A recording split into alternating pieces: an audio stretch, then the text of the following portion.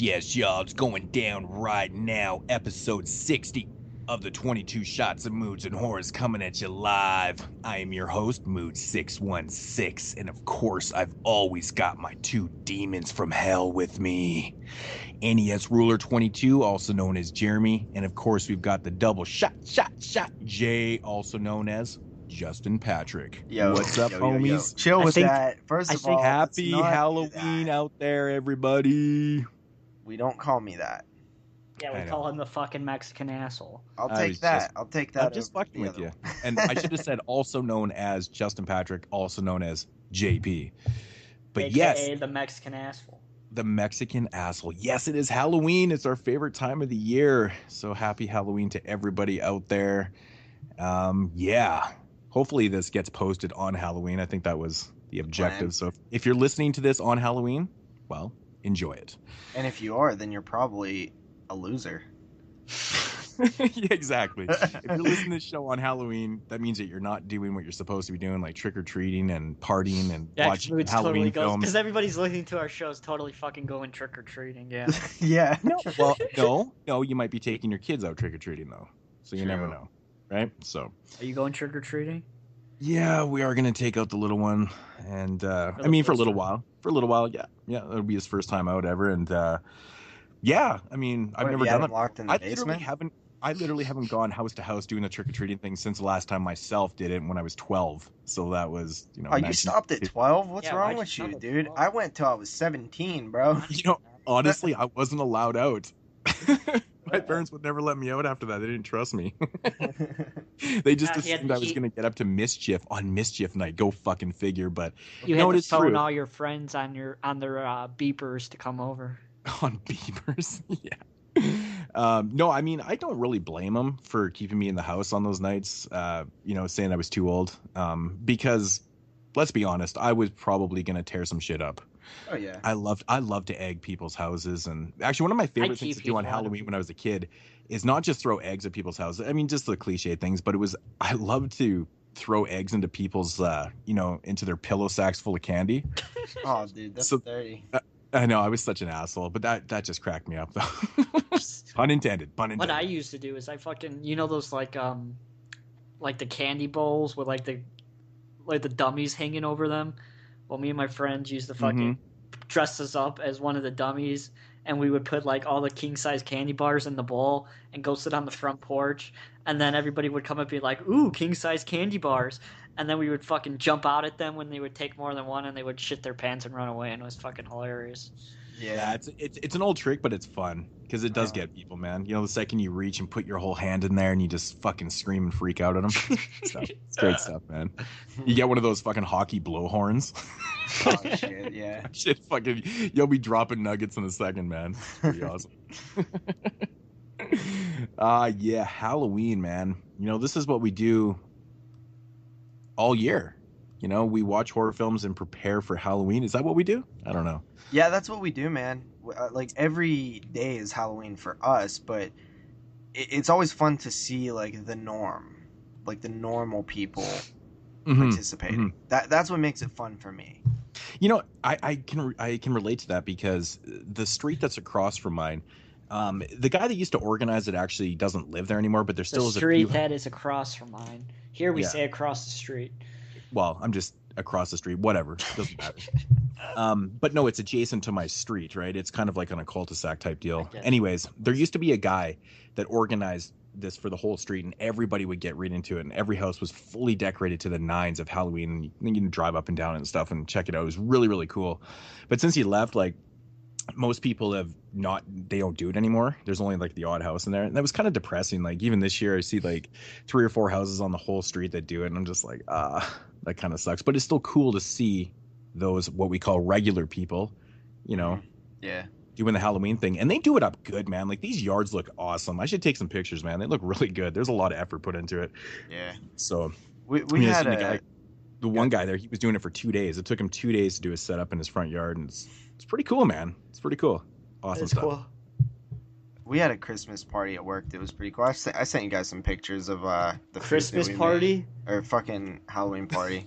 Fucking Mexican. Getting ahead of himself right there, man. Holy shit. Get your shit right. Yeah, Christmas. but What, do you have fucking pee for brains or It's something? it's not fucking far off though, man. It's so yeah, crazy. I know, Like right? I was in Costco, you know, with the wife shopping for paint. No, I'm just joking. I actually was in Costco. I was picking up some stuff, and it was so depressing, man. It was like the middle of October, and they already had Christmas stuff out. And I said, why can't these assholes just fucking wait until after October 31st? Like, this should be a law that you can't put out Christmas related decorations and apparel until after Halloween is passed. No, Like, come on, man. it It's is so ridiculous. weird. It's confusing to kids. Like I mean, our son, he looks over there and he goes, Christmas, and I'm like, and I couldn't even explain it to him. And I was like, Yeah. he's like, you know, Halloween. We're literally talking about Halloween, and he sees Christmas stuff, and now he's all confused. And I'm like, society is ruining it for our kids. They're getting Yeah. all confused. So You know, but it's not only that though. I see Halloween decorations going out like super early as well. I think it's just the stores trying to compete with each Oh, other. yeah. And you know, if we put ours Money. out first, then somebody will be like, "Oh yeah, I need to buy stuff this year," and they'll see ours first and they'll buy ours first. But I always wonder like when it's the same thing with Black Friday. Like Black Friday always seems to start earlier and earlier.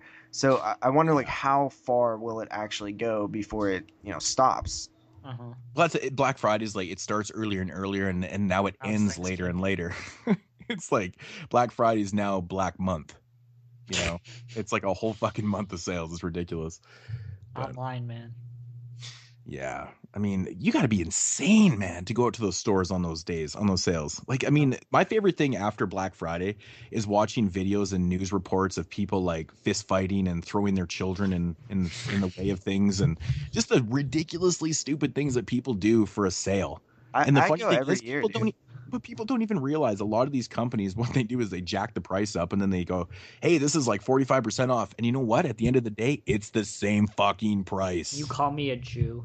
Yeah, yeah, That's what they sometimes, do. but you just have to know what you're doing, really. I mean, like I go for Yeah. movies, obviously. Like Well, that's the when I thing. see We the new know. Godzilla film for $6, like, and it just came out, like that is a good deal. So I know what the deals are. But I mean, honestly, one of the first years I went, I did get a little nervous. I bought like a giant like surround sound for my grandfather, and I was carrying it across like the crowded parking lot to my work, and I was just like, I feel like I'm gonna get jumped. And You live in the hood, though.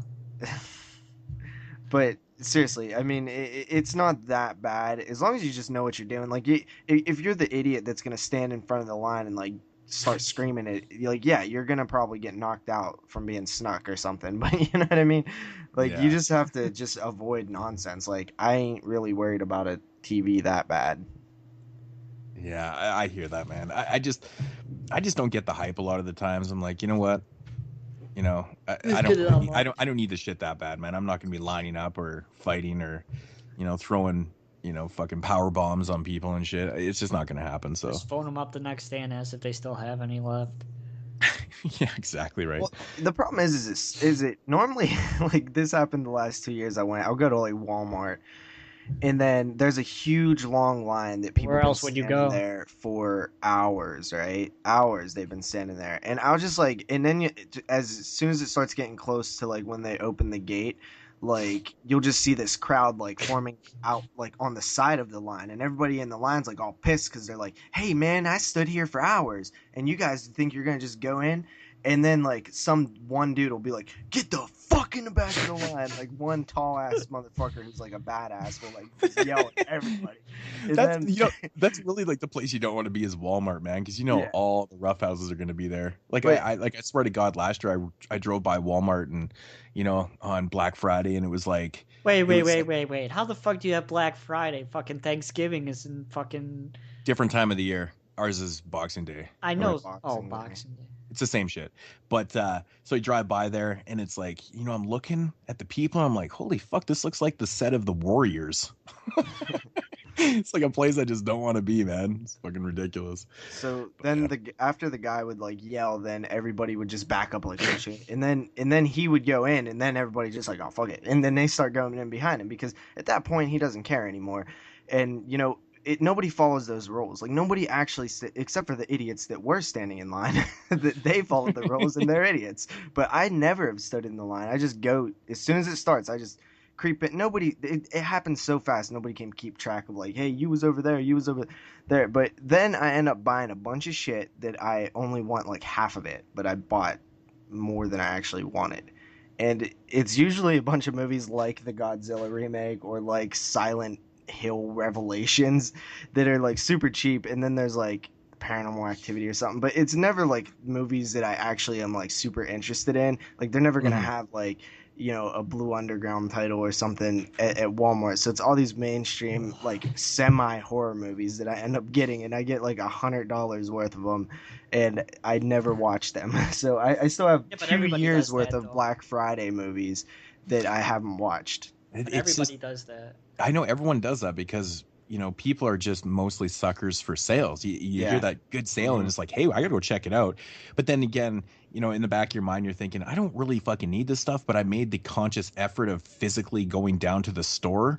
I'm gonna buy some shit, man. It's fun though. It's fun to like get that deal. You get excited, like, oh shit, you know, what did the Abraham Lincoln Vampire Hunter I got for like $2 on Blu-ray or something. Like that's probably a pretty solid deal. So nah, no normal prices for me. Yeah, but it's brand new, and it's one of the movies like not even old. Yeah. $1.50, bitch. Ah, shut up. Really, man? You can't complain. $2 for a brand new Blu-ray. I mean, fuck. Yeah, I mean that's a good. It's deal. worth. It doesn't really matter. I mean, that's Blu-ray too, right? So it's not bad. It's not bad. Yeah, but yeah, Halloween, man. Of course, this show we are talking about the entire Night of the Demons franchise. Oddly enough, we don't really hear a lot of people talk about the entire franchise. Yeah, except for why is that? You know what's funny? Somebody, Jason Lloyd, just posted on a group page that somebody just did an episode over on Horrorphilia with the same topic. God damn Of course. it. You know what it probably is because there's so little Halloween-related franchises out there besides... Yeah, and I said that in the comments, yeah. Okay, you see, that's exactly what it is. So I think the next thing you have to do is Night of the Demons. So, you know, it's kind of unfortunate and very surprising, to be honest, that there isn't more... you know, trilogies or, you know, franchises that are completely related to Halloween. Mm-hmm. Yeah, I can't think of any films that are multiple. Is there any other multiple films, like not just a standalone film that, like even a trilogy or even 2 films that take place on Halloween? Do you know any? Man, I'd have to think about that. I'm sure there is. Yeah, bet you. But I don't know. Yeah, I don't there probably is. I guess All Hallows Eve. But okay, but the fact of the matter is that if we have to sit that here movie's smellier than your Mexican assholes. If we have to sit here and think about it that hard, that's pretty bad. Yeah, it's surprising. It's surprising. It is. So. But Moodz, I actually wanted to kind of, I guess, announce what I mean, people know, but officially announce what we're doing next month. What are we doing, man? Next month, which is it the New Year? No. What? It's November, right? You fucking stupid or something? November. No, I was just fucking around. November is going to be Italian month here on the 22 Shots of Moodz and Horror podcast. And what that is entitling is we are going to be taking a specific director week by week. Director spotlight episodes. Exactly. So there's going to be 4 director spotlights in the month of November. And yeah, that's what's going down in November. So stay tuned for that because we got some really good shows lined up. I mean, really, I'm excited to do all 4 of these. There isn't one show that I'm not looking forward to doing. So if you're into Italian horror films, should be fun. Yeah, you might want to check this out. Italian Stallion Month. Yeah, Italian Stallion Month. That's what I was thinking too. And you know what's awesome is I'm completely unfamiliar with nearly all of these films, so it's really exciting for me. I know Jeremy hasn't seen a lot of them as well. No. We're doing Fulci, Argento, Bava, and Sauvé. How do you say his name? Michel Sauvé. Yeah. And I believe we're kicking off the month next. Well, the first show is going to be Argento, I believe, which is going to be the Animal Trilogy. So if you guys are familiar with the Animal Trilogy, that's what's going down in the first show. And yeah, I'm really looking forward to that, man. Just, you know. Yeah, I'm super excited. Super excited about this. Yeah, it's been probably roughly a year since I've watched any of the films, the Animal Trilogy. So I'm really looking forward to it. So yeah. Yeah. Yeah, it's should gonna be good, fun. Man. I mean, honestly, Fulci's my favorite director, so I'm really looking forward to, the Fulci films that we're going to be doing. So it's going to be awesome. The Gates of Hell trilogy. Yeah, which I have seen City of the Living Dead, and I've always wanted to check out the Beyond. So I grabbed that super awesome, what was it, Grindhouse edition? Yeah, that's good that you've seen City of the Living Dead, also known as The Gates of Hell, before, because that is a weird movie to me, because it always seems to get better with every viewing that I have. And I've heard that actually from a lot of different people, which is strange. It's one of those films that you just seem to notice more things, and just kind of, it's just one of those films, So that's kind of cool, man, that you've actually seen this before. But yeah, awesome Italian month in November. Super stoked. So everyone, tune in, download the show twice.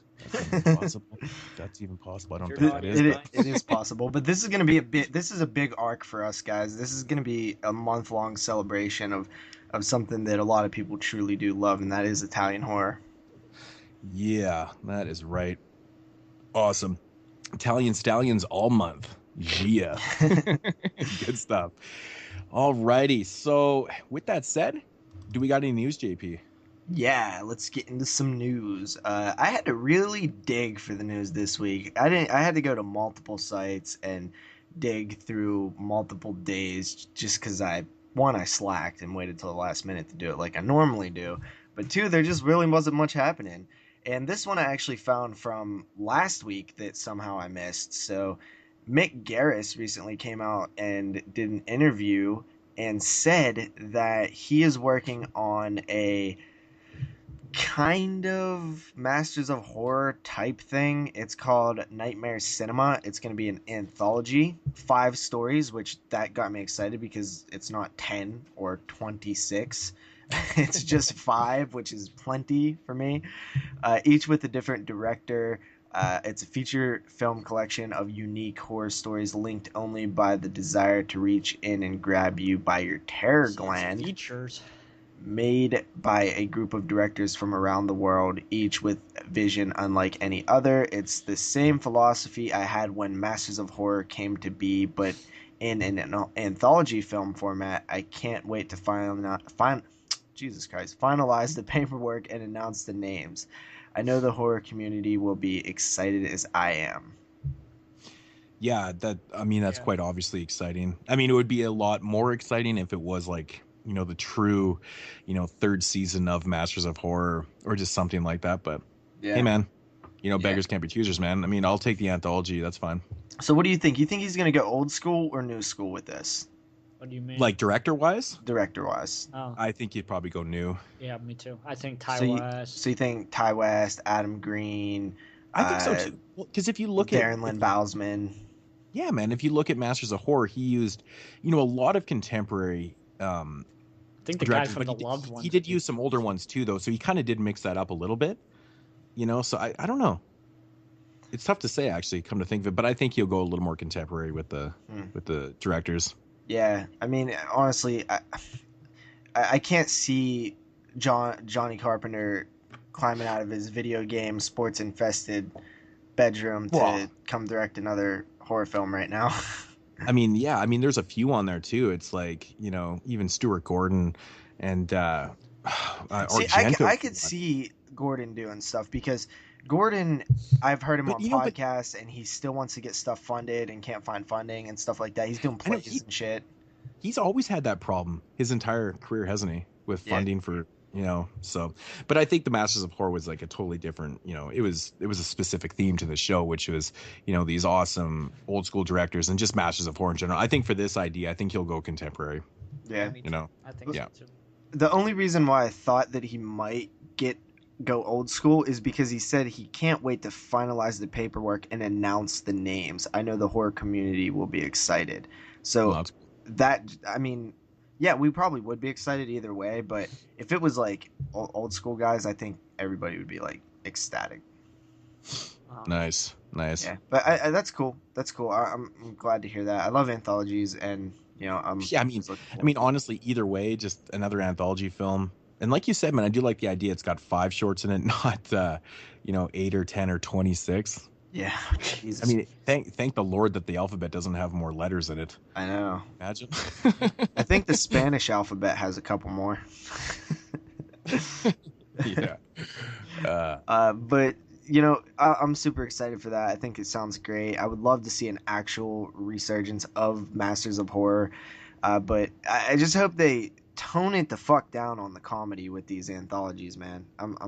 I really want to see like a legit like horror anthology. I know, again, with the horror comedies this year, I didn't even think of that actually, because when we got into that conversation last week about horror comedies and, this kind of being the year of the horror comedy, it seems like every film that is getting a lot of buzz or being talked about, a lot is kind of a horror comedy. I kind of forgot about Tales of Halloween. We need a big like tragedy to happen. Yeah, that's when shit gets dark again. Unfortunately, that's exactly what happens, right? Yeah. After that, we have the El Rey Network picked up From Dusk Till Dawn for a third season. It has been renewed. The final of season 2 takes place. Actually, it took place like a couple days ago, and so they have announced that they're doing a third season. So it's doing well. Yeah, I should probably get to the first season. Like I said, I'll get to it when the entire series is over, and then plus 5 years. Yep. So. But that's not all. That's not all of the... The Evil Dead. Exactly. Jeremy is correct. Ash versus the Evil Dead has been picked up for a second season. Yeah. So it hasn't even aired. The first season hasn't even aired yet. And it's got picked up for a second season. Wow. So the traffic in terms of just numbers in statistics, Twitter, Facebook, mentions, stuff like that must be really high. Talking about it on podcasts. Yeah. There you go. Because they totally listen to the 22 shots of Moodz and horror. Well, I always relate everything. It's even like people, even if they don't listen to us, like that. And when I post an episode in the feed and stuff, like if it's in the show notes, it's on the internet, right? There's these mechanisms that you can search, see how many times a title was typed into the internet and search and stuff. So yeah, we helped. Damn it. You say so, JP. Yeah, so I mean, chances are this is going to be a smash hit for Stars. It's looking like it, and Ash will be back again, at least for another season. I'm looking forward to it. Should be cool. Mm-hmm. Yeah. After that, we have a documentary that has started up a Kickstarter campaign. This one's kind of interesting and seems a little bit bigger than your typical Kickstarter. Hammer Horror, the Warner Brothers years. This is a documentary on Hammer Horror as it, cycled through the Warner Brothers Studios system in the U.S. And it's a documentary. It's supposed to be like 90 minutes long with I saw this. interviews from all the players that helped produce and finance and act and direct these films.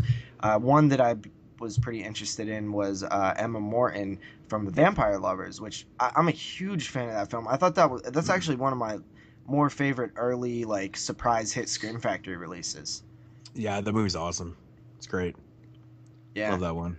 It's definitely cool. This is a good idea, man. The Warner Brother years of Hammer Horror, totally fucking awesome, man. Kind of related, but I just watched the Canon Films Electric Boogaloo documentary the other day. Where'd you grab that at? I just grabbed it on Amazon. It's fucking worth it, man. It's so much fun. But the funny thing about the documentary is it's totally just a bunch of, like a lot of the directors and people that work for Canon and a lot of the actors that starred in these films and stuff are being interviewed. They're just shitting on Canon. The two guys that ran it, I can never pronounce their names properly, but people listening know who they are. But they're just fucking shitting on them the whole fucking documentary. It's like so the Weinsteins.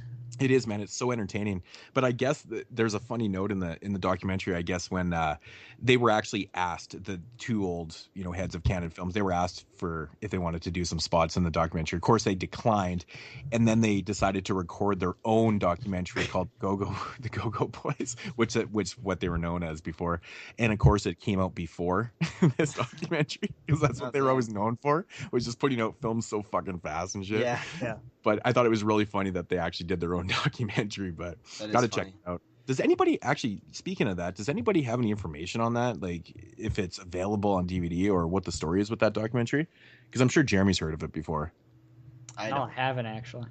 Okay, so anyways, it's their version of their story of canon, and I'm really curious to compare the two because it's fucking funny, man. Yeah.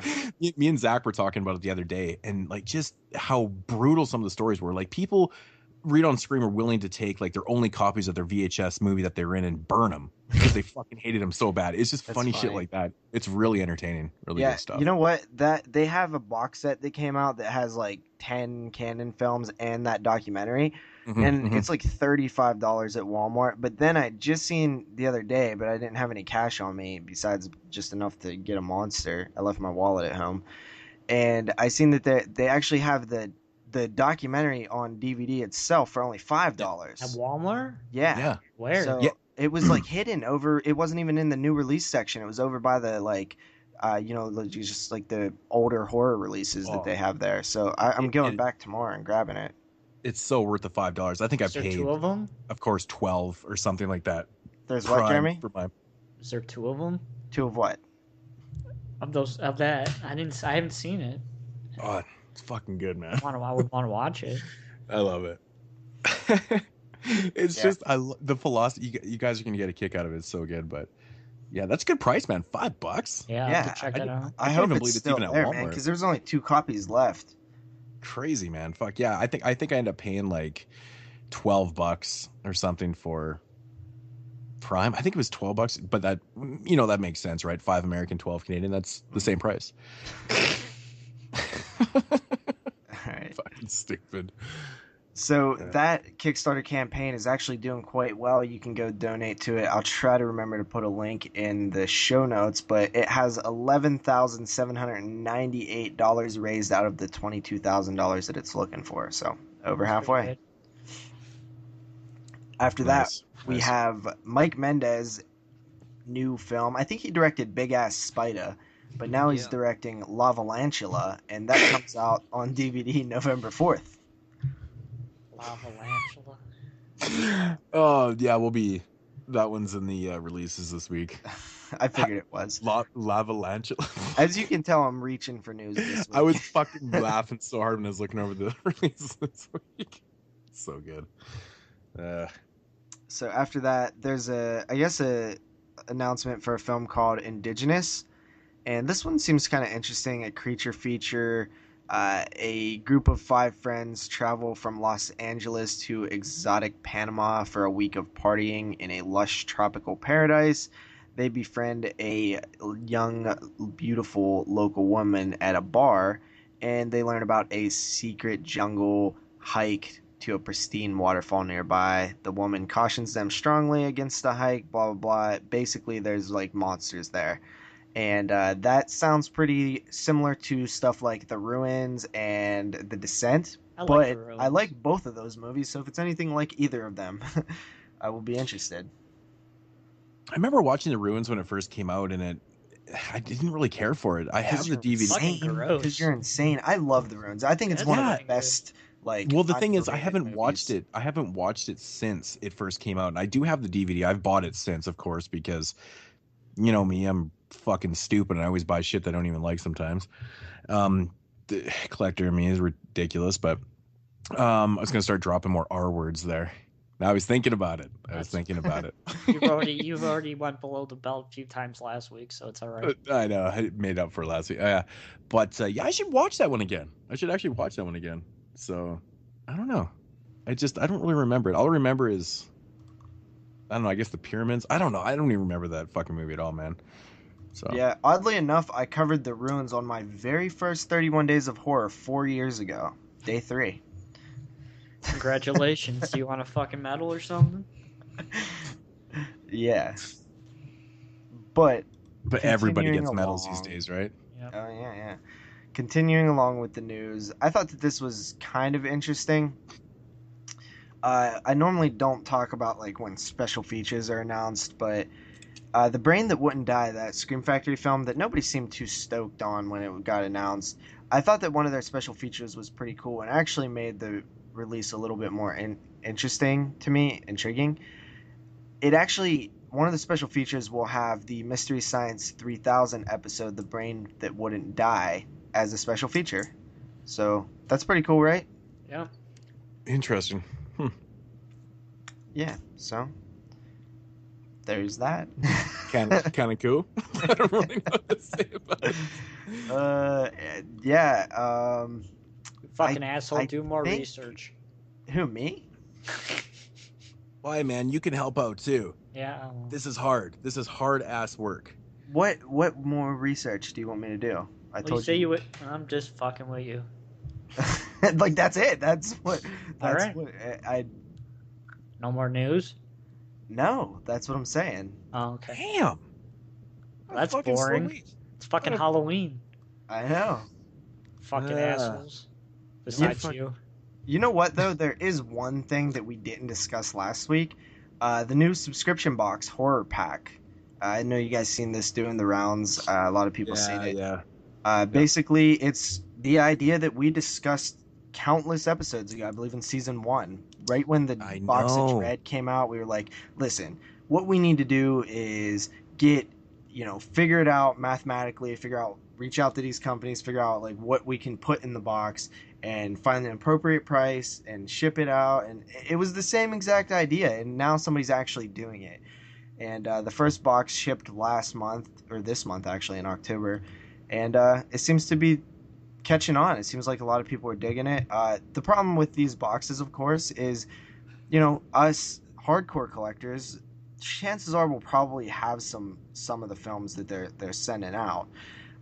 Especially Like all when of they them? first start out, because they don't have relationships built yet. They have to build these relationships. That's what we need. That's what we need the people to do for the new collectors and the beginners and stuff, to go out there and buy all these, so they get enough money to start putting a little more obscure and abstract things in there for the hardcores. So then you get more people involved.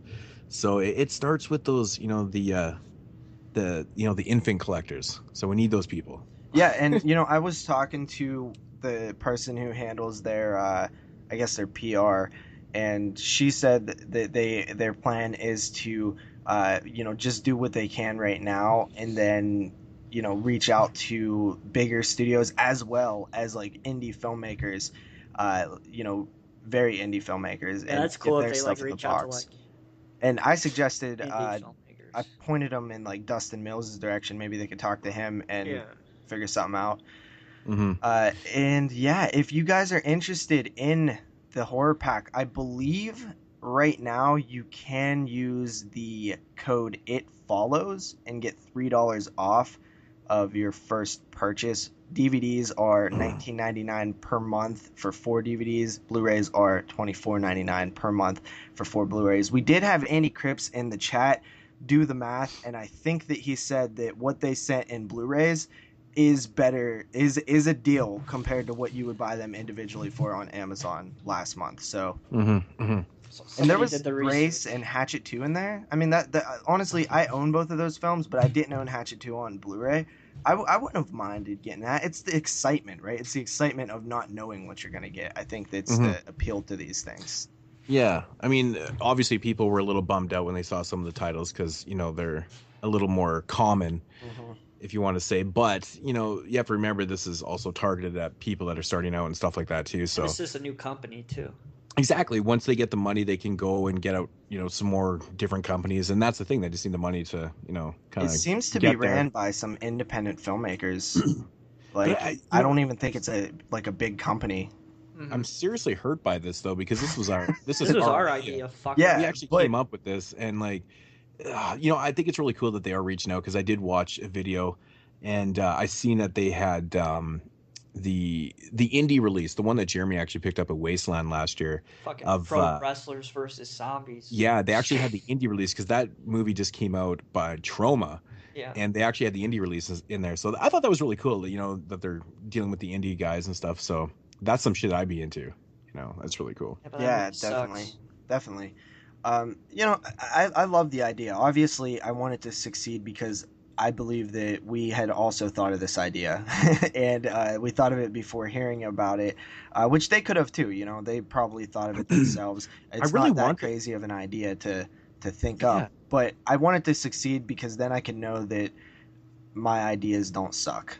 Our ideas don't suck. But if it but fails, I don't want them dodged a bullet. to succeed too much, and all of a sudden they're like in Forbes magazine and shit. Yeah. And you're like, fuck, man, like seriously, Well, like. but then all I know is I need to fucking double down on my ideas next time. Next time we have a good idea, we gotta just fucking do it. The thing is, we always do this. We always talk, and conversation leads to some stupid idea that we think is stupid or whatever, and you never know.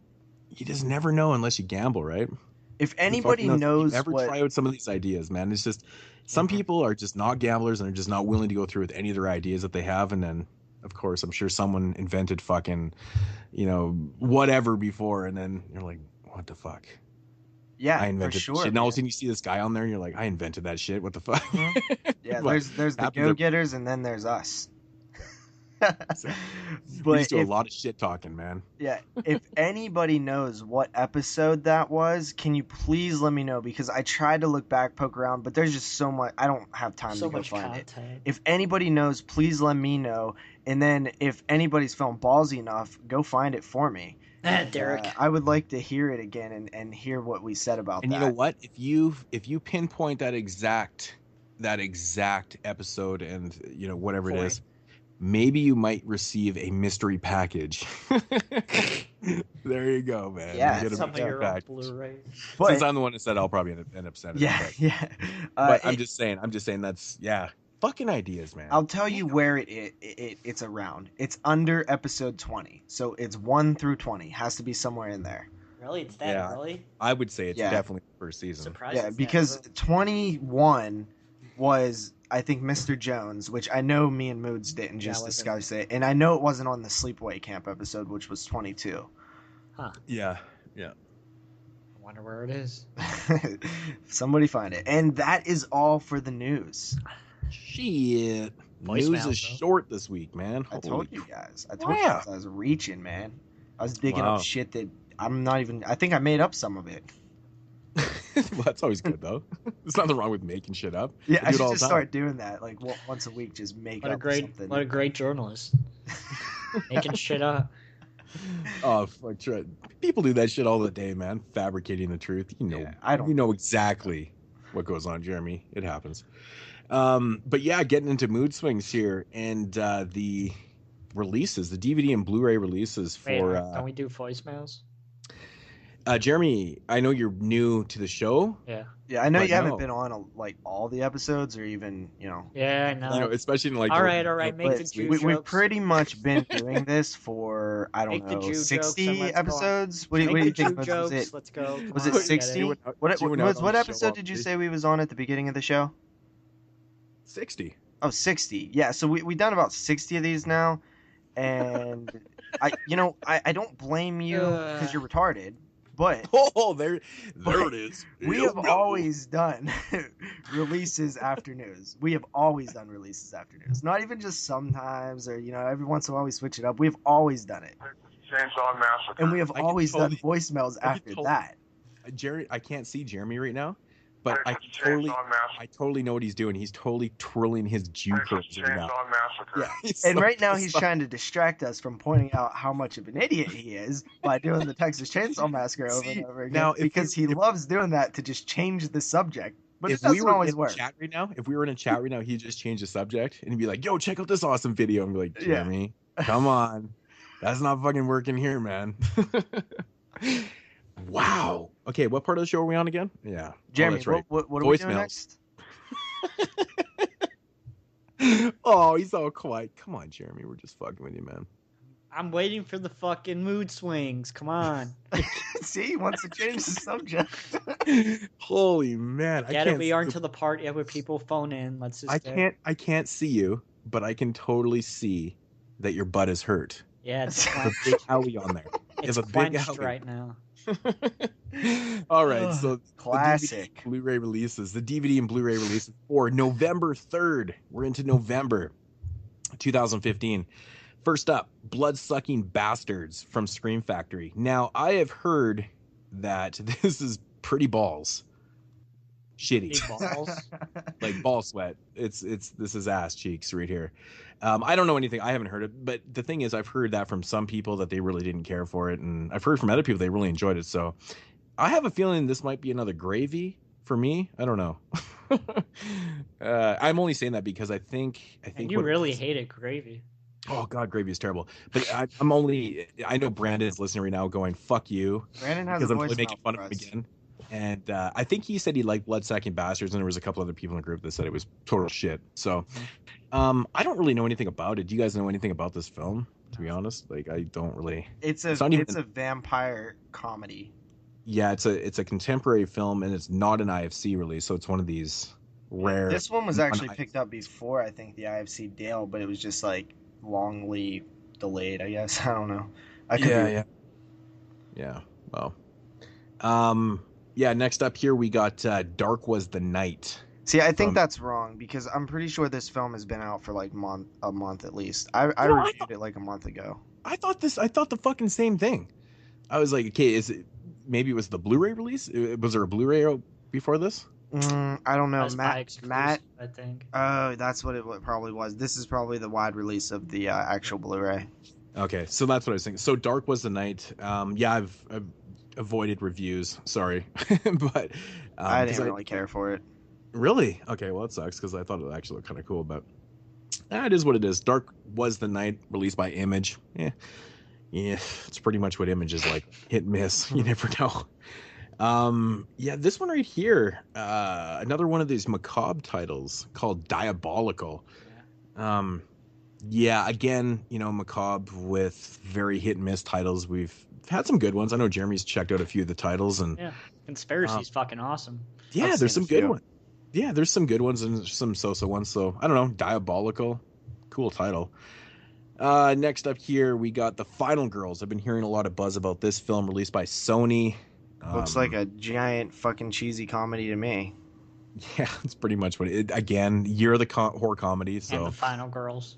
I think this is the one where the girls get trapped inside a slasher film. I believe that's the one. I think that's the storyline in this film. And of course, they have to make their way out of the slasher film inside the film. So. Oh, that's Chicks from Degrassi. Oh, really? Yeah. Yeah, that girl. I don't know. I thought it looked. Yeah, whatever. I know Jeremy just got this one released by Olive, which is Roar, and I completely had fucking forgot about this title. Wasn't this announced like a long time ago? Yeah, it was. I wanted it real bad. I'm gonna have to buy it now. Fucking Jeremy sends a picture, and I'm like, holy shit, it's that thing. $10 on Amazon. Yeah, it's 47 on Amazon.ca. Fucking laughed so hard I saw it. But yeah, this one looks cool, man. Roar. I don't know. Looks okay. Next up here from Scream Factory, we've got Stung. Looks awesome. Which is a killer wasp film. Yeah, I mean, we all know. You're telling me that doesn't look awesome? There's a lot of B films out there. There is actually, if you actually break it down and do the research, there's actually a lot of killer. There's probably at least 20. Films. Oh yeah, there's lots. I'm curious to like how bad the CG is in this film. Because sometimes I can handle these films and like sometimes I can't. Dude, this no matter what, I bet this is a step up from Sci-Fi Channel. Probably. Got your boy. That got the homie Lance Henriksen in it. Which is he's probably in the film for 8 seconds. 14 seconds. Ooh. He's not top billed, so he's probably in it actually. Yeah, well he was top billed. They're only in it for 2 seconds. Island. He was top billed on Paranormal Island and was in the film for 47 seconds. I timed it. Well, that's why. That's why. When they're top billed, you know that they're not going to be in it long. But when they're just one of the guys, then they're probably in it pretty long. Bunch of lying shits, eh? Next up here from Next up from Arrow Video is Tenderness of the Wolves. I heard this movie is just bizarre. Really, really bizarre film. Really curious on checking it out. I heard it's good, so. But Arrow Video always releasing good shit. This one I've never even heard of. Tiger House from Magnet. I know it's a company that Jeremy really, really likes. I don't know. I don't know anything. I've never even heard of this one. I've heard of it. We've talked about it, I think, because I remember the tagline: 12 hours, 4 killers, 1 way out. Oh, so it's one of the 1 way out movie. No, so it's one of these games type. Game? Yeah, like Hunger Games / like The Purge. It looks like to me. Well, that could be cool. Interesting. It could be cool. Probably won't be cool. It probably won't be. Is It anything might. that You comes out never these know. days cool? Not this year for me, but I know others disagree. No, just horror's ball. Yeah. We Another got name another. drop. There you go. We got another one here from Image. It's a creepy kids collection, 4 films, featuring Echo. Abbreviation. Oh, that's a weird title. I know that movie. We got Fingerprints, which is actually pretty good. I have the solo release of that. It's not bad. And Daisy Chain. So 3 of these films I've actually never heard of. Really? So I don't know. Abbreviation has like a little ghostly kid on the cover. Seen that family video. Oh shit! I think I actually have that film and I never watched it. If anybody who are the people that buy that? Me. Yeah, I think No, this creepy kids collection. Like, Oh. who are the people that would buy this collection? It looks Yeah. awful.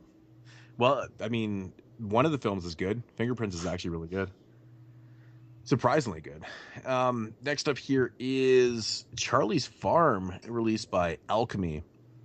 Finally getting a Region 1 release. I love this film, man. It's great. Really, really good. Serious toned slasher film from this year. A lot of people are saying, this year is the year of the horror Slasher. But- Is this a horror comedy? No, it's not. Good. Did you just hear what he said, you fucking It's Mexican actually asshole? it's a little more serious toned. I mean, there's Just always fucking said the that. odd chuckling. I It's not can't meant to be hear him comedy. because you're annoying. Ah, fuck you. It's not meant to be a horror comedy. No, Fucking no, bitch. it's pretty serious. But honestly, man, the fucking killer in this, he's just batshit awesome, man. Was that Nathan Jones from Mad Max, the new Mad Max film? But awesome slasher, really fun stuff. Again from what did I just say? Alchemy is Lavalancha. Lavalancha. Lavalantula? What the fuck?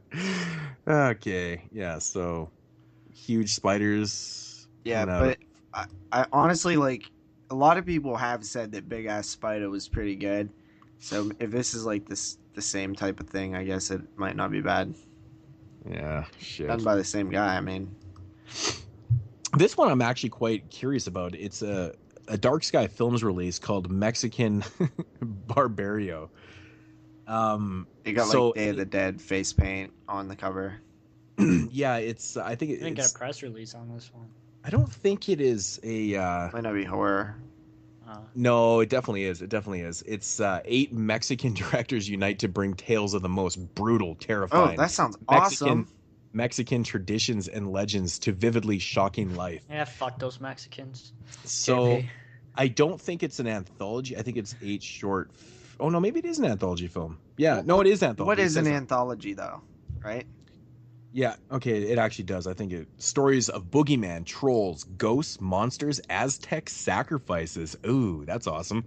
And of course, the Day of the Dead all come together in this urban and rural setting to create an anthology that is original, as it is familiar, and as important as it is horrifying. Huh. Sounds Great. pretty cool. Yeah, man. Dark Sky does sound Films. cool. And they really fucking they put out some good stuff, man. So that one really caught my attention here. Next up is one I believe that we've talked about, or maybe I just read up on this. Another one from Image. Image is like this week's Wild Eye releasing. Apparently, they've got like 3 films coming out, and it's called Some Kind of Hate. And I think the premise on this one is a girl is killed. She's bullied and she's killed, and she's resurrected, of course, and it turns into a supernatural revenge film kind of deal. These are getting I like kind of the little cover, though. Yeah, I mean, these ones are getting kind of late, but this, I like these. Anything revenge, I'm a big fan of. I love revenge films, so who knows? It could be Bullying okay. is the new fucking. Bullying topic. it is, but I mean, it's relevant though, right? Yeah, I So it guess. makes sense that people are tackling the subject. So It actually has a good shock to you drop quote, and shock is typically how like all of these horror sites usually give awful quotes that are you can't believe at all. Shock, I've found, normally, not always, but normally has like the least bad quotes. Like sometimes their quotes actually are true.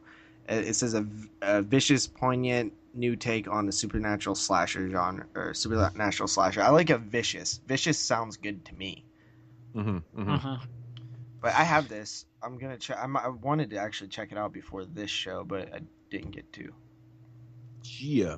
All right, so one coming from Echo Bridge. Oh, yeah. The other Mill Creek Yep. is Storm of the Century, which includes 6 bonus movies. Yeah. Like, You know what else? I bought this last winter, and I even talked about it on the podcast. You did. I remember was that. wondering. So this must be like a re-release of it or something. But we'll just talk about it. Storm of the Century, of course. The Triangle's on here. Those are different movies, I think.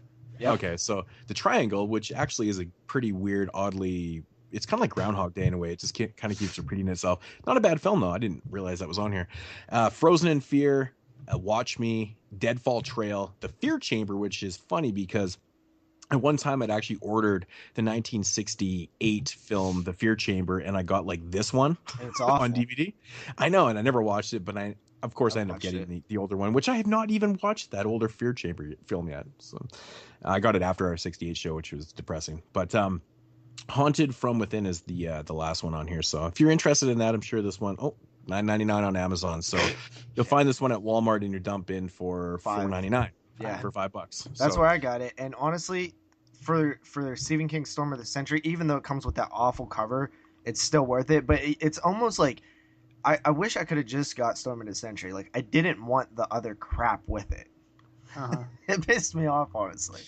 Does Storm of the Century have a legit solo release? It did like a while ago, but it turned out of print, and then it was one of those titles that like the other Mill Creek grabbed, and then they released it a million times in a million different multi-packs. But what's the mentality behind the 6-pack or the 7 movies though? Like, why Storm of the Century and then 6 bonus movies? Like, what is Mill Creek or I have no what is idea. Echo Bridge doing here? Like, I have no idea. I have no idea. But the thing is, I can see if they were relatable to storm or weather related horror films or disaster type films and stuff. Mm-hmm. But those films are quite obviously not disaster films. You know what? I seen this exact cover today, I believe, and it has it's like a natural disaster 6-pack, and it has like the Flood and the Flood 2 and Hurricane and like 6 of these natural disaster films, but it has that cover, but it doesn't say Stephen King Storm of the Century, obviously. So they're doing that shit too. Wow. Well, that is going to do it for the DVD and Blu-ray releases for November 3rd, 2015. Now, you guys are all waiting for my pick of the week, and I know this, man. Pick of the week. What is it going to be? The release or the pick of my pick of the week? I was kind of bantering back and forth between two here, because I'm curious on how this one transfers, but I'll just stop explaining. So it came down to the Arrow release or Charlie's Farm. And I'm thinking to myself, I'm like, well, Arrow always seems to put out major quality stuff. On the other hand, I've seen Charlie's Farm. It's a great film. And this week is going to a release that is not by one of those major companies that we all love and respect, like Scream Factory or fucking Arrow or Magnet or even Olive. This one's going to Charlie's Farm because it's great. Pick it up. It's an awesome film. That's awesome, because the whole point of this release is like, if you're only gonna, or this topic is, if you're only gonna buy one of these releases, this is the one it should be. That's the concept behind Moodz' release of the week. And at the end of the day, I think you made the right choice. Yeah. So Charlie's Farm, check it out. It's real fun. Yeah. All right. So moving along, and I do believe, from what I've been hearing, lots of buzz been going around this. Word on the street is we have lots of voicemails and questions this week. Yes, we do. But we're going to do something a little bit different this time. Instead of going to voicemails, we're actually going to do some text questions that we got via email. Oh, damn. Haven't had this shit in a while. Yeah. Mm-hmm. So, the first one is, I believe that it is... I should have wrote down the name. Sorry, I apologize. It wasn't a real name. It was like an email name, so I didn't write it down. But they said, I thought I'd ask you guys a few questions for the next podcast. What would be a favorite trap kill in a film? Something along the lines of Home Alone style traps in The Collector. A personal favorite of mine comes from Storm Warning, which I actually picked up after seeing it in one of Moodz' top 10s videos. Of course, Girl 'cause Moodz is a sets fucking up celebrity. spider web of fishhooks and other sharp objects, and when the trap is set off, the guy's face, body get caught up and torn apart by the fishhooks. Also, would like to ask your favorite badass female character in a horror exploitation flick. My personal favorite is Zoe as Thana in Miss 45. The movie itself is one of my favorite movies of all time. The podcast is great. I've been listening for quite a while, but have never phoned in a question or sent an email. I will probably start to do this a bit more frequently, probably by email because I'm awkward as fuck, like Jeremy on the phone. He didn't say like Jeremy, but I just figured I'd throw that in there. Not funny, you fucking asshole. So a couple questions there, guys. First of all, I gotta say, I actually really don't like that specific trap kill that he mentioned as one of his favorites. I feel like I love Storm Warning until that scene, and I'm like, it's too over the top and ridiculous to take seriously. Because it's a serious movie up until that point, and then it's like this outlandish, like super trap, and I'm like, this is stupid. But Wow, way to call that guy a fucking You know what? idiot. I don't. Honestly, it's fun. I mean, yeah, but it's not supposed to be. The movie's not fun up until that point. It's not like a fun, like, hey, look, it's Saw and there's a bunch of traps and stuff. It's like, a serious hardcore movie. I just kind of look at it like it's fun for the viewer. It's like all of a sudden, I understand, like you've always takes me out of the film, dude. Yeah, you've kind of exactly. We've discussed this in the past before. Like we have a little bit of a problem with traps in films in general that seem kind of out of place. I think we talked about this in the Wes Craven show. Yeah, exactly. And this is very, very relatable to that. And I see where you're coming from. I mean, to me, I thought it kind of put a smile on my face because I was like, that's kind of dumb. But look at it this way. You brought that up exactly right. You yourself criticized the family in Last House on the Left for spraying shaving cream on the floor and setting up traps. This one is 10 times more ridiculous than that one. So you have to criticize this too because it's the same tonal type of movie. Okay. The way I wanted to word that is, you're completely right. You're completely right. I can't really defend it. The thing is, it is ridiculous. I won't lie. It is ridiculous. But at least it looks more fun than shaving cream on the floor. Exactly where I was getting at. It's a little more fun, and it does put a smile on my face. I think when you're watching The Hills Have Eyes and you're just like, what? You kind of have that moment. You're like, what the fuck, man? At least with this one, you go, okay.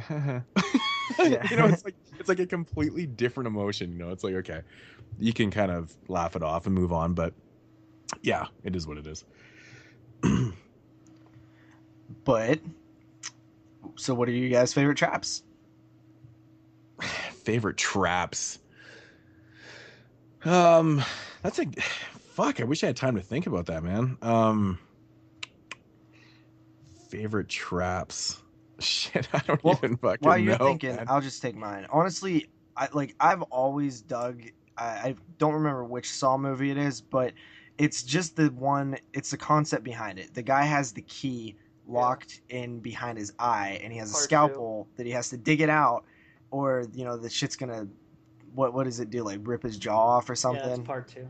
Man, dude, because like sometimes when I look at those, I'm like, I might be able to do that. I might be able to do that, and then I'm like, I would not be able to fucking do that. Like dig a blade through my eyeball? No way in hell. And that one always gets under my skin. Jeremy? Yeah, that one is nasty. Actually, come to think of it, man, that's really good. Do you have one, Jeremy? Thinking. Fucking same shit with this fucking stupid ass girl question last week.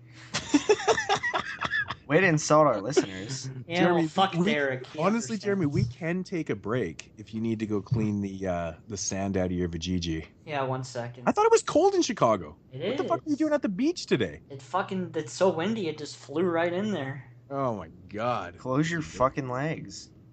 It's not my fault it's fucking windy. Do you have a favorite fucking trap?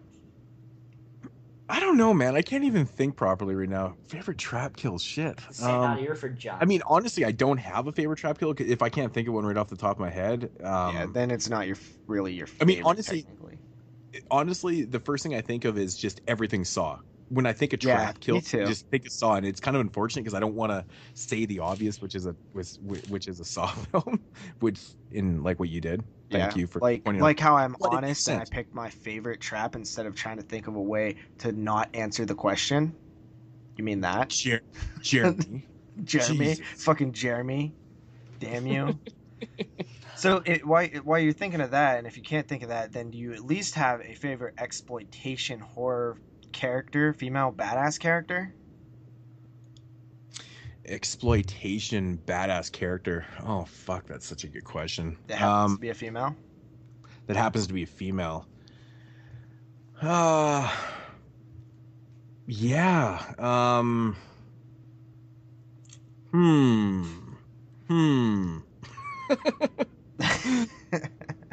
Just trying to think of actually a real good one. You know who I really like, man? I can't think of what her name is right now. Oh shit, what the fuck is her name? The girl from One Eye. From A Cruel Picture. What the fuck is her? I like the group of girls from Death Proof. I was gonna say that too. Sure you was. Trying to think of what or fucking Frigga. She's badass too. Yeah. Frigga. Christina Lindbergh. That's what her fucking... Christina Lindbergh is her real name. From Thriller. Cruel Picture.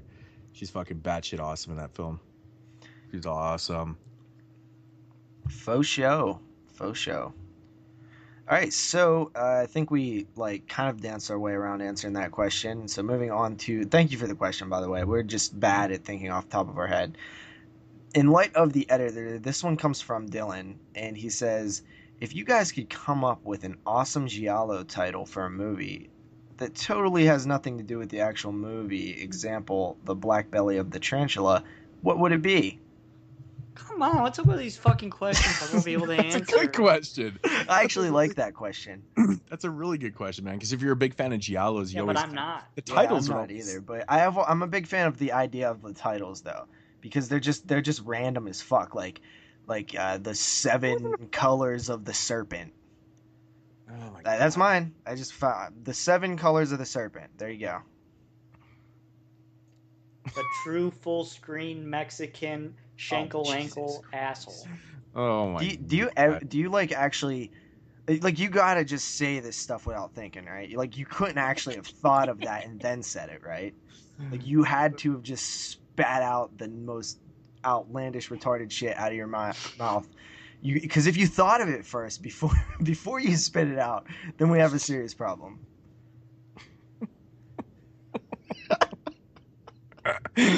Oh fuck! Someone's just getting torched tonight, man. Well, he hit me earlier when I wasn't listening to you or didn't hear you, so I had to get him back. We go jab for jab, son. For show. But what do you got, Moodz? What's your crazy giallo title? I don't know, man. God, you could just come up with anything. I'm gonna say, just off the top of my head, no, that's kind of lame right there. Say it anyway. That'll even be better. I was gonna say the long night. The long night. What the fuck was I gonna say? I can't even remember now. The long night of your muddy tears. Because it makes no fucking sense. Well, the only thing that I could... yeah, not really. Well, because it's interesting. But they all don't make sense, though. Well, that's the thing, because if you look at giallos, there's a lot of giallos with, like, night and, like, tears and, like, weird things like that, like, and animals or insects and stuff like that, too, right? So, muddy tears, let's throw some dirt in there. Why not, right? But I think honestly one of the best ones is your vice is a locked room and only I have the key. That is like one of the greatest titles, which of course is from the Black Cat box set that just came out. But that is honestly one of the best titles, man. It's so good. Yeah. So another one of my favorite ones actually is the House with Laughing Windows, which I fucking never seen that film. I really need to get my hands on it, but fucking like that's The Hills Have Eyes is almost one of those fucking titles, man. a little bit, yeah. But man, if I could sit down and actually put some thought into this, I could probably come up with some pretty good titles. Yeah, probably. Me you too. just spit some words out, man. Yeah. Yeah, awesome. That's a good question, though. Thanks, Dylan, for the question. Awesome stuff. Thanks, Godzilla. I have one before you get to another one here. Before I forget about it, someone did leave a question on the. I don't know if you wrote this one down at all. No, those were the only two I had. So this is someone left a question on the last episode, which of course was Tales from the Crypt season 1. So if you're listening to this and you haven't listened to that episode, go back and listen to it. Good episode. Anyways, it was left by Matt, the horror Adonis Garcia. If I said that wrong, then I pronounced it wrong. I'm an idiot. But his question was, I believe we've actually had this before, but I'm not 100% sure. What are your top 5 creepy clown, carnival, circus, amusement park films of all time? So I like the way he worded it, though, because he did put in everything in there. Clown, carnival, circus, amusement park. So he's covering all grounds right there. Yeah, so I definitely would go right away with It Has to be on there. Uh-huh. Then Actually, you know what I'll do? I'll actually read out his list. He put Killer Clowns from Outer Space, Clown House, The Lost Boys, It, and Ghoulies 2. Honorable mentions: Are You Afraid of the Dark episode, The Tale of the Laughing in the Dark. Good episode. Great episode. Clown. That is a good episode. Yes. Yeah. So I would definitely agree with It. I think Lost Boys might be pushing it a little bit, but you know, it's funny. Even put in brackets, might be a stretch. The Funhouse, absolutely for sure. The Funhouse. The Clown House is another one that you probably have to have on there. Trying to think. What do you guys got? The first ones that came to my mind was Freaks. Freaks, man. And The Unknown from 27.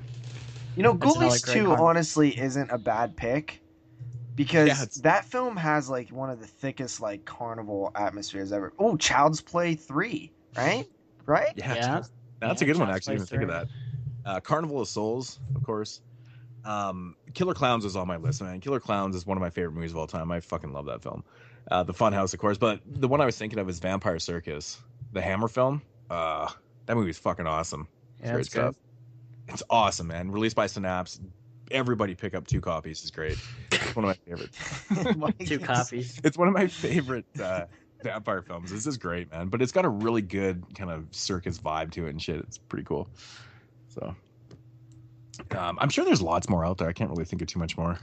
Yeah. First thing I always think of is It. I always think of It too. Yeah, It is the fucking quintessential clown movie, man. You ain't getting much better than It. Yeah. Yeah, I'm sure there's more out there. I actually didn't mind. I won't even lie. I know a lot of people don't really care for it, but I mean, it has its fans. I hear some people say they really like the film, and it's Dark Ride. It was one of the. Oh yeah, that's a good one. 8 films to die for. First series. Yeah, and it's got some pretty interesting kills and stuff, and it's, you know, obviously on a carnival ride and stuff, but yeah, that's one I enjoyed. Yeah, I like it. So with that, you know, I was just gonna say, stay away from Scream Park. That movie got me in a lot of shit with Wild Eye. I fucking blasted that a new asshole. That movie sucks, man. That's what is lacking. It's called Scream Park.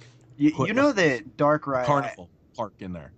Dark Ride actually, I believe, did start out as a remake to the Funhouse. In its infancy stage. I'm pretty sure I've read that before. You know, I can actually see that, man. I can totally see that, because based on like what the killer looks like and stuff. Yeah.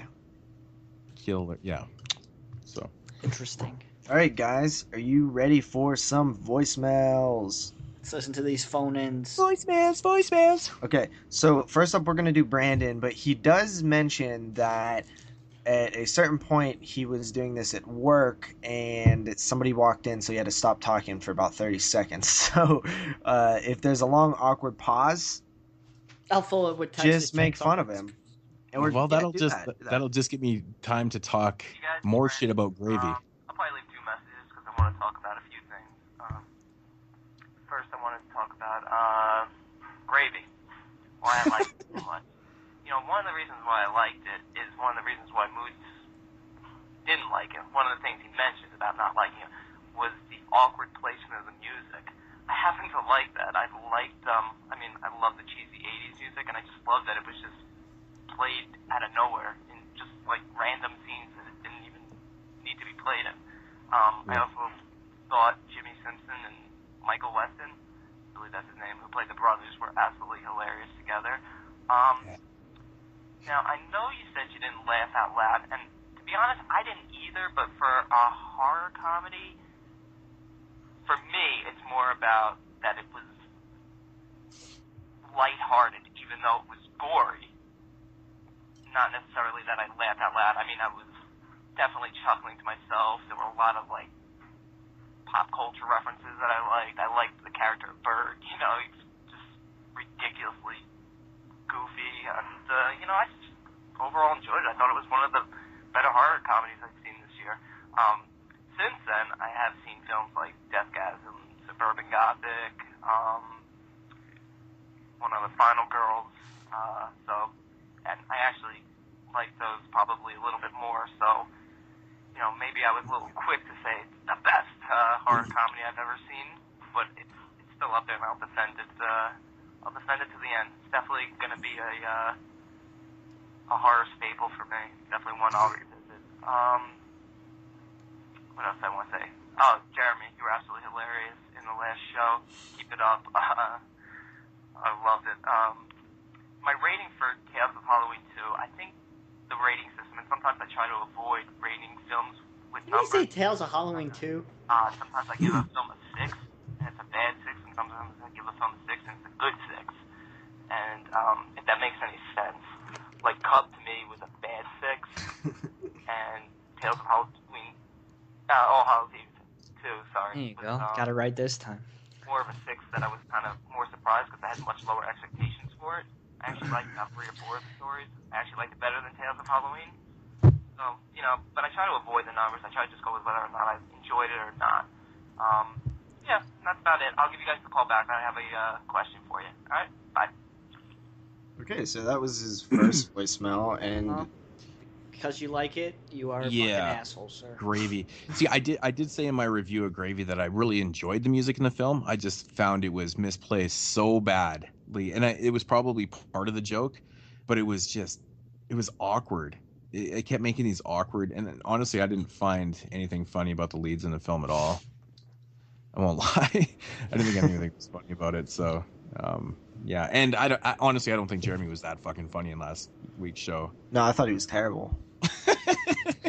It's this fucking rip on Jeremy week. It's cool.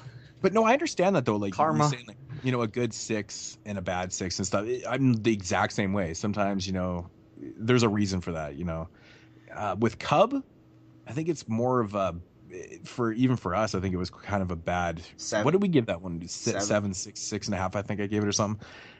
It was like an underwhelming one for me. Well, anyways, because I was expecting a lot more. I was expecting to like the film a lot more. So I think in that regard, I think it kind of makes it a weaker 6.5 or whatever it was. well, all right. I'll explain it exactly how I think of it. All right.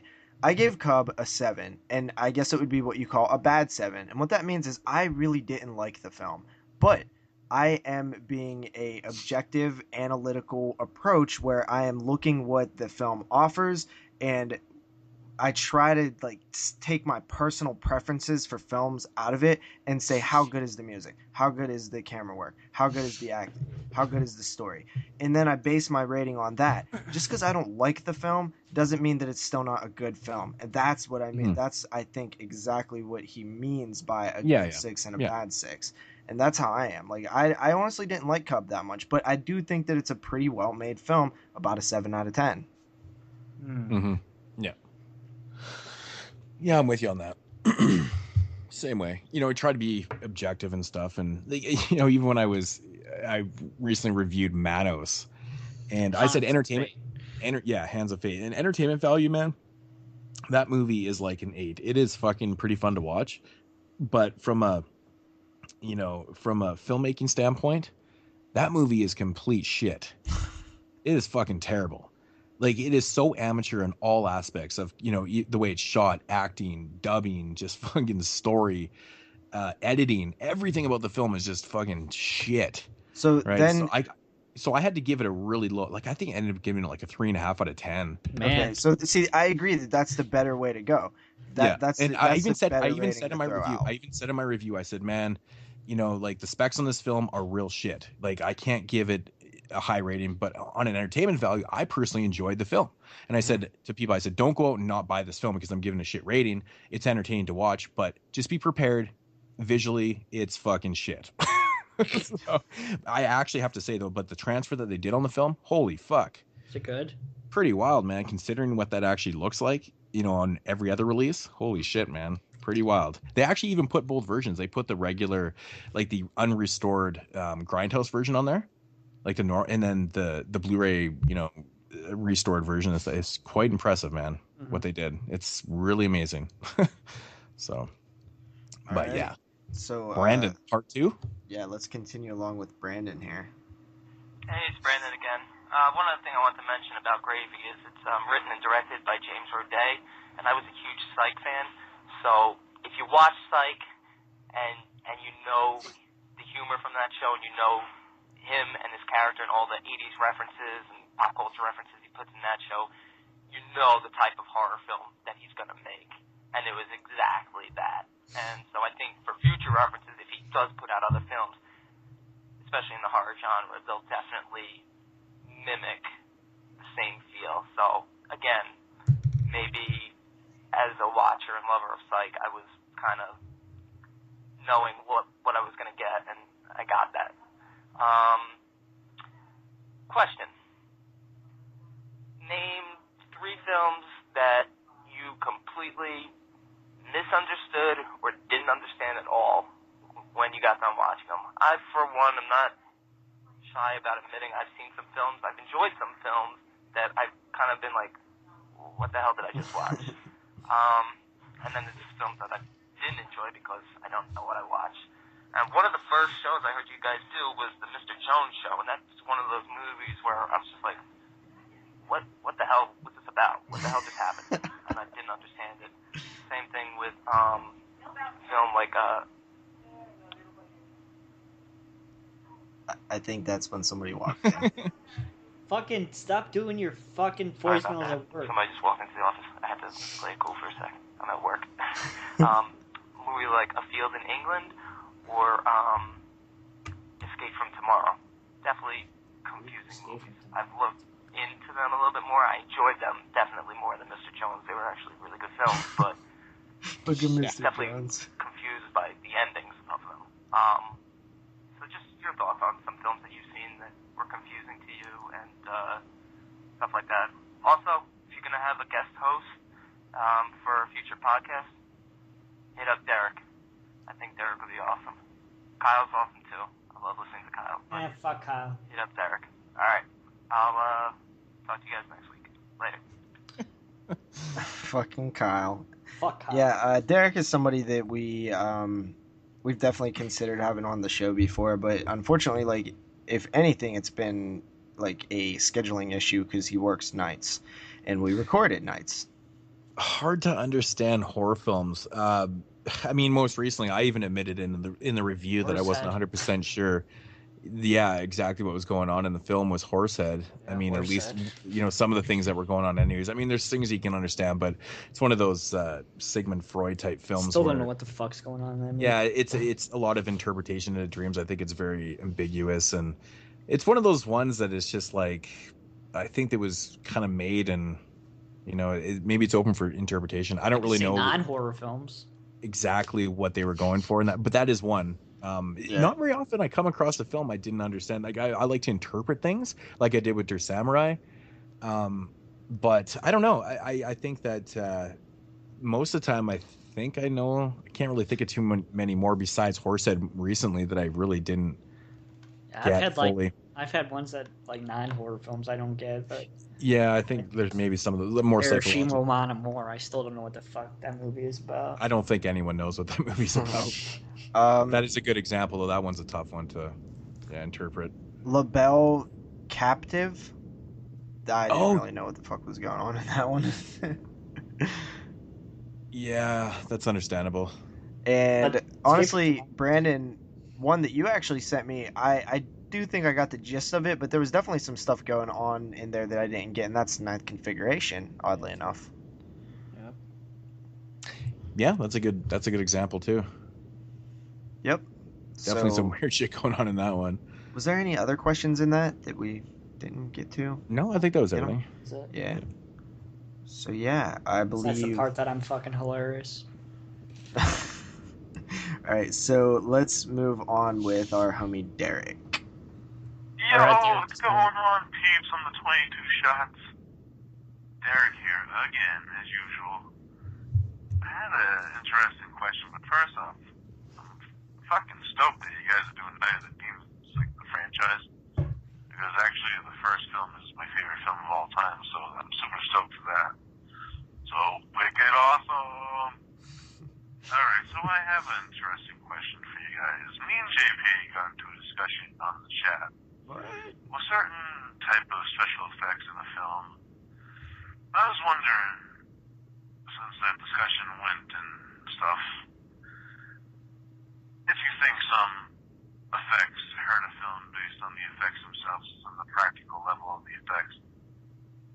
I personally like most practical effects because it's in the heart of the filmmakers that they were trying to make a good film with what they had. And I know like some stuff is cheesy and stuff, I know, but it's what they got to work with, and you gotta like, I want to hear your opinions on what you think like make like a good special effects and what are your favorite kind of effects in films.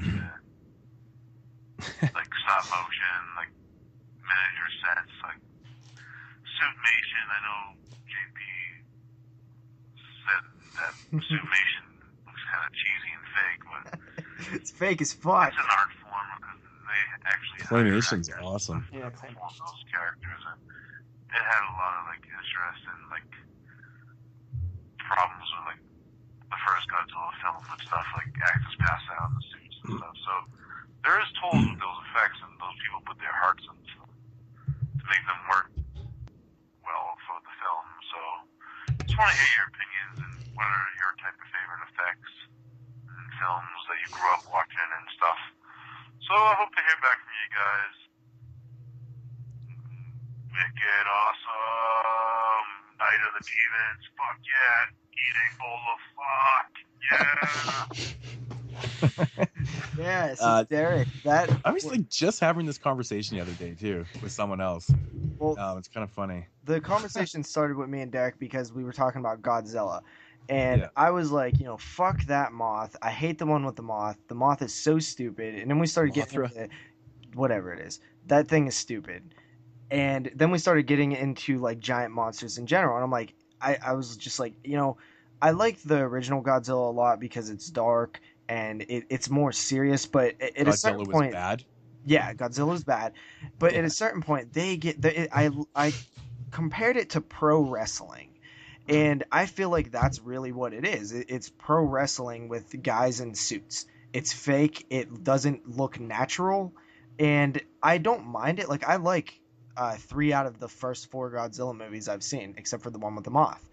And but I just don't really care for the rubber suit monster, like giant monster thing. What's the word for it, Moodz? I know there's a word that those movies Rubber are suit called. monster. The movies are called something. Those type of movies. There's a specific name. Yeah. Fun. No, dude. You guys are bad at this.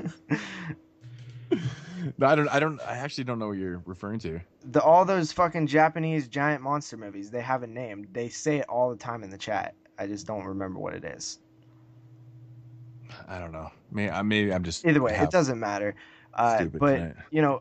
my favorite type of effects are practical effects. Obviously, CGI Yeah. no go. I love claymation. I love stop motion. Like Jason and Argonauts type stuff. I love all of that awesome stuff. Just not a big fan of rubber suited giant monsters. Yeah, obviously practical effects is my shit right there. What I can't stand in movies is when they can't figure out, or it's probably, you know, a budget thing though too, when a film, you know, has practical effects in it mixed with CG. I fucking hate that. Yeah, what's Especially the in slasher. point? Like I hate that in slasher films, man. I can't remember a movie I was watching because I watched a lot of them, but I was watching a slasher film and I remember this. It was a throat slit, and the effect on the throat was practical. At See No Evil 2 did that. And then the fucking blood was CG'd. See No Evil 2 does and that. I'm like, what the fuck, man? And it really fucking pisses me off. Do either. Like, I can, you know, I would rather have all practical effects, but if you're gonna throw CG in there, just CG everything. I don't give a fuck. But like, why fuck with people then? Well, I think what happens is when they do the effect back in the day, before CGI, if the blood didn't spray out right, you had to redo the effect. You had to set up, do the whole prosthetic thing. I know exactly now, what they just do it in post when it fucks up. Yeah, but it just looks so bad though. They have to realize, like, I mean, I understand, okay, this is what their visual was, to have this spray or whatever, but if it doesn't work, fucking do it again, man. They used to do it all the time. Why does CGI look bad? Because it just looks fake. Yeah, it looks but why? But it's because why does it seems like what the eye thinks. I don't know. Are we proving your point about things not looking natural? What? You know, because you said, you know, with the monsters and, you know, pro wrestlers. I was just curious because we always talk shit on CGI, but like I never really think like why like, because obviously a bad practical effect looks fake too, right? So, but why we're more excusable on practical effects that look a little off or a little bad, and I was just curious why. I think it's a lot has to do with the heart of it though too. You know, you're taking the effort to, you know, try and do these effects. If they turn out shitty, at least you put the effort in to do it physically. You know, anyone can sit on a computer. I mean, I shouldn't say anybody because I don't know how to do it myself, but I'm assuming it's a lot easier, but it's also just there's a lot less heart in it too. Yeah. You know, and I think that's the thing. I think visually what we see is we see some, you know, when we see this effect and we go, fuck man, someone did that, you know, and then, you know, and then you see some CG effect and you're going, well, fucking Carlton made that on his fucking computer. Carlton. It's like, what the fuck, man? It just, but the thing is, it really does look shitty. It looks, especially blood. Yeah, blood is a rough one. It just really, really takes you out of it. And like I said, you know, especially in a slasher film where if you see a kill and then there's fake blood, it's just like, what? Like the babyface killer one. What was it called? The Hills Run Red? That one does that. Exactly. But yeah, that's a great example of a film that has practical mixed with CG kills and stuff. Like, you know, the body splitting in half. Yeah.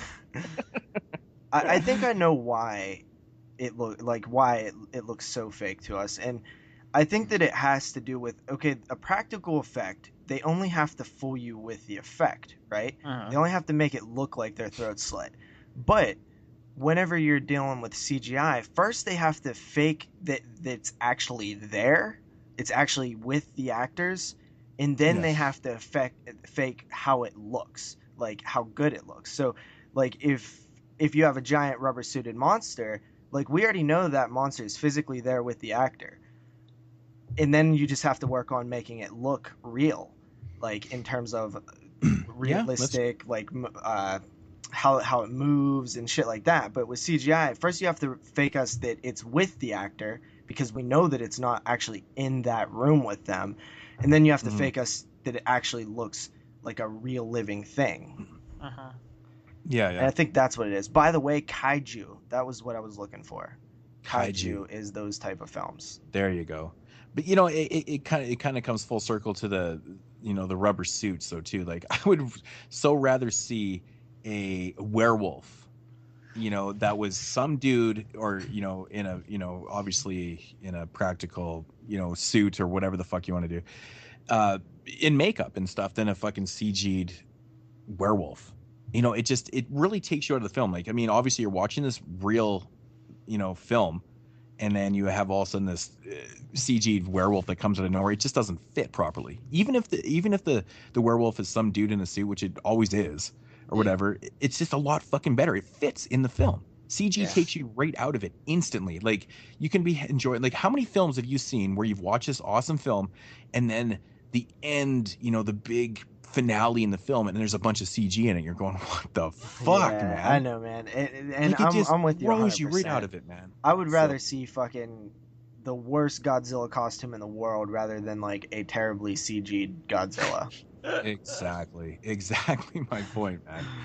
So it kind of keeps you in the film. It's like, it is what it is. Yeah, it's a kind of soup, man. It's fun. So yep.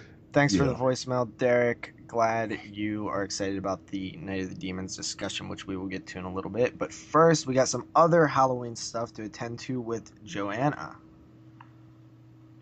Hey guys, this is Joanna Rose from Cincinnati, and I'm calling to leave a voicemail for the Night of the Demons podcast. I'm also calling to wish you guys, Jeremy, JP, and Moodz, a happy Halloween. I'm excited for this podcast because we just recently rewatched Night of the Demons and Night of the Demons Part 2, so I'm interested to hear what you guys thought of those movies. Night of the Demons is probably one of my favorite Halloween movies, right behind Halloween, and we're actually getting ready to go see Halloween, the original 1978 version, at the theater tonight, so it's kind of a tradition for us, so can't wait to see Michael Myers on the big screen again, and just to go see it again. Yeah, so I hope you guys have a great Halloween, and I got a question for you guys real quick. To celebrate Halloween, we always go to haunted attractions. So I was wanting to know if you guys like to go to haunted attractions yourself, like haunted houses. I know around here we've got tons, and one of our favorites is Lewisburg Haunted Cave up by Dayton. And I was wondering, I know.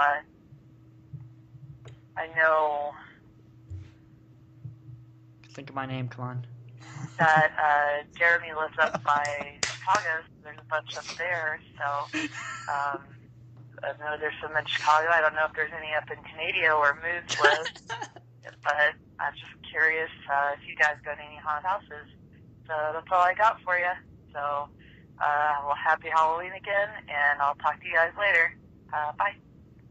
Dude, I love that our listeners, like, somebody listens when they get the Canada references and stuff like that. I just love it. It really does make me so happy when I hear people say, like, I'm going to phone in. Like, they get the joke. Like, they've listened enough to know the jokes. And I love that. And, forgetting about who she was talking about, Jeremy, and he called it, that was pretty funny. Yeah. I knew what she was talking about. We talk about haunted houses all the time. Yeah. Unfortunately, I live in an area, like I live in a pretty small city, and we don't have anything around where I live, but there is haunted attractions and stuff in Canada, just not where I am. I know Jeremy's fortunate enough to have a lot of that shit around him. Yeah, I have which bunch is pretty cool. too.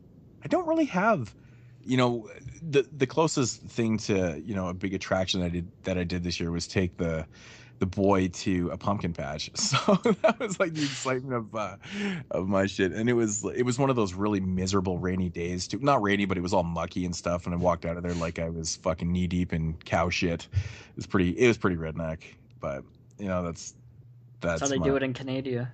Not really. It's no. But yeah, that's the extent of what I did this year. So when I was a kid, I used to love going to all the different haunts and stuff. I was really into it. And honestly, I don't know, man. I just lost touch with it. I haven't really been probably in about 4 years to any type of haunted house or anything. And I just really isn't my thing anymore, which is kind of sad, It's loser. I'll take it. What do you mean it's not your thing anymore, man? I don't know, man. Fucking mainstream snub asshole. God, man, if I could go to one of those attractions, I would go in a heartbeat. I just don't have the option to, unfortunately. Yeah, I don't know, man. I almost got a job at one this year, though. Like, I work with a girl who was working at one, and I was like, I was just like, thought it would be cool, but it would have interfered with the podcast, so I just decided not to do it. And I would only got paid like $30 a night anyway, which totally isn't worth it. But it would be for the fun experience of it. But you just playing another voicemail, JP, in the middle of our discussion? They play themselves if you don't shut off the thing. Excuses. His phone is haunted. There you go. There you go. Awesome. Jeremy, what are you doing this year, Jeremy? Are you going to some this year? I've already been to some, yeah. Yeah. Really? You haven't mentioned anything. Normally you tell us everything you do in life, including he's like a fucking commentator, when you man. take a piss. I'll be back in a half hour. I have to take a piss. Half hour? Yeah, might go get some taco smell and, Ugh. Anything exciting this year? Because I know you went to the, was it the Rob Zombie one last year? And you said the Rob Zombie disappointing. one last year sucked. It was disappointing to say the least. It had good sets, but overall it was disappointing. I know Joanna was supposed to come up here, but it fell through. But it's hopefully I could take her around next year to some of these haunts because they'll fucking bunch. Yeah. This year I went to a couple. My one that I usually go every year to called the Dungeon of Doom. It's one of the better haunted houses around here. It's about an hour long haunt, which is really, really long, and it's really good. Every year they have different shit going on, and it's actually really, really good haunt. That's probably like the best one around here. And then I try to hit up a new one every year, also on top of going to that one. So this year, what's the name of the one? I can't remember the name of the new one I hit up this year, but it was okay. Yeah, it takes a lot to impress me now because I can't really get scared. It's just kind of shitty. Yeah, that happens when you grow up. But I mean, honestly, I don't know. I should probably check them out again. I don't know what's wrong with me, but definitely thanks for calling in, Joanna. I know you've called it once before. Don't be such a stranger. Good voicemail. Yeah, thank you, Joanna from Cincinnati. Stylized. Awesome. Yeah, and I hope you enjoyed the package that I sent to you because I actually did send her a package. Cool. Oh, you sent her your dick? Sent her it was a mold. Yeah, I mean, I'm sure her boyfriend or her husband would be very happy with. Wow, her boyfriend or husband. You don't even know that she has a boyfriend that's like on the Facebook page that they post all the time. I think it's her husband. That's what I was referring to. I was saying boyfriend or husband. I know that she has a significant other. Yeah, you're the one talking about taking her out on a date to haunted houses. Yeah, totally. I wasn't sure if she was married or if that was just the boyfriend. I think it's her boyfriend. But yeah, thanks for the call. That was awesome. I actually quite enjoy when they post pictures because, like, just seeing two people that love horror and they're together, it doesn't happen as often as you would think it would. Nope. No, it doesn't. Good really. stuff with that. Shit luck. All right, so let's move on here. We have our homie Matt. Fucking more? Hey guys, it's Matt, and I have a question for you. Since, horror anthologies we got one for Halloween. We have another one for Christmas now coming up, which looks pretty bad. What other holiday would you create a horror anthology for? And what kind of stories would you include? Fucking hell, that is horror no anthologies? Jeremy's such an asshole. Fuck. That's a good question. The question is St. Patrick's Day. I just had to pause. That's exactly what I was going to say. St. Patty's Day. Yeah. Well, you create an anthology with, gold coins and leprechauns, and I don't know. I think that would be a good idea. Why the fuck isn't there one out already? Yeah, I don't know, but that's crazy. Let me just finish the voicemail real quick. It's not over. No. Oh, you paused it? I stopped because I was laughing because Jeremy's a dick. Oh, shit. That's my name. Don't wear it out. All right. Also, would you like maybe 3 or 4? Nothing too crazy, like 7 or 8 or anything weird like that. They do create like maybe a good 3 to 4 story and horror anthology based on a holiday. Go to town, guys. Jeremy, did you watch my Oscar-nominated monster flicks that I sent you? I don't even have time to wipe my ass. That's cool. I just hope you enjoyed them. JP, thank you very much for your Secret Satan movies. They're awesome. Thank you again. Love the show, guys. Keep up the great work, and hopefully, once I get a computer up and running, maybe I can help with a little appearance. Ooh. All right, guys. Have a good one. Later. Yeah, definitely. Matt did a good job on that thing that I did with him a while back, so would definitely love to have him on. Jeremy, did you watch his movie that he sent you? Nope. Are you ever going to? Probably not. Nope. Such a fucking We're dick. just joking around. Come on. What? You know you're Yeah. gonna watch it eventually. I watched Q the Ring Serpent. I've been actually been interested in that one. I don't like that movie that much. Yeah, I really do. I like that. I love the way the story's told. Never heard of Gorgo before, so I've heard of that, but I like that movie so much I got it signed by Larry Cohen. I know I was with you. Yeah. No, I'm not meant to be a dick. It's just the way I am. I find that interesting. You don't like that movie, JP. an unapologetic dick. That's my favorite kind. Jewish dick. But yeah, Jeremy did steal it right off the top there. I was gonna say St. Patty's Day, man. One segment directed by Emperor Corndog. Yeah, there you go. You know what is super Amber fucking hilarious? Corn. Listen to this, dude. Do you remember back in the day when we had that little spat with Corndog, and you know he sent that one voicemail? I forget what it was about. It doesn't even matter.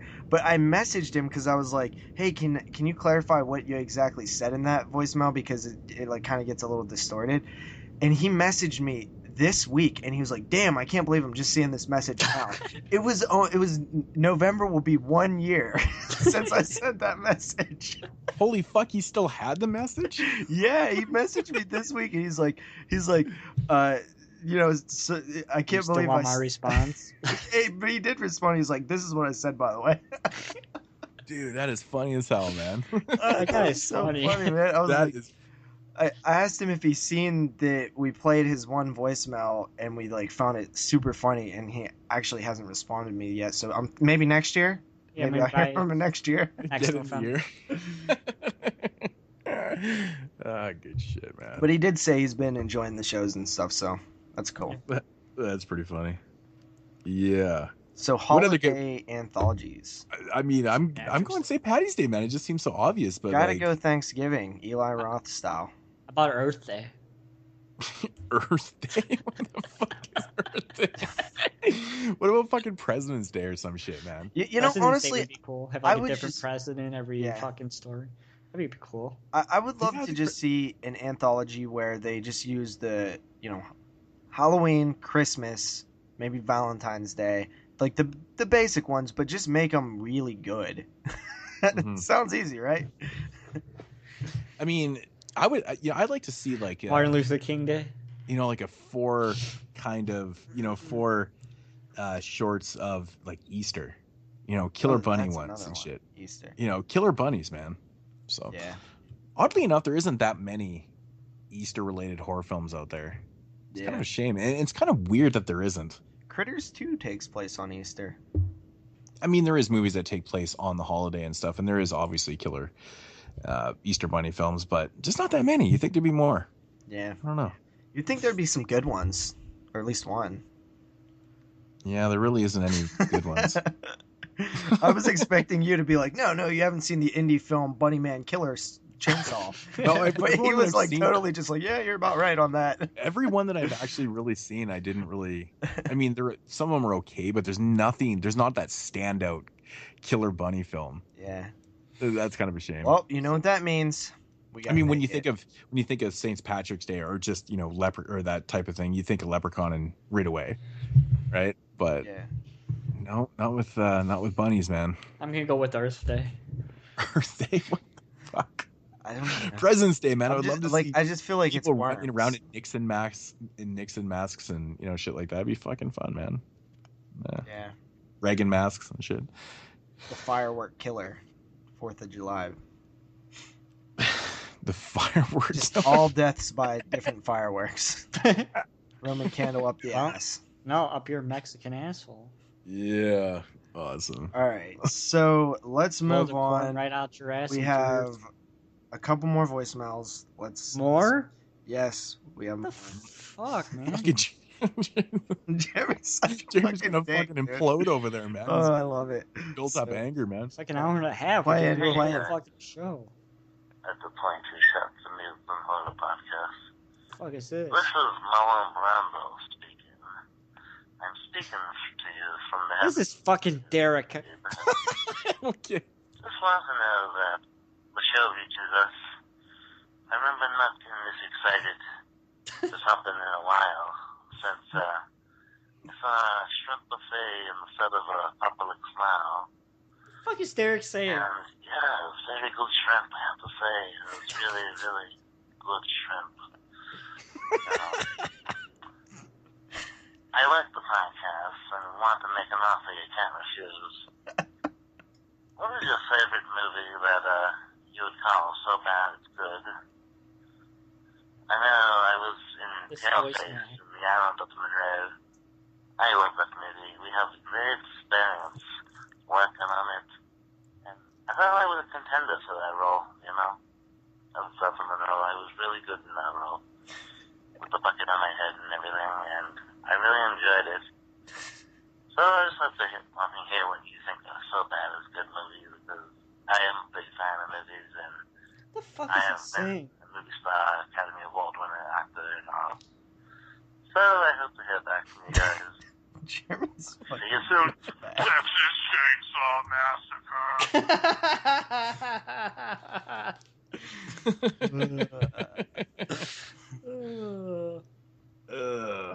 So I think the question was so bad it's good. So bad it's good. Texas Chainsaw Massacre. Texas Chainsaw Massacre. Oh man, there's so many. You know, so bad it's good. Like entertaining, like fun films and stuff. All your dickness is just rubbed off on me, and I'm just being a dick to everybody after you guys are being a dick to me. So fuck you. Oh man.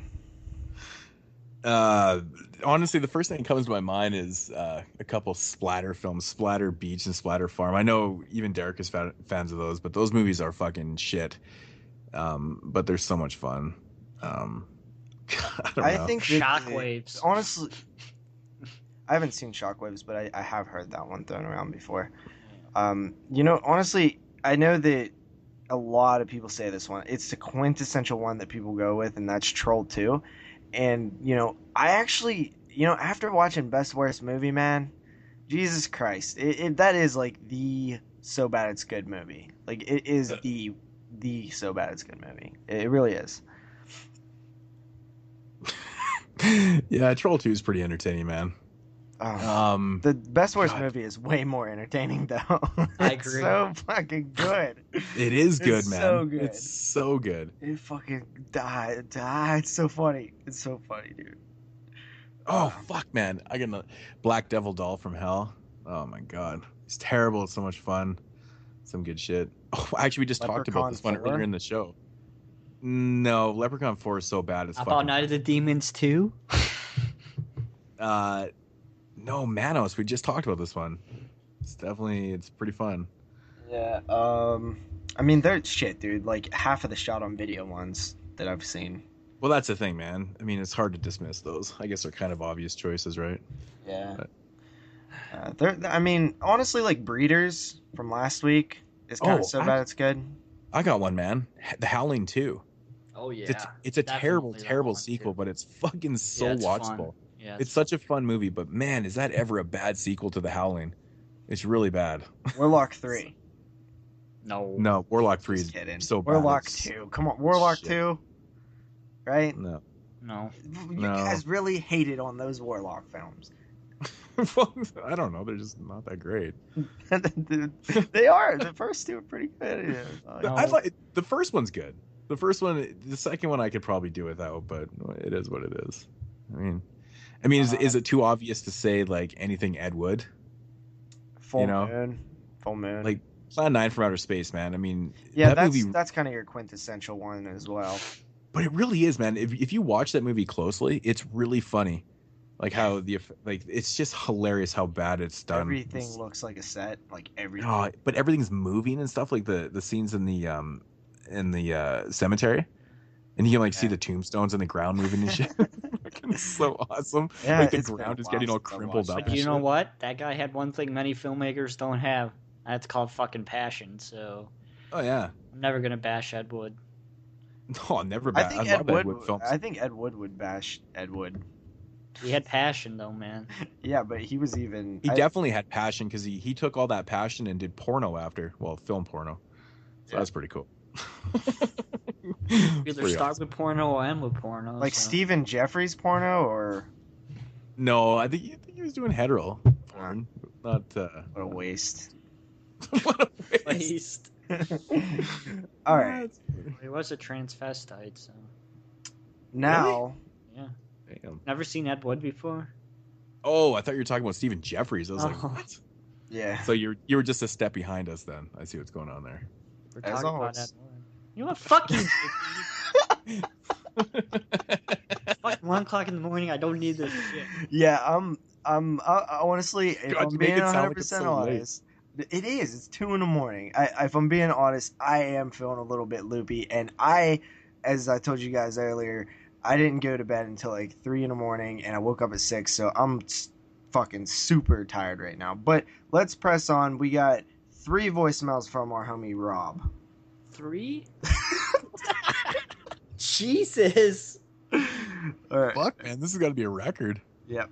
Hey guys, Rob from Georgia calling with probably another complex question, something to that effect.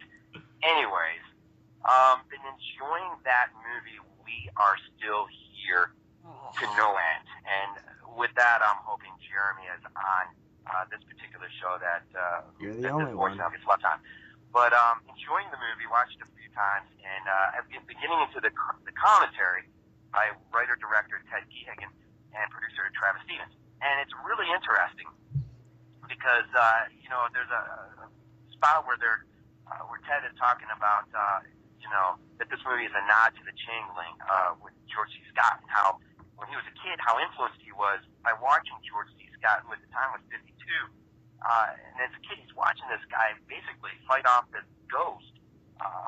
And I don't know, it just kind of struck him as interesting, this old guy fighting this ghost in this movie. And that got into a conversation a little bit about there being something powerful of older actors that brings some real gravitas to the screen, seriousness, and real soul. And, the question is, how does one react to, let's say, paranormal at 36 versus 56 or 76, or in today's movies, kids or teenagers. And so that got me to thinking, about this question about kids stock horror versus adult stock horror, kind of the old guard versus the new guard. And I went back and I listened to your episode 42 and My Bloody Valentine, and listened to you guys last night talk about the old one versus the new one, and the fact that in the Moodz, you guys had made some comments about how the characters seemed all likable and felt real and felt the most natural. And is this, is this because this is really an older stock type of horror, and older people just kind of bring something more to the plate? And so I guess what I want to do is start a discussion about these movies, horror movies that range from, today, it's mostly teen scream things, and really a lot of it's crap as far as I'm concerned. But in the older movies, the movies that George C. Scott, the movies that, brought older actors, and this movie, We Are Still Here, that's influenced by the old Euro horror, Bava, Fulci, Argento. And, why is it that we love those movies so much? Is it because, they're older actors and they bring just a real natural vibe to what they're doing? And so I guess I want to hear the discussion, maybe a little one of, the difference between these movies, and maybe some of that is lies in between the old My Bloody Valentine versus the remake, and so I guess that's where I kind of want to go, is hear you guys talk. He gets cut off. I'm just gonna let it play through the second one. Fucking 2 more of these. Can't believe I let myself get cut off again. Anyways, just to wrap it up real quick, I guess this conversation about the movies of the past, today's movies, what is the perfect balance? Some good old actors, maybe, with some kids, or I don't know. Just, I guess that's what I want to hear a little bit is that talk. I hope you get what I'm talking about, 'cause I'm not sure the exact terminology. But a lot of it does have to do with We Are Still Here and just how good that movie is. And maybe that's why Carpenter's The Thing is so great. Because we're dealing with older people dealing with real situations and not kids. So I hope you get where I'm going. And I really do want to hear this conversation, because I think it is an interesting one, and I hope you didn't already have done it before, and if I missed it, I hate it. But maybe you can still comment.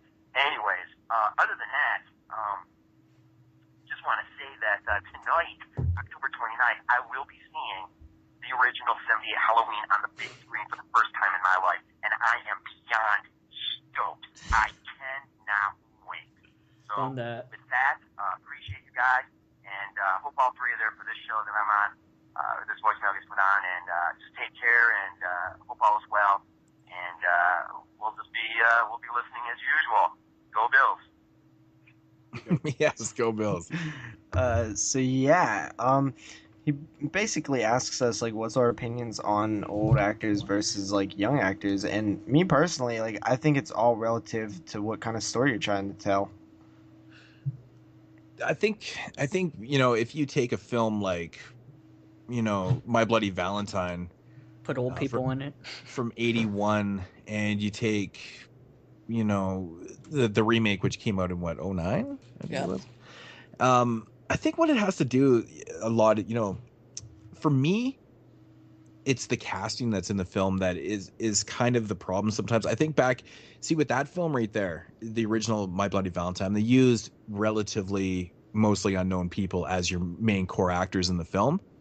And it just seems believable to me, because if you have a good script and you write these characters honest, and and you don't recognize them, it just feels authentic. I think when you take a film like the remake, there's some recognizable faces in there, and that's more Hollywood and stuff, and that makes more sense because it's today, and they're trying to appeal to a broader audience, where in 1981 they were making this film for the sake of making a film. It wasn't trying to be on this bigger scale. It was a lower budget film, but the remake is done to be exploited to a mass audience, and so you need recognizable faces in there.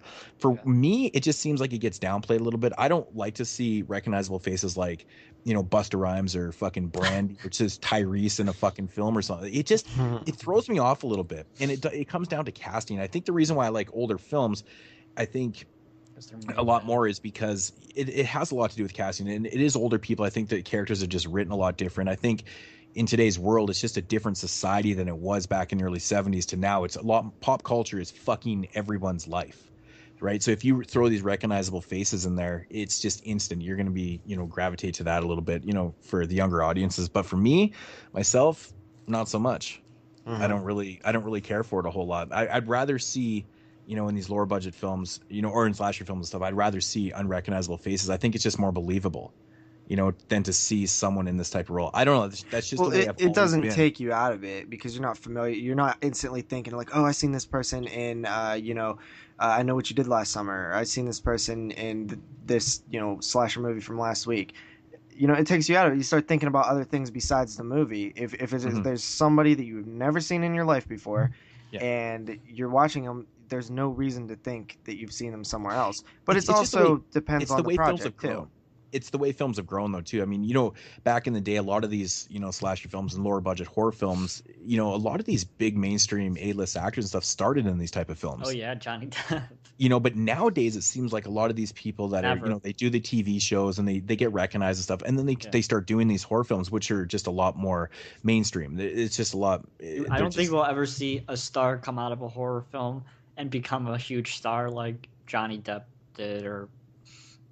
I don't. I think we will. It happens a lot. It's hard to say, but that's kind of where the point was going. So, yeah, but you also, it depends on the project too, because something like Scream, you want those big names, like, and I think it works well in something like Scream, but it all depends on the type of story that you're trying to tell. If you want to tell this like slasher film where you don't want anything recognized, I definitely agree. But and you're saying like how it's different from how it used to be. But if you even go further back, though, it was the same people. It was, if you go back to something that I've been doing lately, which is the Universal Monsters, Lon Chaney, Boris Karloff, Bela Lugosi, like, so it was, even before what you're talking about, it was using the same actors over and over again. Lon Chaney's the best actor ever, though. And that was what was going to bring me to my second point, though, too. It was like, you look back in the 30s and 40s and stuff like that, obviously there was more and more actors and actresses getting into the business and stuff. Now it's just like everyone fucking does it. right? So back in those days, it kind of made sense. You know, you had your stars, and that Hollywood was a lot different in those days. They really just wanted to exploit like their stars, and it was a totally different They culture all back sign in those days. contracts, and you can't make movies for other studios. That's the thing. It was different. That's why you've seen the same people in these studio movies all the time, because that's the way it was. Sign contracts. It was never gonna. Yeah, exactly. There was contracts. It was a different world back then. Now, not so much. It's just there's so man. Everyone's a fucking actor and actress. That's why we watch these movies and we comment. This is one of our, you know, our things when we're talking about films is the acting. You know, because let's face it, man. There's a lot of bad actors and actresses out there and stuff. It's more just bad than good. There's just more people out there, and which is kind of, you know, compared to back in the day, you had like these core actors and they were recognizable. They were good. You had some good actors and stuff. Not so much anymore. So. Yeah, I like seeing a familiar face every once in a while, and I like seeing fresh faces all the time as well. So I don't really have a super preference. I guess I would lean a little more towards like the unknown as long as they act good. Think of stuff like Pieces of Talent. But then what happens is I see those people and I'm like, oh, now I want to see them in other things. So it is kind of back and forth with me. Mm-hmm. Yeah. Mm-hmm. And I think the other part of the question was just the style of acting between people in their later age and people in their younger age. True that. Well, just had more experience. I don't know what it is about, you know, the question, one of the parts of the question was, you know, older actors compared to like younger actors and stuff. Like, you know, using the example of The Thing where everyone in the film is older. And a man. Right? You know, and why does that work more? Like if you had that exact same film. It has nothing to do with the conversation, JP. If you had that exact same film, The Thing, and it was all teenagers, do you think it would be as effective? Say that whole cast is teenagers. It didn't work when they remade it. Whatever the fuck that movie was. But do you think a film like, you know, The Devil's Backbone would work if it was in a prison and it was adult inmates? No. Exactly. So yeah. It's relative to the project. Like it works so good when they're kids. Everybody always says when they're adults, it doesn't work as good. Well, yeah, these are very specific to kids. Like, I mean, obviously you know, that makes a lot more sense that it's, you know, kids, right? I mean, obviously. But I think it's a good comparison because they also have it as their adults. It's like two halves of the film. It's almost like you get to see it play out in both sections. So yeah. And everybody always says it's so much scarier when they're kids. It's so much scarier when they're kids because it's relative to the childhood fear, and that's why that works. So I really do. Yeah. I like it in both ways. Like I can't really decide if I like, you know, the strong George C. Scott type things or, you know, just like kids. Like I find that shit to be scary if you can put yourself in it as a kid too. I like them both. I mean, honestly, they are effective. He brought up, you know, the George C. Scott and the Changeling and stuff, and that is really effective because it is scary for older people to be having to fight off a supernatural spirit versus a kid, because that's scary for a kid too. And, you know, both are kind of there. I think the middle ground, which is the teenager, which is just like, it's just, for me, it's kind of like blah. Mm-hmm. Right? I think it is more effective if you use a younger kid or like Poltergeist or something like that, and then use an older actor like George C. Scott and the Changeling. I think that's effective. I think the middle ground, I think there's something to debate there, you know. I think it doesn't work as good. Mm-hmm. So that's an interesting question. I have to think about that more. All right, so we got one more voicemail here. Let's get to it. Hey guys, Rob from Georgia calling in. I know I already did this today, but just pulled in my driveway from seeing Halloween on the big screen, and just felt the need to call in and just real quick, share my experience. That was the freaking most awesome experience I may have ever had in a movie theater. I can never even imagine how great that movie really is until you've seen it on the big screen. I mean, between the music and everything being amplified, bigger than life, just the scenes. I mean, I even think some of the scenes seem to be a little bit extended. Maybe, I don't know, 5-10 seconds. It seemed like it seemed longer. They played the TV cut for him. I don't know. It was unbelievable. I am so thankful I spent money to go see this thing. And if you guys ever get a chance to see this movie on the big screen, you've 3 years ago, bud. Screen. Packed house. That's good not that it was a packed house. At the end, but applause, and it was just an experience. The music, just everything was. Plus, there was a great documentary before, a little introduction with John Carpenter, and which I'd never seen before, and it was really great. Just the whole experience. I wish theaters would do this more. So I just wanted to check in and just share that, and it was awesome. And I will have this. I will cherish this memory forever, easily. All right, guys. Have a good night. All right, bye. You know what? Me and Jeremy were talking before the show, and we was talking about our experiences of doing that. And I seen it in the drive-in maybe a year or two ago, and then a year before that, I seen it in the theater. And it's different in 35 millimeter though than it is on digital. It is. It has a different because there's not that many prints left.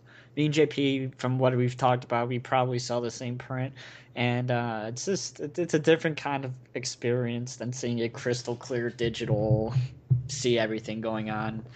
You know me, I'm an old schooler. I love seeing movies on film. I think there's something, not novelty to it, but it's just nothing beats seeing a movie on film. It just doesn't make everything perfect like HD does. Yeah, it's two very different experiences. When I seen it in digital, it was funny when Rob said that it felt like it was longer. Like, I got that same feeling. Like, I felt like scenes were just like, because Carpenter likes a lot of just still shots, right? Mm-hmm. Like long takes, and to me, it's just like this. Like, you're just so involved in every second of it, where you're consciously thinking every second, that it's just like awesome. So I totally understood what he meant by that. Mm-hmm. And the seeing it in 35 millimeter was awesome too, but I totally did have like this newfound love for Halloween when I walked out of that theater the first time after seeing it on the big screen, because I was just like in awe of just how brilliant that movie is. And it's something you definitely have to do if you never have done it. Oh yeah, it's fucking just so good. Yeah, I doubt I'll ever get the chance around here. You will. You will. I've had the chance twice now, and I never actually played anything. Well, it wasn't the 35 millimeter print, but they played the digital version last year. It was like a Thursday night though, so I ended up going on the Friday, and that's when I seen the Night of the Living Dead and Dawn of the Dead, which was really cool. But I didn't get to see the first night because I was working. But of course, the first night was Halloween. So yeah, you know what? That documentary that he saw before it, that was for I believe the 35th anniversary of Halloween. Yeah. And Justin Beam actually, I think, directed it and put it together. And I've always wanted to check it out, but I haven't been able to. So yeah, those are the voicemails. Long one this time, guys. Jeez, we might have to, in the future, if we keep getting that many, we might just have to have a voicemail show. No shit, right? Yeah, but JP's just joking. We got about 4 more? Oh no. Not that Jeremy's right now. Even though Jeremy is being a dick, he's just joking around. We love your voicemails. If they're listening to this and they don't realize that I'm fucking around, then they could go fuck themselves. See? There you go. Seriously, it's like, if you don't know my sense of humor by now, don't get your fucking panties in a bunch like I do. Well, me and Jeremy hate on each other all show, but really we love each other. Yeah, I'm the common nice Canadian bond over here, and I'm just fucking the mediator, I guess. No. I like to rip on both you guys. I love all you guys. Everybody knows that. Fuck that. I hate both We're you guys. getting a little too lovey-dovey up in this bitch. All right, so moving along into a little segment we like to call Knowledge. JP?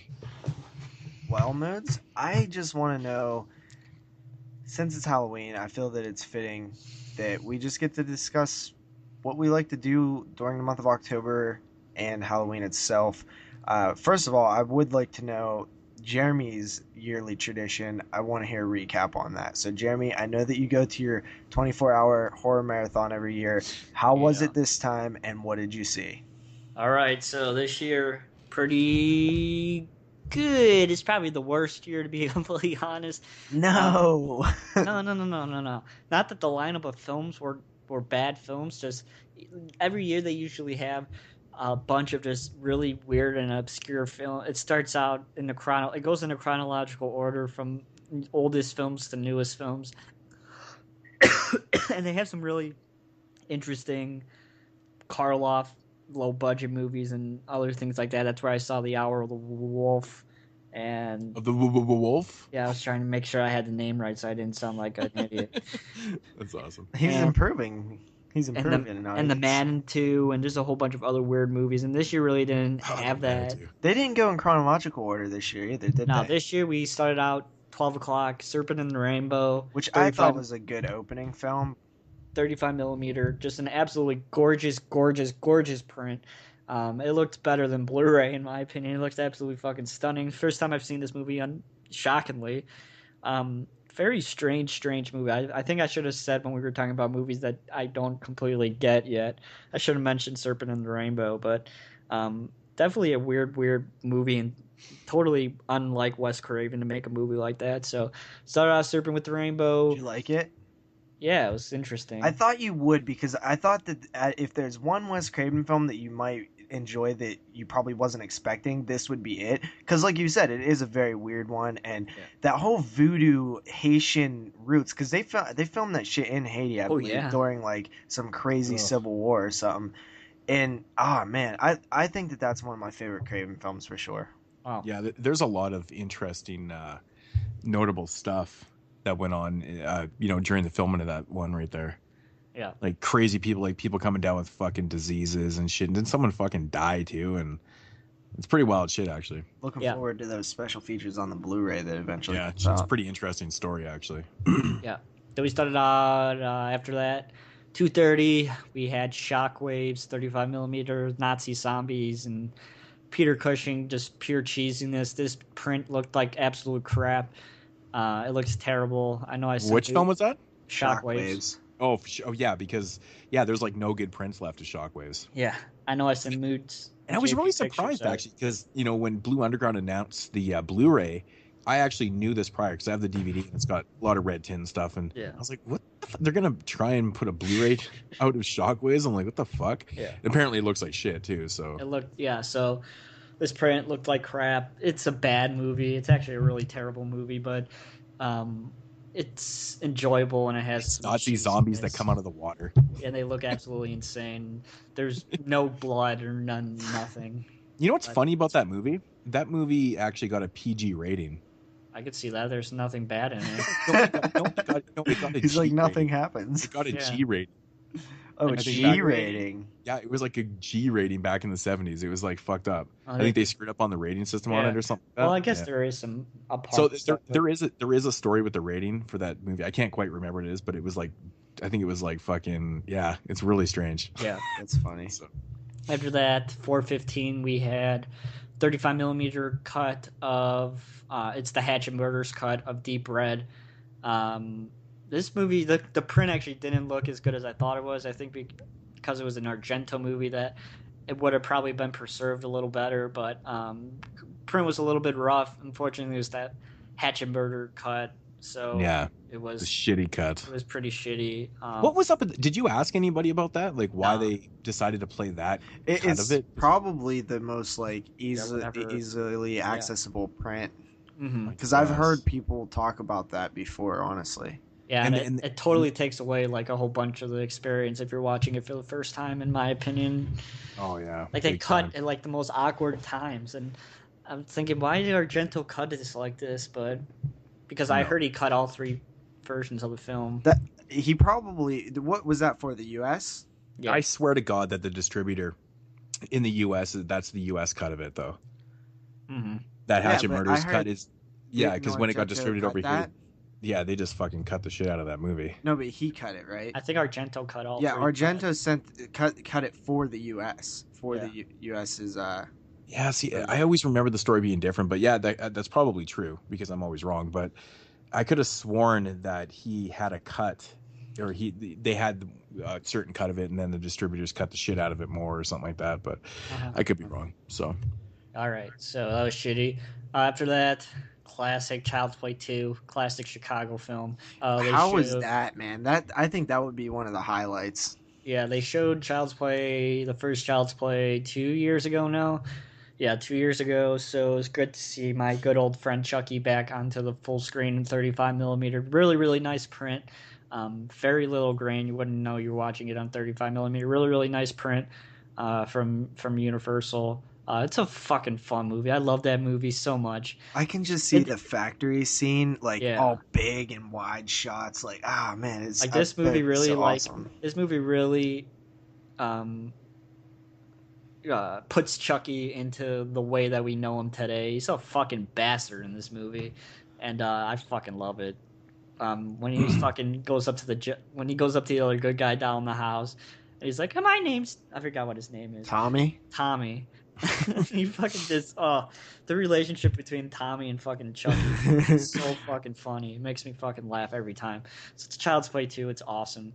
After that, 8/15 had a 35 millimeter print of Maniac with William Lustig in person. He's at these events a lot. Second time I've seen Maniac in 35 millimeter of movies. It's fun every time. Speaking of Blue Underground. Yeah, but this is 35 millimeter, so it wasn't really Blue Underground. No, I'm just saying. Yeah. Lustig owns Blue Underground. Blue Underground. Yeah. So the thing with Lustig is this is my third time hearing him talk about his films. 2 years ago they showed me the new transfer Maniac Cop 2, which is fucking beautiful. So this is my third time hearing him talk about his film. Second time hearing him talk about Maniac. Heard him talk about Maniac Cop 2. So each time he always tells different stories about the making of the film, and this time around he told a story about how he shot the subway scene, and one of the actors in the film used to go and pay off the cops and take them out for dinner so they could shoot the subway scene. And they shot that whole scene pretty much guerrilla style, like the entire film. And the scene with the shotgun blast, that was a real shotgun and real live ammo. And what Lustig did after they did that shot is they did the shot and he threw the shotgun at a PA, and they all got into a car, and the PA was supposed to get rid of the gun, and that's how that shot happened. So that was really Tom Savini in there too. Yeah. So that's fucking crazy. So every time I listen to William Lustig talk, he always brings up a whole bunch of really, really fun stories about Joe Spinell and his making of these movies. So I'm very curious to see what they do with the Maniac Cop remake. Yeah, he talked a little bit about that, so we'll see. After that, 10:45, we had a really, really unique showing of The Unknown, which is a really, really awesome Lon Chaney, Todd Browning film from 1927. This time around, usually they have an organ player playing with these silent films. This time around, they had this guy on this guitar playing, and he created his own original score to the film with this between his guitar, and he had a little drum set up and his computer, so he was able to loop sound effects and things like that. It was a really, really interesting experience. Something that I really haven't seen before with a silent movie, so it was really nice, especially with this movie. Lon Chaney probably gives one of his best performances in this film, as he plays like this carny guy who I refuted on the show.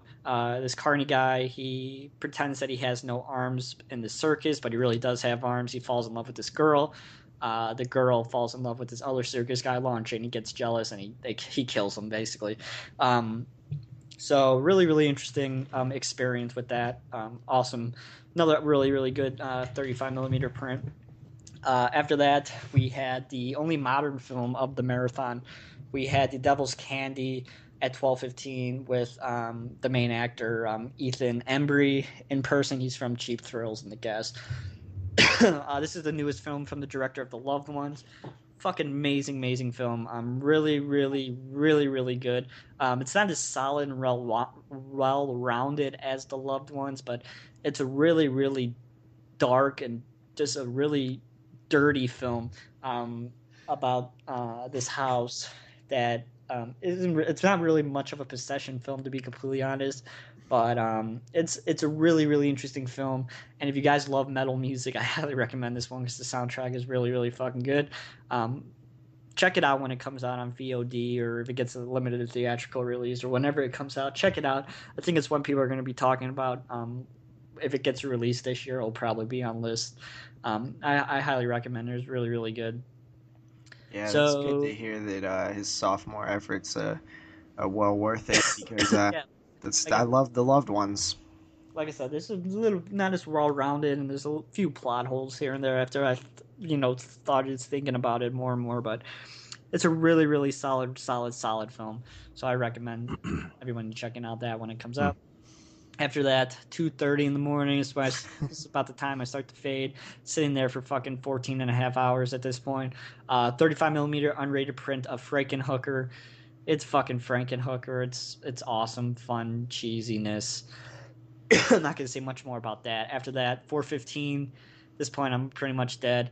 Ganja and Heiss. This is really... Ganja and Hess? Hess? Yeah, Hess.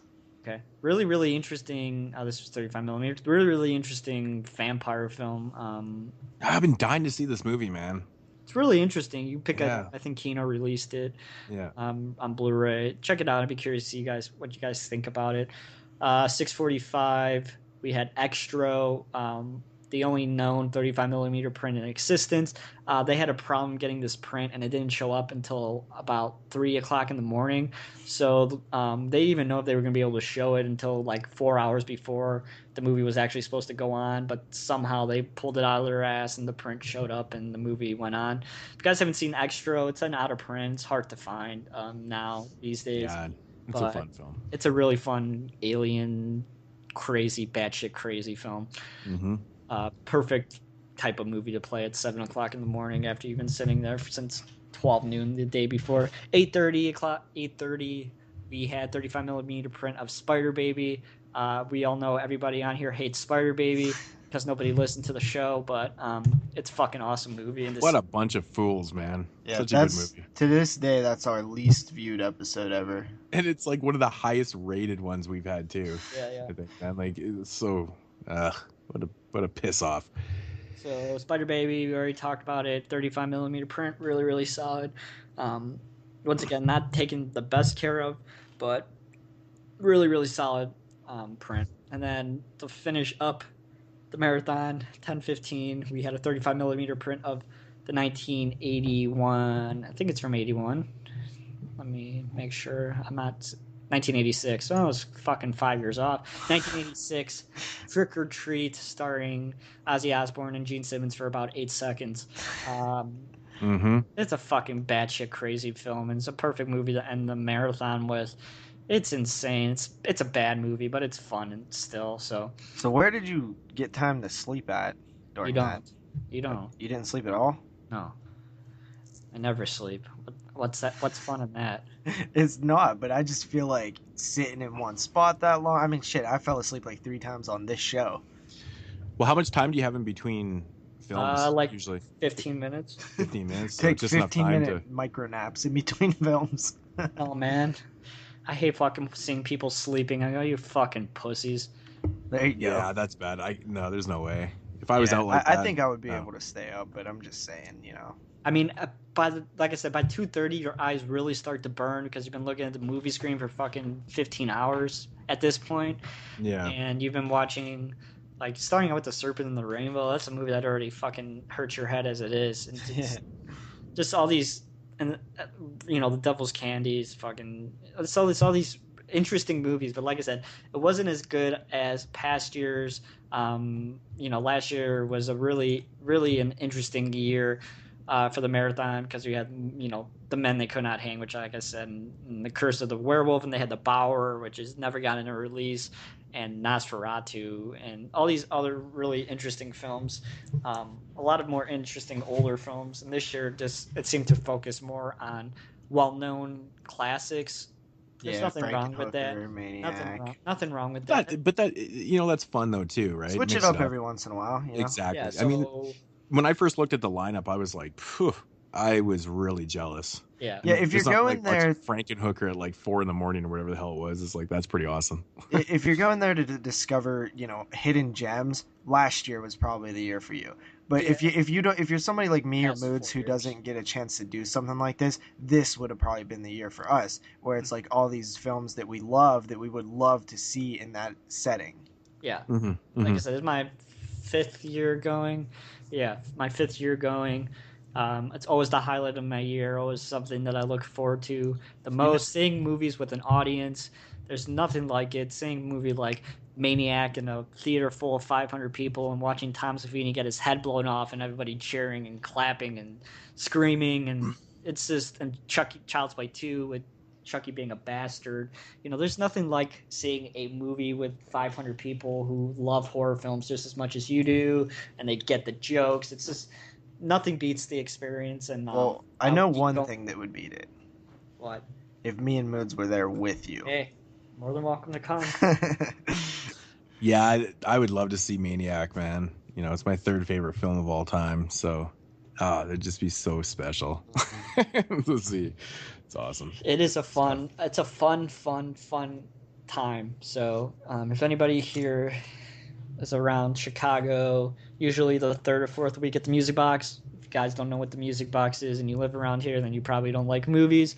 It's a really, really, really amazing experience, and a really, really awesome opportunity to see a bunch of these films in 35 millimeter the way that they should be seen. So next year, if you guys see me, come say hi. I promise I'm not an asshole. The thing is, 2011, I was fucking 16, go with my ma. I still go with my mom now. I know that's fucking homo. She went with you this time? Yeah, man, this is our fifth year going, and I know I was fucking going with her when I was 16, so it's like, every year she fucking asks me, are we going again? So I can't say no, so I always schlep her ass around. And so, she manages to make it all the way through, eh? Yeah, my mom's a baller. That's pretty crazy, actually. Pretty good stuff. So yeah, that is what I do on Halloween. It is fucking awesome. Awesome. That's a great story, bro. Now, well, neither one of us can top that, so. I know. I mean, just really quickly... What I like to do? Yeah, go ahead. I'll watch a few films on Halloween. That's kind of been my tradition. Last year, I can't remember what happened, but I had a terrible time. But this year, I think I'm just gonna go maybe 3 films. I'll probably do one of the Halloweens just cause I'm thinking maybe Halloween 6, and I'm gonna do Pet Sematary 2 and Graveyard Shift. Simply just because Graveyard Shift, I haven't got a chance to watch it this year yet, and it's one that I always watch during October. And maybe if I can squeeze in Trick or Treat. It's so funny, man. I was just thinking about that the other day too. Graveyard Shift. How much I wanted to watch that movie. I'd love to see a Blu-ray release of that too. It's just such a film that fits October, yet it has nothing to do with it. It really doesn't, actually. This Halloween, in years past, it's just been me and the wife. This year's different, but, usually we go out and party. We like to party a lot. So that's usually what we do. We usually dress up and go find a party somewhere. Not just go out and find a party. We always end up buying tickets to some type of party or whatever, or unless there's a house party, whatever. But, this year, I think we're, obviously going to take out the boy trick-or-treating and stay in and just have a marathon. I think we're just going to watch movies all night. I don't really have a playlist for it. I was actually me and Erin were talking about it last night, and I said to her, she's like, do you know what we're going to watch? And I said, I haven't made a playlist for it yet. I generally like to watch Halloween 3 on Halloween every year. It seems to be my go-to film all the time. I don't know what it is. And of course Trick or Treat too. That honestly, I did Trick or Treat every year since it came out until last year, I believe, and I was really disappointed. Yeah, I think I actually watched it pretty much every year since it came out too, to be honest. I probably won't watch it this year. But Halloween 3 I always like to do because it's just such a messy, fun film. I don't know what else. Maybe I'll throw on Graveyard Shift. Who knows? All night. So, but yeah, that's pretty much the plan. Is just to sit around after he goes to bed, probably eat candy and drink beer and watch. Have you introduced him to Scooby-Doo yet? Of course, he loves it. You gotta grab Scooby-Doo and the Reluctant Werewolf and Scooby-Doo and the Boo Brothers. Those are classic Halloween ones that I watch all the time. Okay. I actually got him watching Goosebumps just a few days ago, and I just one of the episodes actually scared him pretty good. He was in there. Man, those are freaky. Are You Afraid of the Dark actually has some legitimately scary episodes, man. We were watching those. Get them all warmed up for what's coming. On Canadian Slaughter Netflix, vomit dolls in 5 years. Yeah, exactly. No, we have those on Netflix, so we're watching those with him, and I was, of course, screwing off with him, and I was telling him the monster on the TV was going to be in his closet and underneath his bed and blah blah blah. And yeah, it actually got into his head because Aaron was reading a book, and she goes to put the book away, and he gets out of bed, and she's like, "What are you doing?" He's like, "I got to close the closet because monster might come out." Oh yeah. Aaron was actually a little mad at me. She's like, "Mike, quit fucking around." So it's all you got it. You gotta have that, man. If you're not afraid of anything, then you're a weirdo. Yeah, but even watching those old episodes like Goosebumps and Are You Afraid of the Dark, it's fun. They're actually they're good, shows. Man. I like some of the honestly, Are You Afraid of the Dark is 10 times better than Goosebumps, but there are some decent Goosebumps episodes. Yeah, I agree. So yeah. I mean, that's kind of. I think it sounds like we're all kind of just being a little chill this year, not doing anything crazy. Giving a lecture. Well, that's pretty crazy. I guess you beat us again. Damn it! Asian horror films. Yeah, you did tell us about that. I don't know anything about Asian horror films. Dude, all you got to do is wing it. That's what I do with everything in life, and look how successful I am. Yeah, like a boss. Yeah, I think that should conclude knowledge for this week. Yeah, I believe so. All right, so moving into the morbid fact of the week, courtesy of Rue Morgue, the coroner's report of weird stats and morbid facts. This one's coming from the January-February issue from 2013, issue 130. Cover: John dies at the end. You guys have seen this movie, right? Yep. It's weird. I have it's really strange. It's a strange film. I don't know if I read this one before. I just kind of grab one at random like I always do. I remember, I knew this fact before, but for the people that don't, I'll just say it again. The first studio to show interest in A Nightmare on Elm Street was the Walt Disney Company.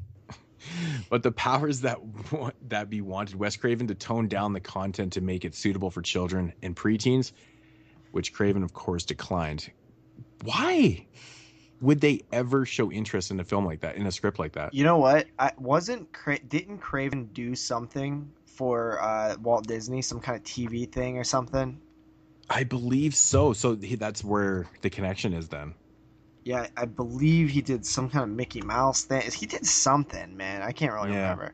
Because it would only make sense, right? So they know Wes Craven a little bit, and they see the script or whatever for Nightmare on Elm Street, but they show some interest. Like, really tone down A Nightmare on Elm Street? I don't know. That just seems ridiculous to me. Yeah, he did Walt Disney's Wonderful World of Color. Now, that didn't come out until 1986, but he might have been working on it before Elm Street. I'm not sure. Probably. Yeah. So that is going to conclude Moodz Swingz. Oh, yeah. Moodz Swingz, probably the longest one that we've ever done. Talk about fucking... Yeah, that was definitely the longest. Super soakers filled with holy voicemails water. And questions we've had. But yeah, that's going to do it for Moodz Swingz. And of course, now getting into the featured reviews of episode 60 here on the 22 Shots of Moods and Horror. And for this episode, of course, we're going to be talking about the Night of the Demons franchise. Now, we've discussed this in the top of the show, and I'm still always baffled when I think about how this is one of very few Halloween-related franchises out there. It's just fucking strange to me. It is. It is very, very strange. But, of course, to start it off, Night of the Demons, the original film from 1988, directed by Kevin Tenney. Yeah, which me and Jeremy had the pleasure of meeting last year 2 years. at Cinema Wasteland. Last year. Yeah, last year at Cinema Wasteland. And I actually got my Night of the Demons copy signed by Kevin Tenney. And, classy enough, he wrote, "Eat a bowl of fuck" on my cover. Yeah. Fucking awesome. Those of you who don't know Kevin Tenney, he did Witchboard, Witch Trap, Pinocchio's Revenge, Witchboard 2, Brain Dead, a couple other films. He actually wrote. Didn't he Night of the write Demons one of 3. the? Yeah, Night of the Demons 3, and Which is Witchboard kind of 3. shitty. You know what's fucked, man, is that absolutely nobody talks about Braindead.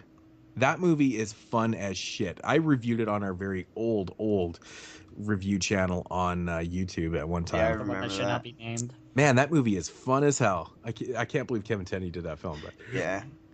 But I did ask Kevin when I met him. I said, because he had all of his films later. He even had copies of Braindead on his table. Of course, he had Night of the Demons and Witchboard and stuff. And I said to him, I was like, "Where's all the copies of Pinocchio's Revenge?"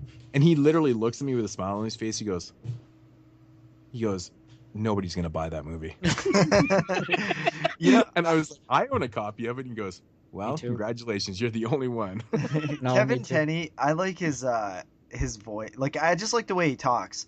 I was checking out some of the special features on the Scream Factory release of Night of the Demons, man. He's an interesting guy, dude. I'm really interested to check out a little bit more of his filmography, and yeah.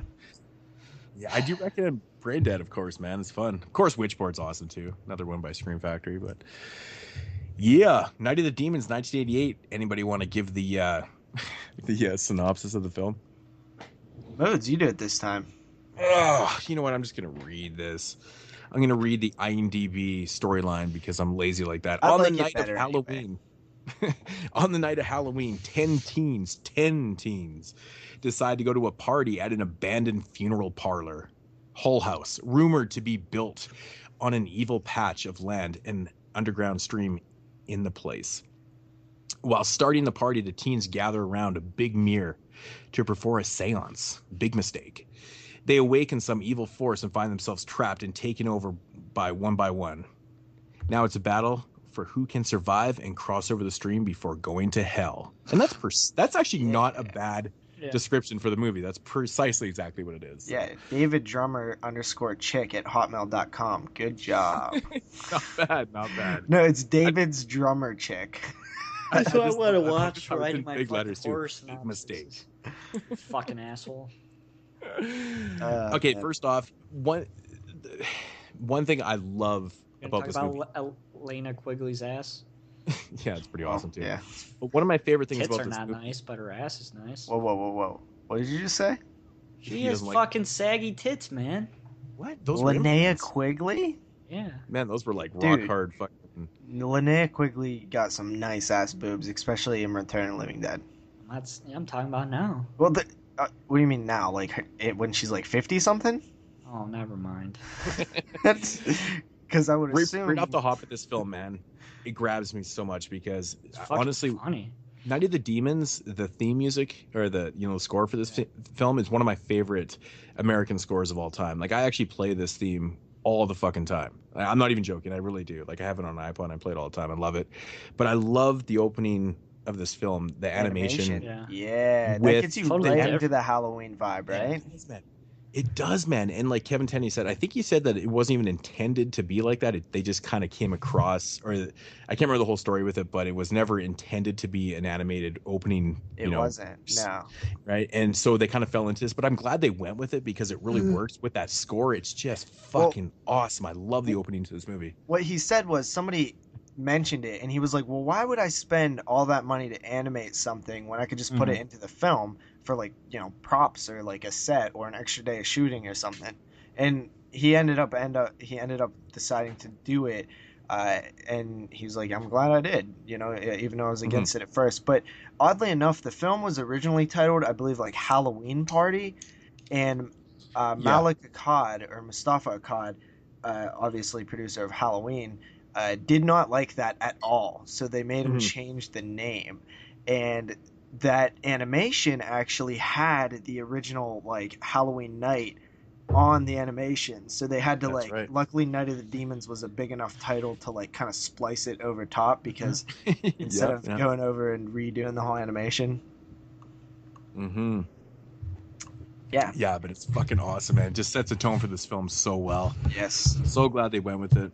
It's awesome stuff. So what are your guys' thoughts on the film? Jeremy, it was your first time watching this one. Yeah. That really took me back. I was very surprised by that. Why?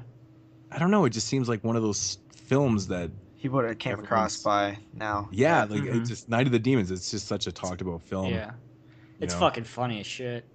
Like the first 5 minutes had me fucking in stitches with that old guy about 1,000,000 times. I love the grumpy old man. That's why I said. That's why I posted on the Facebook Perfect page. Happy bookend. Halloween, assholes! And it's just funny.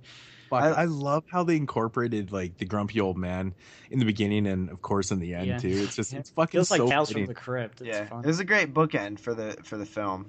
Yeah, it's awesome how they did it. So but overall, it's a fun fucking movie. I mean, I don't know how much we're gonna talk about it for an hour like we typically do, but one memorable thing thing I love about this film is the characters in this film. There's so many memorable characters. Love Scrooge. He's fucking awesome. Yeah, Stooge is awesome, man. Stooge. Stooge is awesome. Of course, he's super memorable, man. Because it's the 3, and I have the whole fucking bunch. He's the big, fat, obnoxious, asshole, funny guy. He's obviously memorable. You know what? He is a complete asshole, right?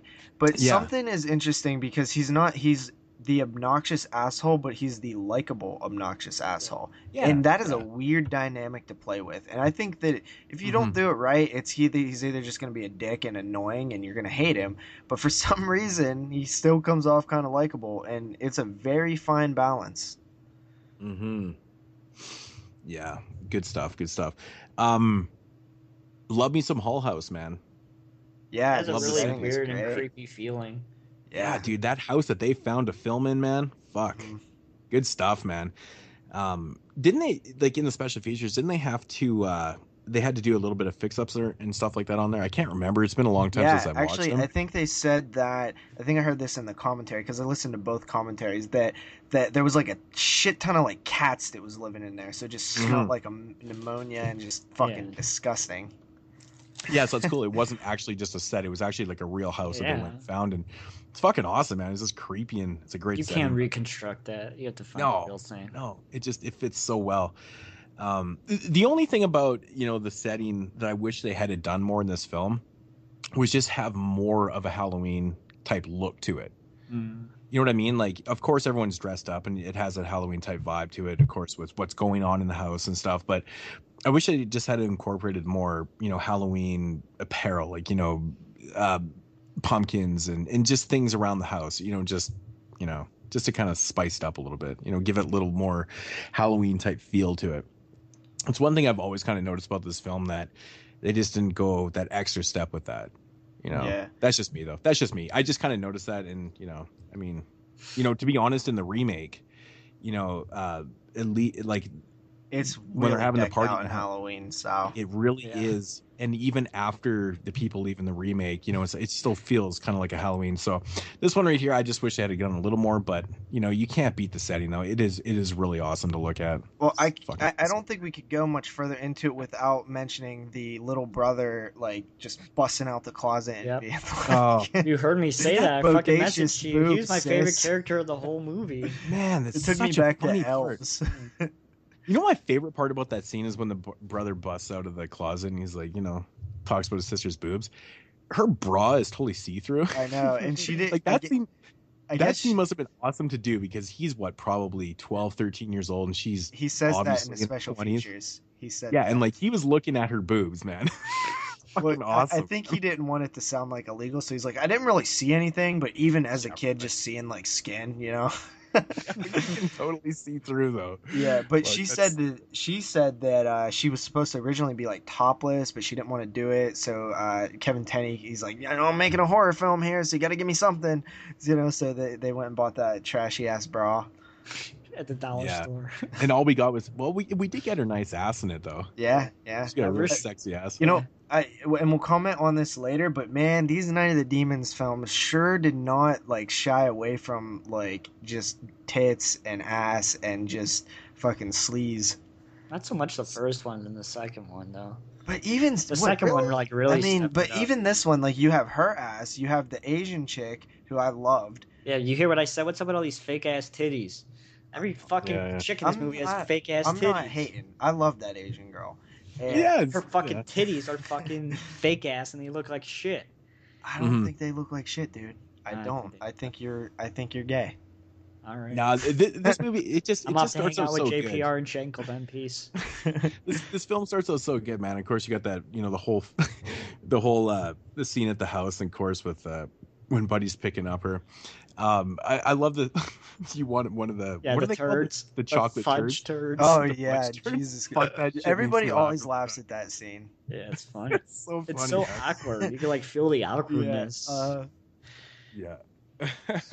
But yeah, then like great you never stuff, hear man. about them again. I just like how we're introduced to all the different characters and shit. Like I think every one of the 10, and even the side character like the little brother and stuff.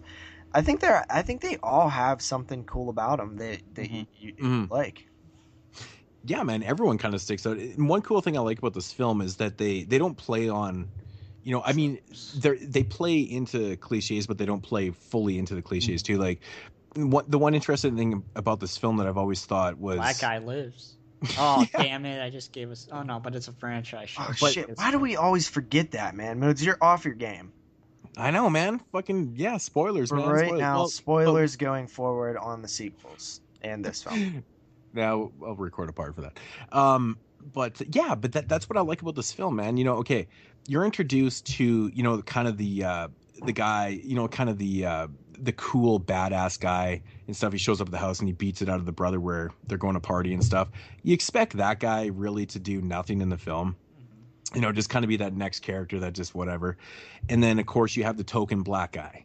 And I'm not trying to be racist. I'm being honest because a lot of films in the 80s always seem to have that token black guy. Well, it's interesting that you mentioned that because Kevin Tenney does say that originally it was more just, white people, but he didn't know if he had enough money to do SAG, and they said they would cut him a break if he put more minorities in the film.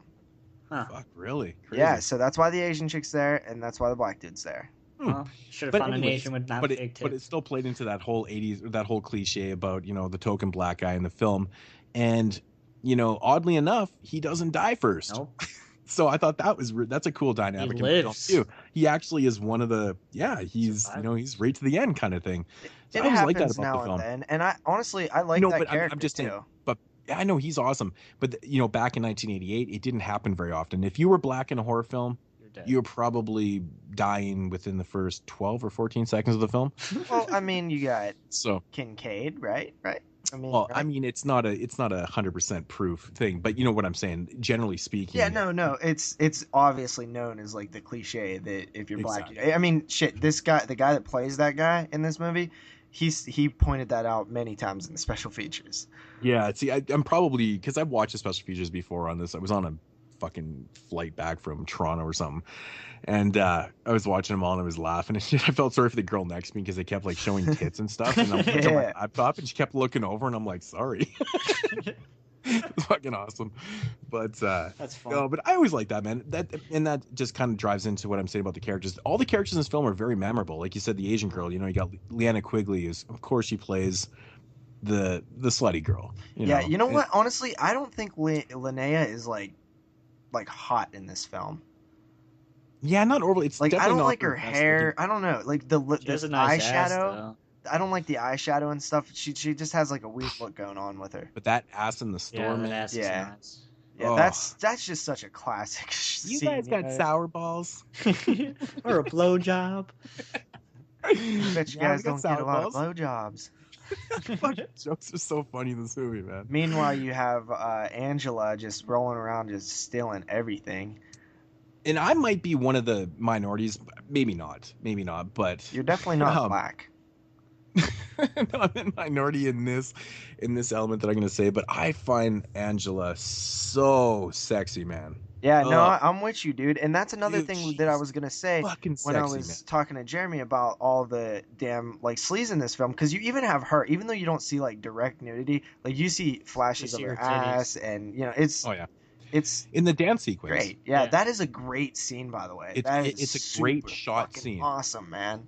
And we'll get into the comparison actually between this film and the remake that came out in 2000. 9. Whatever it was, and they try to do that scene, but we'll get into that later. But this original scene is so good. It's There's shot a lot well. of great shots in this film too. It's exactly. Definitely above what you would see out of a cash-in 1980s slasher horror film type thing, because that was the original idea. They wanted to do slasher without the guy in the mask and stuff, so then they ended up doing a demon film. Exactly. Yeah, I think Kevin Tenney kind of underestimated his ability to actually shoot a good film, because when you look at it, it doesn't look very amateur at all.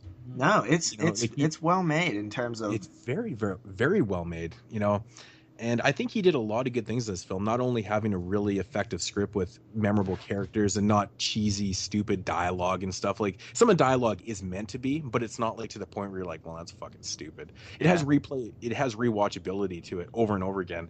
But he incorporates so many good things, man. He actually does a pretty good job with effects in this film that blow my mind, considering they had like not the effects of the best, not the best effects of the series, though. Well, honestly, I think that the Linnea Quigley lipstick breast scene is one of the best effects I've ever seen in my life. I know, it's so fucking awesome, and we'll get into the remake with that scene too. Because my god! But seriously, guys, like when I first seen it, I didn't realize that those were fake boobs. Okay, because they look like her real boobs. And that whole process, that's a whole prosthetic right there. That's fake. That scene where she's drawing on her tits, I never noticed that it like when I was younger. And it looks so good. And they actually say that they use some sort of like a different type of stuff than people were using at the time, and that's why when she pushed in and then because at first you see it go in, right, and what it is the lipstick that it squeezes down into a smaller lipstick. I forget what they call it. It's like a fake lipstick. And so it does that, but it's also going inside too. So it's like a multiple thing happening. But then she sticks her finger in, and then you're like, what the fuck? So it really fucks with your head. And then when she pulls her finger out, it pops back to, perfectly to what it was like. And you can't see any hole or anything. And that is what is so effective about it. And I really do think that's one of the best effects I've ever seen. Yeah, it is good, man. It is really good. And of course, that's beyond Leanne Quigley's tip, though, too. Yeah, nobody else. Fucking awesome, man. Another aspect of this film that I really enjoy is that it's not just like, that very kind of simple. I mean, it is, but it isn't. A very simple story. It actually has. I don't want to say layers, but it actually, kind of. It creates. Or it tells you like a little bit of folklore, like Indian folklore and stuff about it. It's not necessary for the film. It's really basic though, dude. Let's be honest. Like the story is super basic. It is, but like a lot of these type of films kind of give you the story in the first 15 minutes or whatever. They get into it a little bit, and then it kind of just elevates the stuff throughout parts in the film, which is nice. It's a nice thing to kind of fill, but kind of keep you interested too. It's like, well, okay, now they can't cross this river because of this reason and stuff. I always liked it, man. I always found it interesting that it just wasn't, this straight up simple story that was told in 5 minutes and then just kind of roll with the punches. Yeah, I don't know. I still think it's a pretty a simple story that can be told in 5 minutes. But you have likable characters around. You're missing what I'm saying. I like the way it's told throughout the movie. Not that it's not the whole story isn't told in the first 5 minutes of the movie. Oh, okay. I mean, you can do that. I like the structure that it kind of gives you bits and pieces throughout the film. Yeah, but it also, the way they do it, I honestly do feel like it's a little like phoned in, where it's just like, oh, in the stream, to me it does. No, if I'm being 100% honest. But it's also told in times where and a little bit of downtime in the film, right? Where it's like necessary for the plot to move forward. Yeah, so I mean, I think it works. I've always kind of liked that. So. But. Yeah, I honestly don't. That's one of the things that I actually don't like that much. But I get what you're saying at the same time. I will say too, one of the other things that I don't like, honestly, some of the acting is bad. It's just bad. You agree? Yeah, I don't. Well, what do you expect? Fucking Academy Award winning acting, huh? No, but I mean, are we not commenting on what we like and dislike about the film? Isn't that the point of this, Jeremy? Yeah. Okay. Yeah, I mean, it does make a lot of sense though, man. It's a very kind of typical low budget horror film that has actors in it that really haven't done anything. So complete unknowns for the most part. I mean, some people went on to do different things. Like some dudes went on to do voice work and stuff like that. Linnea, we all obviously know where she went and the films that she was a part of. But yeah, I mean, honestly, dude, but I still like the characters, even though some of the acting's bad. It does add to the campiness of the film, but with the campiness, also there is legitimate horror. And a lot of times, and we talked about it last week, comedy and horror are badly combined nowadays. This is one of those cases where it's not. Like, there are legitimate scares in this film. And there's some legitimate funny moments. Some of it unintentional, some of it intentional. But I love the fact that they never forget about the horror. And you know what? I just remember this, but Kevin Tenney actually said that. He's like, just because it's campy, that doesn't give me an excuse not to try to scare you. Like, and he even said, like, I feel like you should still try to scare your audience. Sometimes that's the best time to do it. Exactly. You know? So, yeah. I don't know, man. This film right here, I have such a fucking blast with it, man. It's just, I think, you know, me with music and stuff, I think the music in this film fits so perfect. I love the soundtrack. It fits so well. It just, I don't know, man. It just kind of elevates everything. But I do know what you're saying about some of the acting and stuff. To be honest, I think this isn't one of Liana Quigley's better acting roles. I think there is moments in this film where she's just playing out pretty bad. Yeah. You know, yeah. But she's also playing like possessed too at times, so she's supposed to kind of be like just kind of a shell. Yeah. Oh yeah. Where, yeah. You know. For sure. Yeah. But I love Angela's performance. Like, I think she's like, honestly, she's a very good villainess. Like, she's the best one in the film. Yeah, but I mean, in horror, like, she's a good villainess in horror. Exactly. Yeah, she's fucking so believable, man. Like, when you think about powerful female villains, like, how many are there in horror? I think another thing that we'll probably compare into the remake too, which is, God, man. You know, honestly, you know, Elizabeth Shannon playing Angela, I just, again, coming back to this whole recognizable whatever, but I don't even know what this girl's. You know, she didn't really do a lot. She did all three Night of the Demons. Yeah, all three. No. I meant like after part 3, she never did anything ever again. Yeah. Maybe after Night of the Demons 3. You know what she did? She's actually a animal rights activist, and she is a book writer. Yeah, interesting. So she pretty much retired after part 3, which makes a little bit of sense. But yeah. I don't know, like, what else, like, pros and cons of the film. There's plot holes. There's plot holes in this film where you have the demons able to open doors, but, you know, with magic, and then other times they can't. Like, there's a lot of that stuff going on in this film. I don't really hear much about the stream either. Like, they just mention it, and it's like, oh, that's when it's convenient to what they're doing, and that's what I was talking about, where I found it as a negative. Yeah. Yeah, true that. I really don't have much else to say about it. You know what? I'll actually mention this because it's funny. I did watch a lot of the special features, almost all of them. And Kevin Tenney did say that he addressed the plot holes by throwing this thing in there where the lead character is dressed as Alice from Alice in Wonderland. And basically what he was saying there was there is no rhyme or reason. It's like Wonderland. So there are going to be plot holes, but it's explained by they're just doing what they want. The demons are just kind of there to scare you, and there's no real logic to it. So, I mean, just layered, man. I love when you find out that there's more layers to the thought process. Yeah, that's actually pretty cool. Makes sense. Yeah, I don't know, man. I don't really know what else to say about it that we haven't covered. I think honestly, besides the nipple effect in the film, I think the greatest effect in the film is the end scene with the grandpa. Yeah, but honestly, that doesn't make very much sense at all. Yeah, it makes zero sense. Actually, no, it doesn't. But it doesn't have to. It's just it does. It kind of does have to. It kind of does. It should Why? What? Because what was the point of having the beginning of the film? What do you mean? What was the point of even introducing the grandpa? No, that's fine. I'm saying what happens to him makes zero sense. How it happens.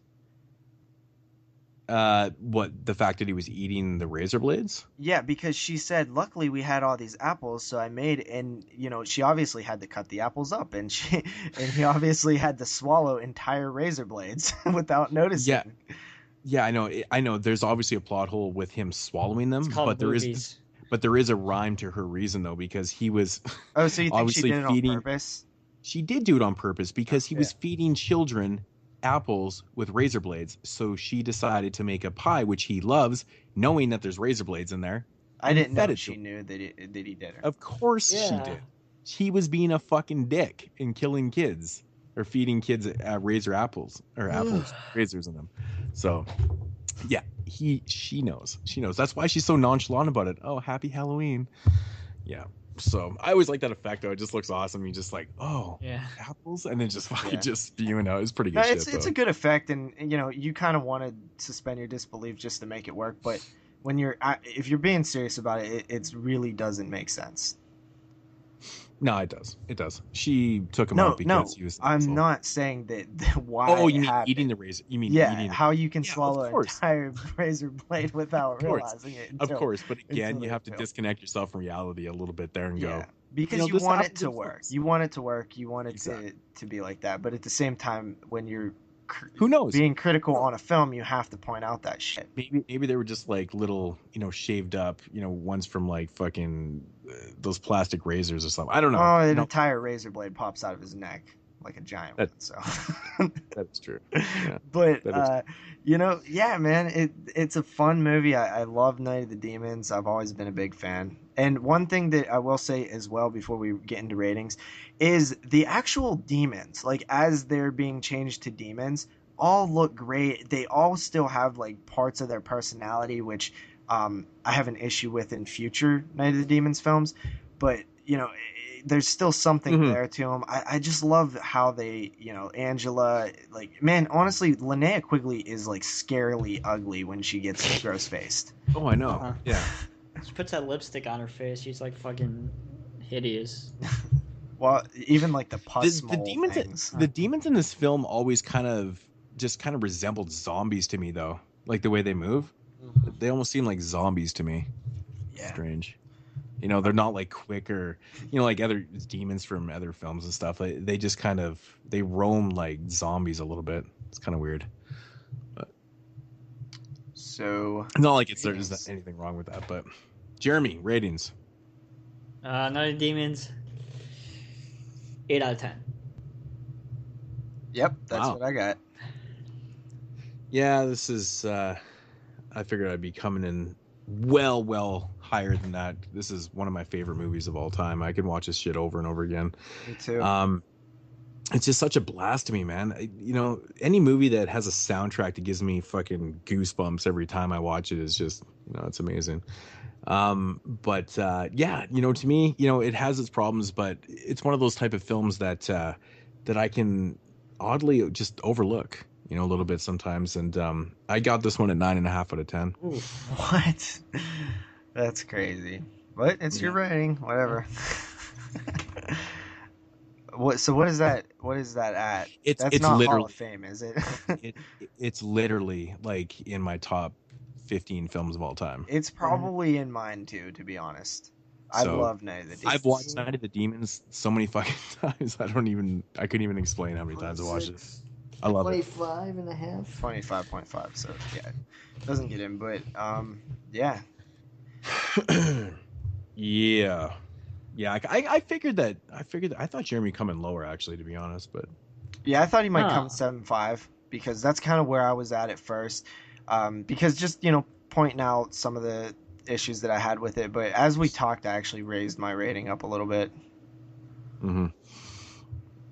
All right, so moving 6 years into the future, 1988 to 1994. So now we're in the middle of the 90s when horror films were not doing so well. They didn't really make a lot of these, did they? Yeah, but this movie's fucking... Oh. All right, so Night of the Demons Part 2, directed by Brian... Leprechaun 4 guy. Smith? I don't know. He directed Leprechaun 4? Holy shit. Oh, this is the guy that did Leprechaun 4? Okay. Yeah. That's where the name is recognizable. Okay. He did Leprechaun 3 too, which is also Yeah. which he did the best Leprechaun and the worst Leprechaun. That's really funny. That is funny. All Being right. bandits. So, the storyline. Angela, the universe's most unpleasant party crasher, returns. Angela's sister, Mouse, is taken by her bullying Catholic school classmates to a party at Angela's favorite haunt. And before long, everybody's turned into demons, and only a butt-kicking nun wields her ruler like a mighty sword of steel can save the day. Wow. Ratings. Awesome effects, ratings. Let's move on.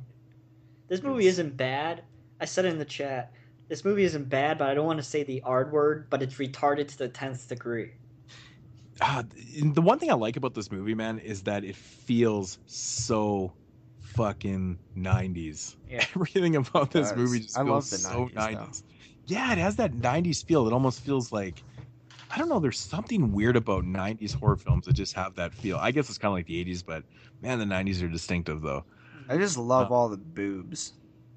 Yeah, this one I wanted has to see the blonde boobs though. this movie has the hottest cast. Yeah, I mean, that really, blonde chicks was that smoking. the blonde. Yeah, I like Christine the Taylor. fucking main. Christine Taylor is married to Ben Stiller, Nuh-uh. or she wasn't she? Yeah. I like the main fucking bad girl, not Angela, the other one. yeah, she's okay. The what's her name? Bitch. Yeah, she's fucking awesome, man. She's so hot. Yeah. Oh. Yeah, I'm trying to remember what her name is, but yeah, she was.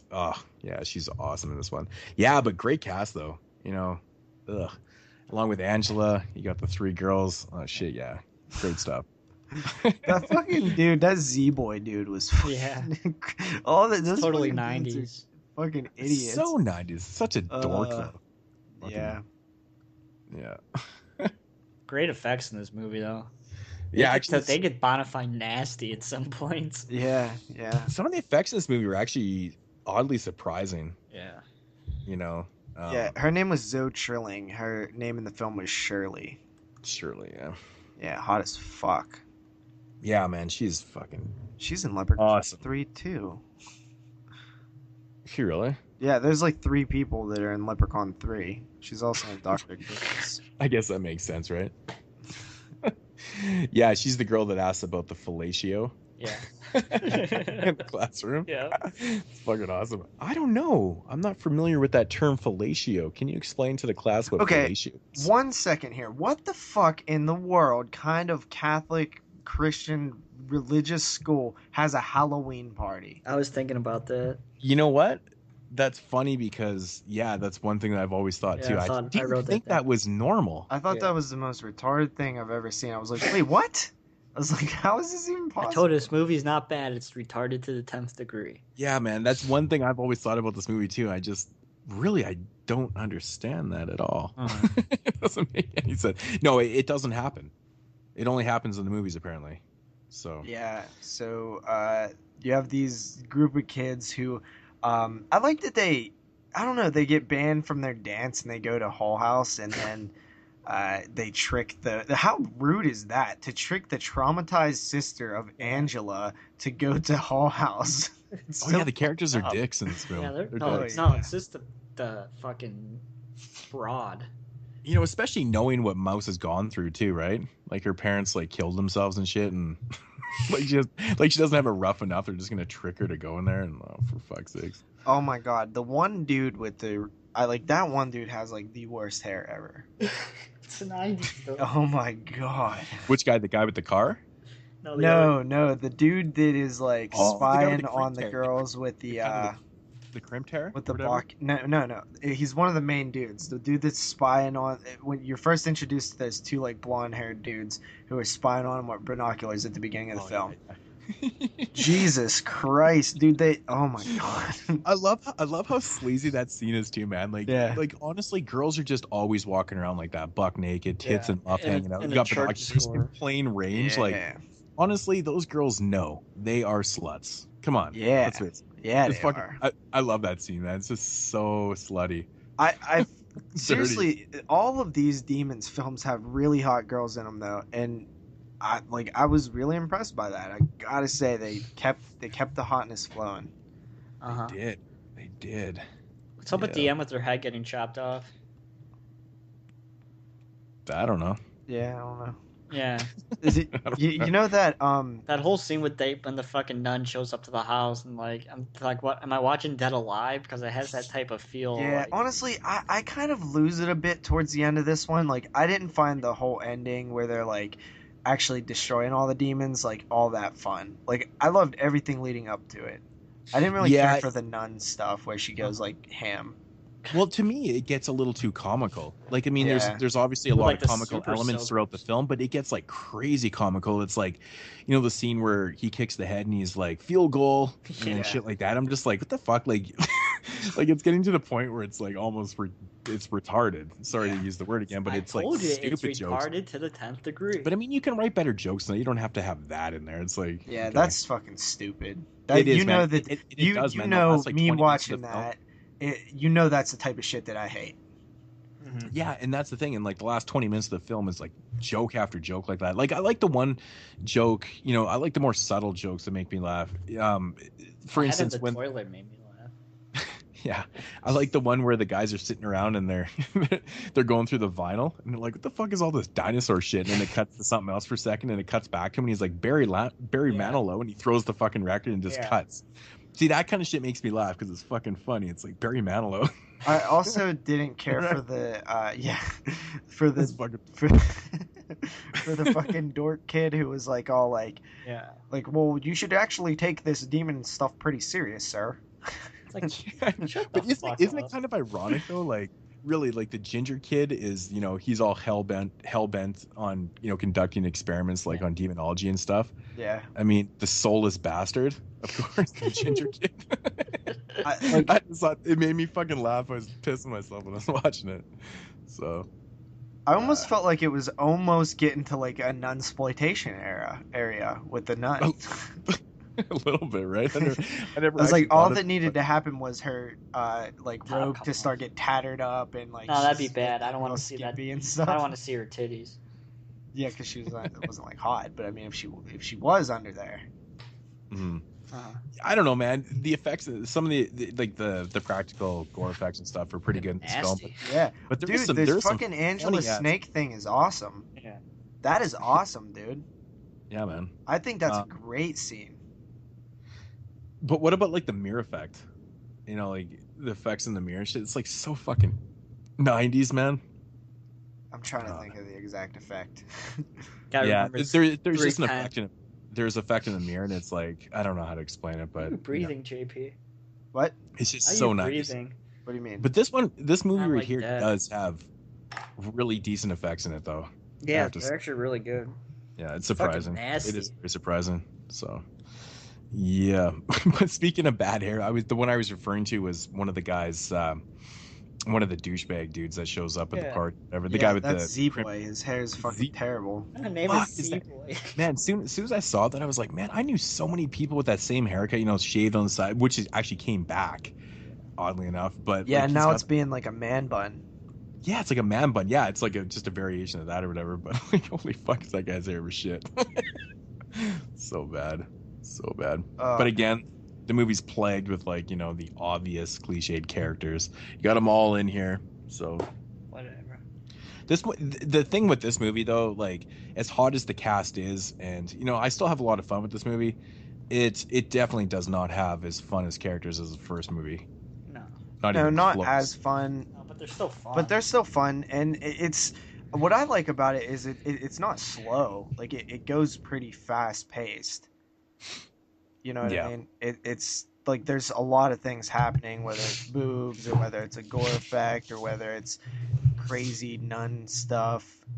You know, I wasn't crazy about the end portion of the film, but for the most part, I mean, I was actually genuinely surprised at like the first like 20 minutes where I was like, you know what, I'm digging this. I'm down. I'm down for the ride, and I wasn't expecting to. Ratings. Ratings. I do like the idea that they brought into this film where, you know, the demon, if you like, you know, with the lipstick. Mm-hmm. It's a How little does it work? contrived. How does it cross the river? It's a little contrived. The idea is that you're bringing something that was possessed out of the house. Yeah, but it crosses the river. No, I know, but it's being brought by a human, though. I think that's what they're getting at. Yeah, right? it's not. They The can't do demons themselves. can't cross the river. They need someone else to actually bring them across. Hence, being formed into lipstick and stuff. So the girl grabs it and brings it across. You know, it's a simple idea, but it works though. Well, the only point of it is to get, you know, the demons out into like a bigger location. Yeah. Like that. Well, exactly. That's really the point. So if you just that's exactly what the point is. But I do like the idea of it. It's just simple. It's just like, okay, the human has to bring this car across, and let's just have it in the form of lipstick. It makes sense. So yeah, it's a callback I like to the first film. I like that they try to keep some sort of continuity. Yep. And fucking Angela is. I'm really surprised that she played all three.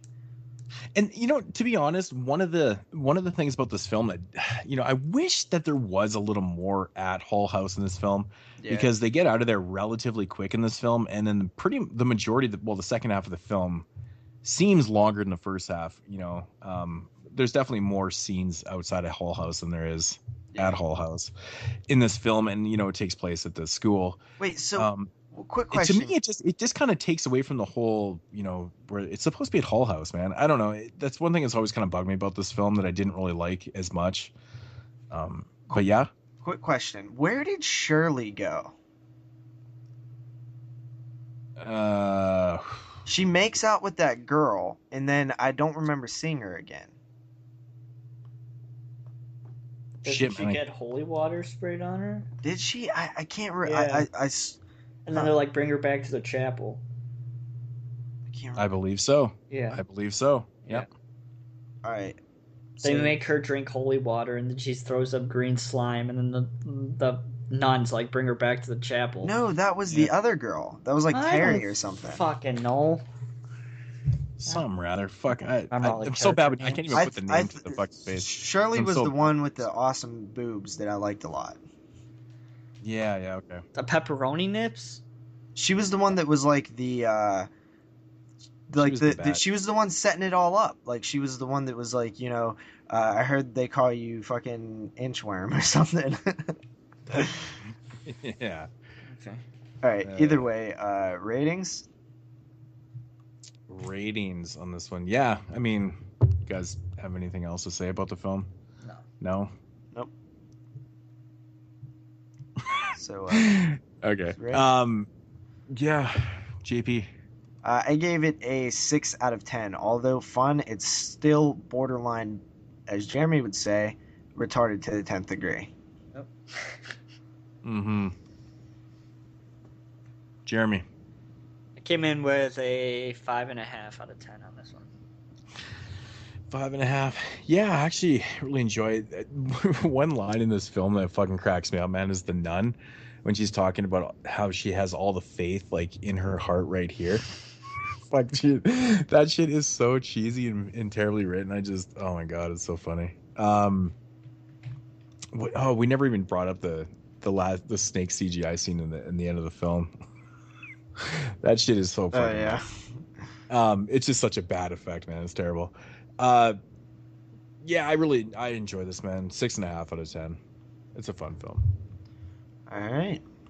So, moving on to Night of the Demons 3 from 1997. 1997, another very strange year in horror. This one written by Kevin Tenney. Yeah, I know, man. Yeah. By Kevin Tenney. This is crazy. Directed by a guy who did a lot of TV, and that's it.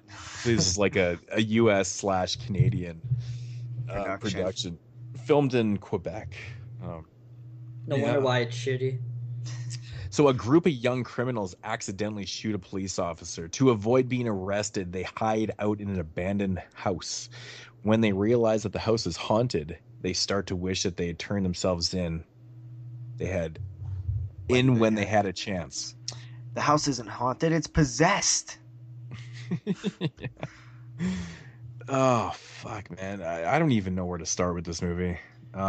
Well, first of all, I honestly was into this one for a good portion of Really? the early scenes. Yeah, I was down, and I just thought it was ridiculous. It was almost like Maniac Cop ridiculousness when they go in and start like shooting up, have a shootout with the police. I'm like, Jesus Christ, what is wrong? Doesn't with these feel like kids? a night of the No, demons. but that's what I hate about that scene, though. Okay, these people, they're going to this, they're going to party or whatever, and then they stop off, and the guy at the store pulls a gun. Buddy grabs it.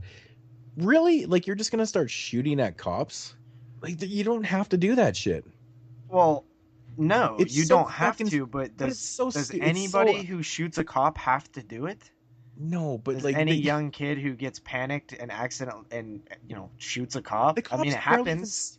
but the cops didn't even see it. All you had to do, like, really, I mean, Panicked. Buddy pulled the gun on them, right? I just always found that scene so fucking stupid Yeah, in this but film. then he because- had the gun. He had the gun Yeah, pointing it at the guy. exactly. Why didn't you just go, fuck, And here's what your does fucking that gun? look like when cops walk in? It looks like a robbery. And what do you think But the the- guy's gonna say? The cops didn't see him with the gun until he Yeah. fucking basically turned around What's and he said, gonna hey. do? What's he gonna do with it? Just The throw cops it on, walk throw in, it away? they're minding their own business. The cops they walk in, they're minding their own business. Why didn't he just say, here's your fucking gun?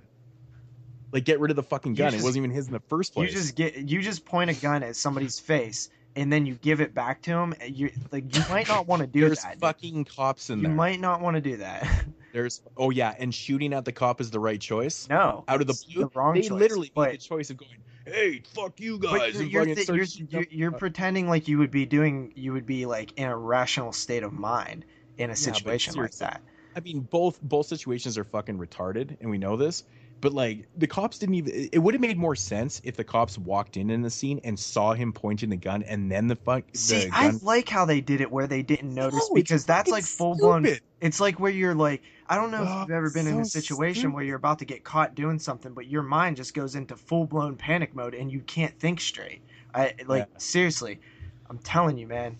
If you ever have a serious situation with like the cops like that, you can't think straight, dude. Everybody says like, oh, I do this, I do that. I'll probably never be in like armed robbery situations, so I don't really have to worry about that too Yeah, much. but you can't pretend like you would know what to do in that situation then. But seriously, like, I mean, you can. It's just bad choices, man. Just stupid. Totally bad choices. You It's don't so shoot a fucking cop stupid. at all. That's a They're terrible so choice. stupid. But people Like I said, do like- it though. That's why I'm not. That's I why I know. don't think it's that. Yeah, of course it's stupid, but the people that do that in real life, It's just the thing. Like I said, the thing that gets me is that they don't even see him at first, and he makes the effort of turning around and bringing it to their attention that, hey, motherfuckers, I've got a gun. You can't do anything because what he was thinking was like, I'm not going to give the gun back to the guy where I just had it pointed in his face because then he might shoot me. Knowing in the face. me, I don't would've want to die.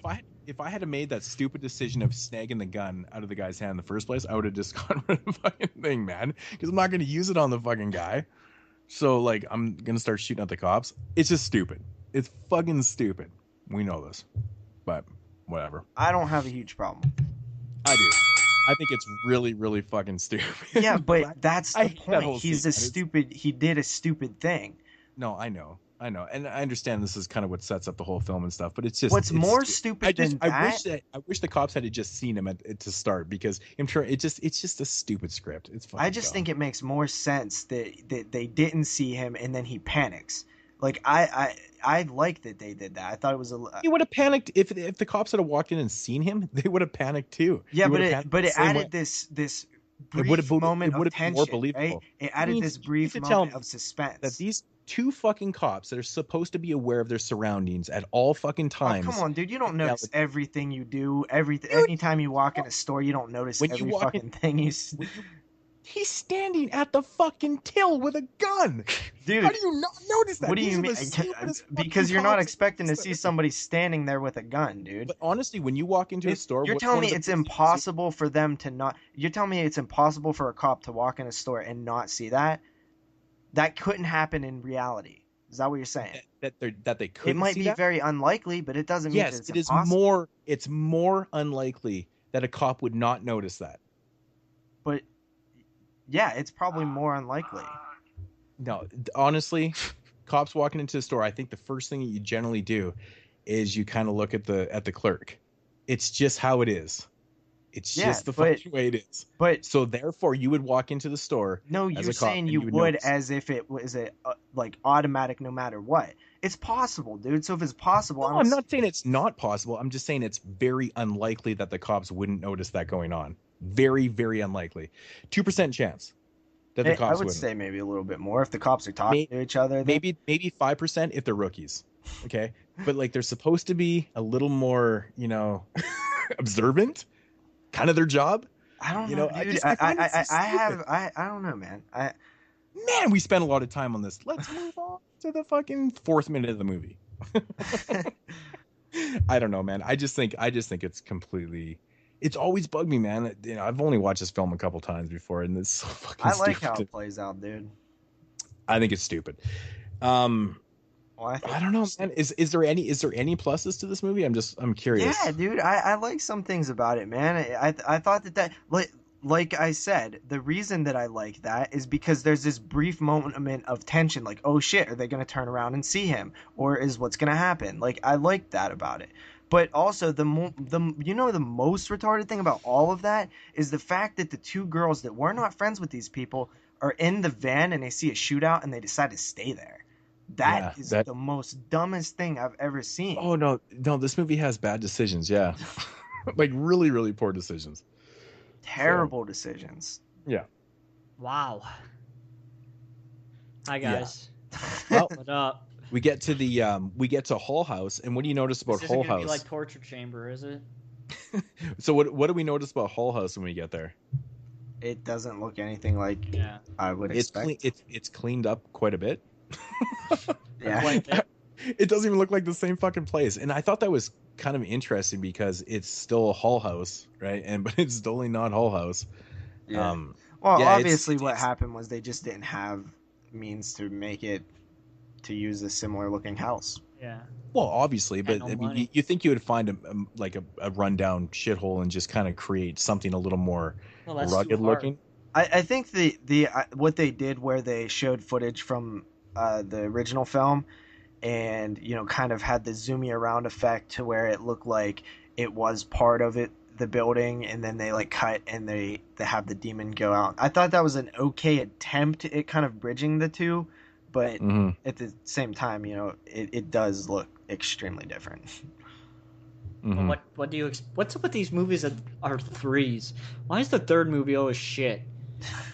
Fucking Warlock 3 and Leprechaun 3 is the best one in the franchise. Night of Demons 3 and not all. It doesn't apply to everything. Final Destination 3. There is a lot of good. 4 is worse. But I guess so. Yeah, part 3 is not as bad as part 4. But Jeremy actually kind of nailed it, because this one does remind you of like the quality of Warlock 3, where it's just so much of a step down. Yeah, it's exactly like that, and I agree with that. Yeah. It looks like crap. Yeah, this movie is shot really bad. Like, it just, I don't know. It just does not look good at all. It takes away. You know me with crap. I zone out. I can't watch it. Mm-hmm.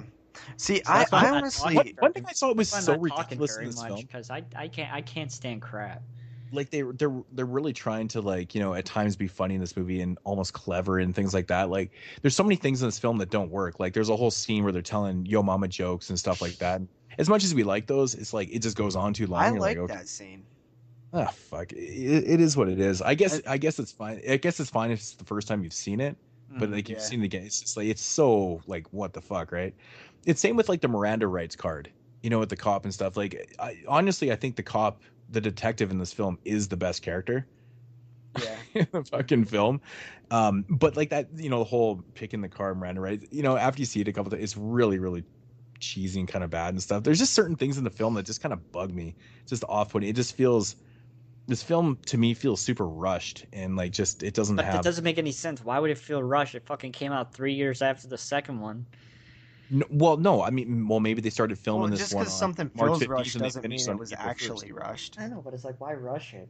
Well, he's not saying that it was rushed. He's saying it felt rushed. No, it feels like they went into production and they just kind of ripped through this film. Like, they just first draft of the script, and that's what I'm saying about the jokes and stuff. They just kind of rolled with everything. That's how I feel about it. It just kind of feels if you tweak things, even if the film isn't shot the greatest, kind of fix the script up a little bit. This one is just all around just feels so amateur to me. You guys get that at all? No, Like it definitely feels like a much more amateur effort, but I still think that there are a lot of things that I liked about the other two films that are in this one as well. And I know that this one is a big step down and stuff, but there are like these little like quirky like moments where I'm like, oh, that's what I liked about the first two. It's case in point, the early scene where the sister or the fucking girl is in the bedroom and she's getting naked and her friend comes in and gets naked and the kid's there. Like that's the type of stuff that I like. There's fellatio again. And I like that Angela feels more of like the primary thing going on in this one a little bit more too. Than in the previous film. She's starting to look older in this one. Well, fuck, dude. I mean, it's fucking like, almost like 10 years later. Yeah, it's like 10 years later, right? So, yeah, you could tell she'd gained a little bit of weight, but she was still like, honestly, she's sexy in like all the films. Have you seen like, her now? That part. Yeah, well, she's blonde and has different. like nice boobs still. They look bigger. Yeah.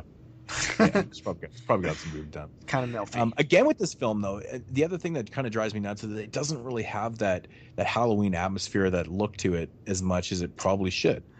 You know, it's a film based on Halloween, and it's like, where the fuck is the look? Where's the Halloween shit? Yeah, this one is totally fucking 90s though, man. Like 90s as fuck. Like the haircuts, dude. Like that Seth Green style haircut with the Japan driver. Another thing about this film is the soundtrack, man. It's fucking weird, isn't it? Yeah, I like the soundtrack. I think the soundtrack it's definitely the oddest soundtrack in the. I find the soundtrack in the first film fits so well. The second one, it works. This one just feels funny to me. It just kind of feels like it was kind of, okay, this is the music that we have, and we're just going to use it. I don't know. It feels funny to me.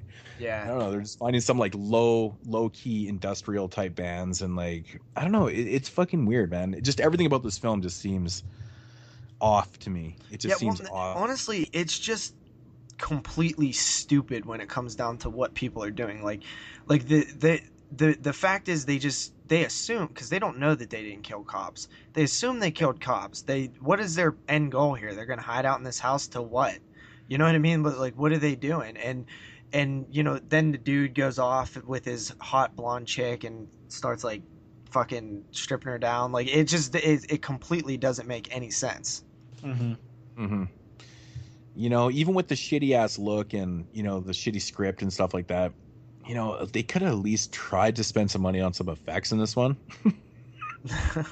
So this is like, yeah, but if they fucking bail out on everything else, that 90s fucking CG type, that type of shit that they got going on there, I guess it's probably cheaper and doing practical. I don't know. I don't really know, man.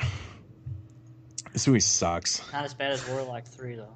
No, it's not. I actually don't mind this movie that much. I was entertained by it pretty much all the way through. Yeah, this one drives me nuts, man. I don't know what it is about this movie. It's never something that I would want to watch ever again. So maybe that's part of it, kind of Silent Night, Deadly Night style. Ratings? Yeah. Yeah, I've never been a fan of this movie. I've never liked it, and I still don't. I was really hoping that maybe I get something else out of this one this time around, but no, it just didn't happen for me. I personally think this movie is just pure shit. 3 out of 10. 3. Yeah. Me personally, I had a lot of fun with this one. It's a bad movie for sure. And this is where we always talk about, well, what is the entertainment value? To me, a bad movie is still a bad movie and deserves a bad rating.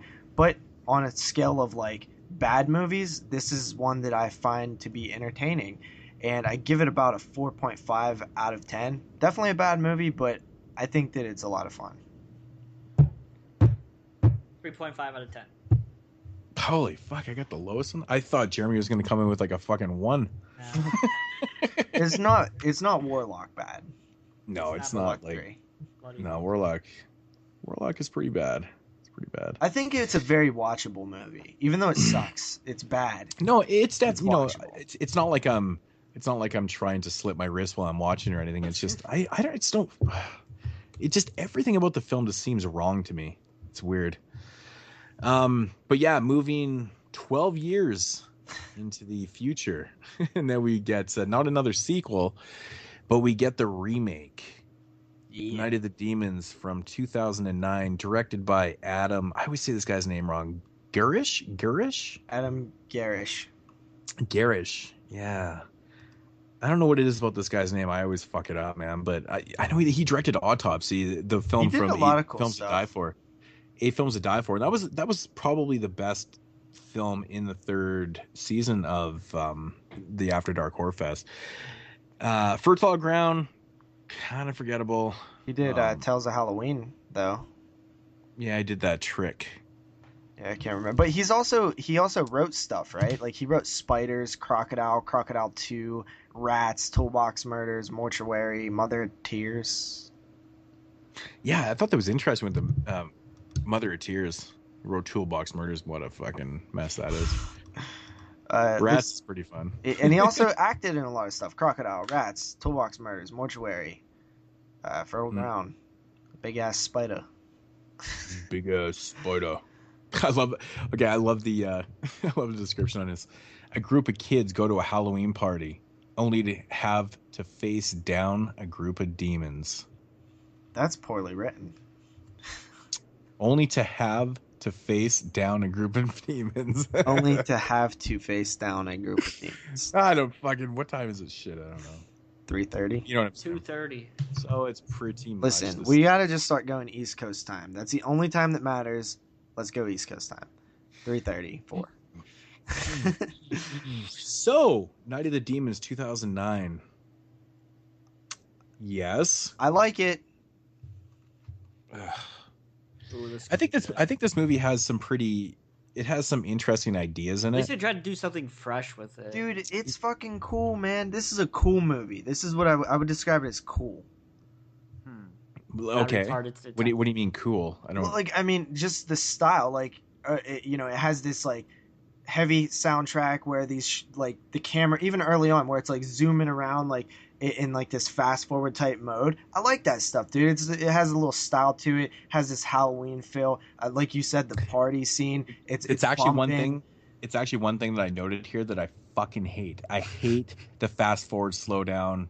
That's like what Trick or Treat. Characters. I think Trick or Treat did shit like that though. No, but this one's done shit because I understand. Like, I don't know. I just don't like the way it's done. Like, it kind of introduces like all these certain characters just like that, and that's kind of like introduction. And I'm just like, okay, it's done well, but it's done too much. It's not done that often.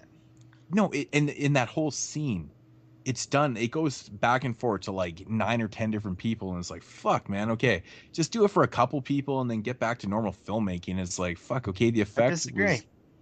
I hate it. I fucking hate it. I can't stand that type of filmmaking. Why? It's because I don't like that style. I don't like that, or it seems over stylized to me. I think it's shitty. It looks bad, and it's fucking shitty to me, man. Blair Witch Project 2 does that, and I like it. Yeah, but I didn't say it doesn't work in other films. I think they did it too much in that scene. You know, it goes on for like, it seems like 2-3 minutes. That's a long time when it's just fast forwarding and slowing down and fucking taking a shot and rip over here. And it's like, okay, I get it. Titties bouncing in slow-mo. Okay, I get it. I get the style, man. Fuck. Enough is enough. One thing I do like about this film, though, in the beginning, like they do show, you know, they give you some backstory to what they're doing in this film. I like that. That silent film? Yeah, man. Take it back to like that 85. at all. Oh man, this is interesting. Oh, we got a devil's advocate. I know. I swear to God, I'm not playing devil's advocate. I'm being serious. I didn't like it. It looked modern. It looked like it was something modern trying to be old. But it's supposed to be old, right? So it just looks bad. The look of it. I said I liked the fact that they did a backstory. Yeah, and they showed it. I didn't. Really I didn't say I necessarily like the look of it. I mean, it's a very cheesy effect that you can easily do on fucking iMovie. It's pretty easy, but I just like the fact that they actually did show you, and then and I liked how they incorporated the ideas and like what the 7 demons and the story was a little bit deeper than in the original film. Yeah, and I like the story, and I like how it just kind of progresses, and with the 7 demons and what happens in the original story, and I meant the original story in the remake, kind of thing. And I like that whole aspect of it. I think that's all really cool. I think it does. It gives a little more depth to the, Night of the Demons. Right. Yeah. I just like how, it to me, it feels like Trick or Treat. Like this, it has like this similar feel to me. How do you connect Trick or Treat to this? Just this, I don't know. Like the way the character. Oh okay, look. God, you cannot say that Night of the Demons and Trick or Treat they're so not the same at all. Well, what do you mean by that? Well, let me tell you what I actually mean. Like, okay, you have these like the two hot boob chicks with the cat faces and stuff. Those reminded me of the Anna Paquin sisters in Trick or Treat, and that whole just like the way they're talking. It reminded me of exactly like that, and I just felt like that does party. Remind you of them. You have to remember this movie came out 3 years after that one, so they probably just taken that idea and just rolling with it. So no, it's just, even less marks. It's not like they copy, because there's nothing to copy there. I'm just saying like that's I kind of it's something that that's been style done of characters they're just stupid the hot girls. pussycat sluts. Yeah, I honestly don't like. I have very like the only problems I have with this film is when I'm directly comparing it to the original. Like you can compare it to the original though. Well, no, there's blatant shout-outs in this but... film with certain scenes, of course, with the Angela dancing scene and the boob scene, the lipstick scene, and there's actually a lot of new material in this one. They do those obviously blatant shout-outs to the original film, which I think, and I'm not just saying it, but I think both the scenes are actually really shitty. The Angela dancing scene in this one. I like the Angela dancing scene, except when they start floating. It looks so bad. It looks so bad, and then the effect at times when she rips off the chick with the big tits face. I like when her face hits the ground, but there is a moment in there of like CG, and it's just like, what the fuck? And then it goes practical, CG practical, like super fast, and like if you watch it again, you're like, oh, what the fuck, man? It's like this really weird effect that they did, but. It has its moments, but do you think this film did good or no? I think the original scene with Angela is just so much more effective. I think the original Angela, her name always escapes me, but her dance sequence and just the way she's dancing is way more seductive. I think it's more rhythm. I think the music is better. She was an actual ballet dancer. Yeah, and that's the thing, and it shows, man, because it's just so much better. It's choreographed so much better. And this one, you can tell Elizabeth Shannon is not a dancer. And it shows because they don't even show her dancing really. It cuts into, her with the girl, the big tit girl, I always big tits or whatever, and then she fucks her up. And that's fine. That's fine. But the whole scene, I understand the nod, it just doesn't work as well. Same with the lipstick scene, in my opinion. I feel it's just thrown in there. Like the girl, she's sitting up there and all of a sudden she's like putting her fucking lipstick in her tit. But I did like the how they took it one step further. How the lipstick goes in the boob and comes out the pussy. See, I actually didn't awesome. like anything that with pussies gets Moodz excited. Oh fuck yeah, that shit was awesome, dude. I don't know, man. I just was like, man, I was rubbing my balls a little bit there, man. That's pretty funny, man. Come on, like lipstick in the boob coming out the vag. I don't know. Like I found Monica Keaton to be a very likable character. I thought she was pretty cool. Edward Furlong is just like Edward Furlonging it, and I kind of like that a little bit. I love Edward Furlong in everything. He honestly, I've had a crush on Edward Furlong since Terminator 2. Have you seen the fucking? He's relatively the exact same. Back again with Eddie Furlong, the one that was released by Image. Which one? What's the name of it? The Afflicted. One sec. I think it's The Afflicted. I don't know. He plays in a lot. Aftermath. No, I don't think I've seen that. But I want to bring up. No, go ahead. Yeah, I don't know, man. I kind of like his character, man. He's kind of like the scummy drug dealer, but yeah, but he looks so out of place. Where you're like, why would this girl ever be with this guy? And then you're like, oh yeah, they date in real life. Really? Yeah, Monica Keaton and Edward Furlong were like in a relationship for a while. They might still be. Yeah, that's crazy. They're both drug addicts. That's funny. Really? Yeah. Fuck, I don't know any of that shit, man. I don't follow real life stuff, but one thing that really kind of tickled my pickle in this one was the girl that was the door girl, Tiffany Shepis. Come on, was that her? It's Tiffany Shepis, man. She's the one that's cool. Fucking charging a mission, man. I was like, fuck. How about the Linnea Quigley cameo, right? Yeah. You didn't like that? It's okay. Oh, it's okay. Come on. It's awesome, dude. It's fucking funny too. She's all old and shit. I want to question this. You guys definitely was old, yeah. no, it's good. It's good. Okay, I can't remember, but what was the name of the house in this? It was not Hull House. Ion, hello. What, Jeremy? What? I've been trying to say something for like 20 minutes now, but I keep getting Stop tapping on your mic. It's like, fucking let me talk. Talk. No, then just talk. I have been talking for like 20 minutes. And speak with authority and quit being a little pussy. Yeah, man, you're sitting back in your seat with your fucking pants around your ankles. Come on, talk. I wanted to say, do you think this movie was successful? And maybe that's not, we haven't seen a sequel. And do you think we'll see? I don't think it did very well. I think it did like very average. Probably made its money back. I'm probably thinking it didn't make money because I did look into it briefly, and this movie cost $10 million to make. The fuck? And that's what I said. I went, what the fuck? And then I realized they hired a lot of fucking actors that, get paid. So they've spent a lot of budget on this movie. According to the box office, it was $64,000 in box office. Yeah, so that's probably the reason why there's no sequel. But yeah, I think they spent a lot of money on Shannon Elizabeth. Definitely cost probably the most on there. Exactly. And Edward Furlong. I mean, I'm sure he's probably cheaper to get, but yeah, he's probably Corey Feldman cheap. Corey Feldman cheap. But I mean, to hire all those boobs in there too, Yeah, dude, that one chick's boob, seriously with those boobs. I looked up that chick, man. She's actually played in a few horror films or whatever. Laid to Rest. She was in Laid to Rest. Yeah, she produces like a lot of movies and shit too. She's like a fucking producer. I was like, what the fuck? So yeah, that's pretty interesting. Yeah. I don't know. So you apparently you like this movie a little more than me. So what exactly? What about you, Jeremy? Jeremy, like, what are your thoughts on this one compared to the first one?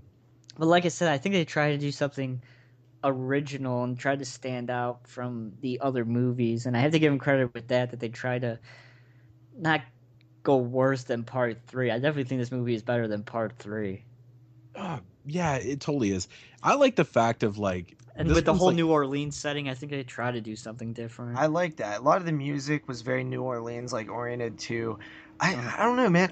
To me personally, I'm just like, unless you're directly comparing it to the original, like I don't see how this movie is. You bad. Can't compare it to the original. You can or can't? What are you saying? You can't. Can't spell it. CANT. That's what I'm saying. I'm saying unless it has nothing really to do with the first one, but the name. There's scenes. You can compare scenes. No, Jeremy. No, this one actually is trying to be itself. Yeah. Yeah, but and still pay homage to the original. Exactly. But I'm going with that point, Jeremy. I'm saying like I don't think you can really say that this one's that bad unless you were comparing it directly to the original. In which case, of course, it doesn't stand up to the scenes that you. No, I don't think so. I don't think so. I think this movie has a lot of stupid things in it too. Like, the one thing about this movie that I always thought was so fucking weird is the fact that, like, when they go into the house. Okay, so Shannon Elizabeth's character Angela, of course, rents out this place, and the house is really done up. For her just renting out the place to have a party.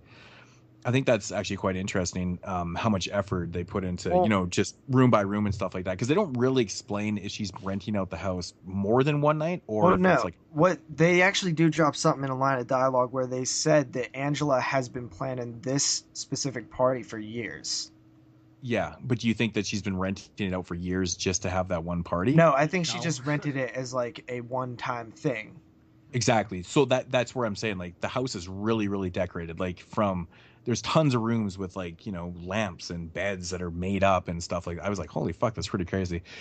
But the one thing about the movie that really kind of bugged me was the simple fact that I understand that the basement was boarded up and stuff, but this place was apparently abandoned for like a long time, and it's obviously there. People know the house is there.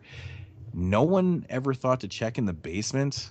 Well, and no. there's just random bodies sitting down there. The bodies were in a blocked off section that they only found because Edward Furlong was looking for his drugs, and the wall. They should be right by the wall, and it's like, well, what the hell? They would be right here, but there's a wall here. I know it just seems a little strange though. Yeah, but that's no stranger than like anything that happens in any horror movie, right? I don't know. That whole scene just seems weird to me. I don't know. It just seems so. I mean, I guess I know what you're saying though, but to me, it doesn't fly too well for me. But I mean, you just also have to look down, at it. Like the bodies are part of the demon thing too, though, because they're totally. they're disappearing and stuff. Like, yeah. So it is part of the demon's control. So maybe the bodies weren't there when normal folk come looking around. Yeah, I guess you'd have to kind of disconnect yourself a little bit from that too, right? I don't know, man. I mean, no more than you would. I don't know. Like, to me, it's like demons fucking running around the wall. I think the gate locks itself. Like, I think it's no different than the gate locking itself, really, right? Yeah, but I think all those things happen after, Angela's bit, and that's how she gets turned, right? So how does she get bit in the first place, right? It has something's going on there. How did the mirror thing happen upstairs, right? Mm-hmm. So there's obviously demon activity before she gets bit. That's just what sets the bodies, the demons to take the bodies in motion. That's their first one that they got. But then again, it's like a huge plot hole though too, because I mean, if there's already demon activity in there and they're able to do some shit and what not, I mean, there's a fucking fuckload of people in the house beforehand. Why don't they start screwing with people then? Well, I mean, the same reason that why don't they open the doors in the original instead of they open some doors and then they can't get in other doors. True. But I mean, I think with having like 400 fucking people in a house, you think it'd just be such an easy target just to, go after them. Well, maybe it has to do something if they're able to do things like that. Well, maybe it has to do with something to being exact. Like there has to be, because they did say in the story that she had to invite 7 people over. So maybe it had to be exactly at that number. Yeah, I thought about that too, but it didn't make any sense. Well, it does make sense because they said nobody could, you couldn't be left over or whatever, right? Because the last person alive or whatever, they said something along the lines of that. The reason why she was able to get away or whatever. Wait, what? So if there was enough people to escape, they said something like that. Yeah, I know exactly what you're saying. But I don't think I don't know. I don't think it has anything to do with having more people there. I think having them write them. Well, maybe they did. Those ritualistic things are very specific, man. Ask Ash. I guess so, right? But getting back to the whole possessing 7 people in one night, and I did like that whole thing. I thought the introduction of the rusty irons. What did you guys think of that? I actually kind of like that a little bit. Rusty iron can defeat the demons because the demons are made up of elements like iron. They get kind of into it like a lot, and I was like, holy shit! Like I said, they tried to do something different. Yeah, I thought that the guy probably just wanted to stand out from the original, do something a little different, but still the same. Keep like characters like Angela around. And but like I said, it must not have been successful. No, it definitely wasn't in terms of. I like that money. Though because it gave him a weapon to use, right? It actually gave him a weapon in the house to use. Just find something rusty. That's the thing that'll defeat these demons. I like that idea. I also like what they did at the end, where they was like kind of fucking with your mind a little bit. I thought that it was a little over obvious, but I like the idea. Mm-hmm. Where daylight and stuff like that, and I honestly when all the hands started coming through the room, I thought that was so fucking cool, dude. Yeah, it was okay. What didn't you like about it? I don't know, man. It's okay. I think you'd want to hate this movie. No, I really don't find it that. I just didn't find it that exciting. I do kind of like the idea of the demons. What do you mean? I've said a lot of things I liked about the film. Have I not? Yeah. I've said a lot of things that I've liked about the film. Yeah, but we do that even with movies we fucking hate. but I've been talking about a lot of things I like about this film. Okay. Point taken. I like the idea of, you know, the demons being able to. I mean, that whole scene seems a little out in left field, where they can all of a sudden just trick them, because the way I see it though is that, like, okay, the sun's coming up and all of a sudden, you know, these people just kind of, it seems like they lose track of time so much to the fact it's like, oh, look what time it is. But they do that in all the films. I know, but this one just seems, it, the way it's executed just seems I so don't know, part poorly. 2, it's like fucking. This one just seems so poorly, where the demons, you know, faked the light and stuff, and, you know, totally tricked them. But why and stuff. can't they? No, I feel, I'm not saying they can't. I'm saying that the people seem to lose track of time so easy all of a sudden. So, like, they notice that the sun's coming up and it's like, oh, bang, you know, it's all good. And that's literally the way it's edited, though. And they're like, oh, okay, it's all good, and let's go. Let's go. It's like, what the fuck, man? It's like, did you not realize it was like 30 seconds later? I don't know. I didn't really get that vibe. Really? Are you fucking kidding me? No, dude. I felt I didn't have an issue with like any of that. Oh, well, I do. I think it's stupid. I think it's awesome. No, I think it's terrible editing. Actually, it goes from like terrible editing. Yeah, I think it is. I think that's like the intentional thing though, where it's just like, holy shit. Where I did say that it was over obvious, but I just felt like that's it's like, because they're in the room and they're like, hey, all we got to do is wait this out, and then all of a sudden it's like bang, it's like instant. It's like, what the fuck just happened to the time? Right? Like they I mean, people know the difference between 5 minutes and an hour. Even if you don't have a clock, fucking know the difference. You're dealing with like demons and fucking the devil and stuff. Yeah, but still, like things are. But things are playing with your though. mind. You also know that when you look in a mirror, that it's your reflection, not a demon. But when something is like fucking with you, you don't know. Yeah, but still. But still, though, I mean, if you really think about it, if you're being honest, shit's playing with your mind all night. You don't know what's going on. Fuck, dude. You like, seriously. I don't think that it's that big of a stretch. Yeah, maybe it's not to you, but I mean, just the way it goes down in the film, I think it's just complete horseshit. I'm not gonna lie, I hate that scene, man. It's all of a sudden just like bang, you know. I don't know. There's nothing there to kind of bridge the gap between, you know, what they were doing 30 seconds ago and right now. It's like, I understand the mind fuck element of it, but there's nothing gapping that though. It's just like, it's just into that moment right there. It seems silly to me, but you know, it's the way it is. I think the demons look shitty in this film too, to be honest. I hate the way they look in this film. You like the way they look? I think they look alright. I don't love the way they look. I think some of them look better than others. I don't like that they lose their personality a lot of the time. When you're watching them, they just seem like a, you know, red shirt type monster, which is this random monster. Mm-hmm.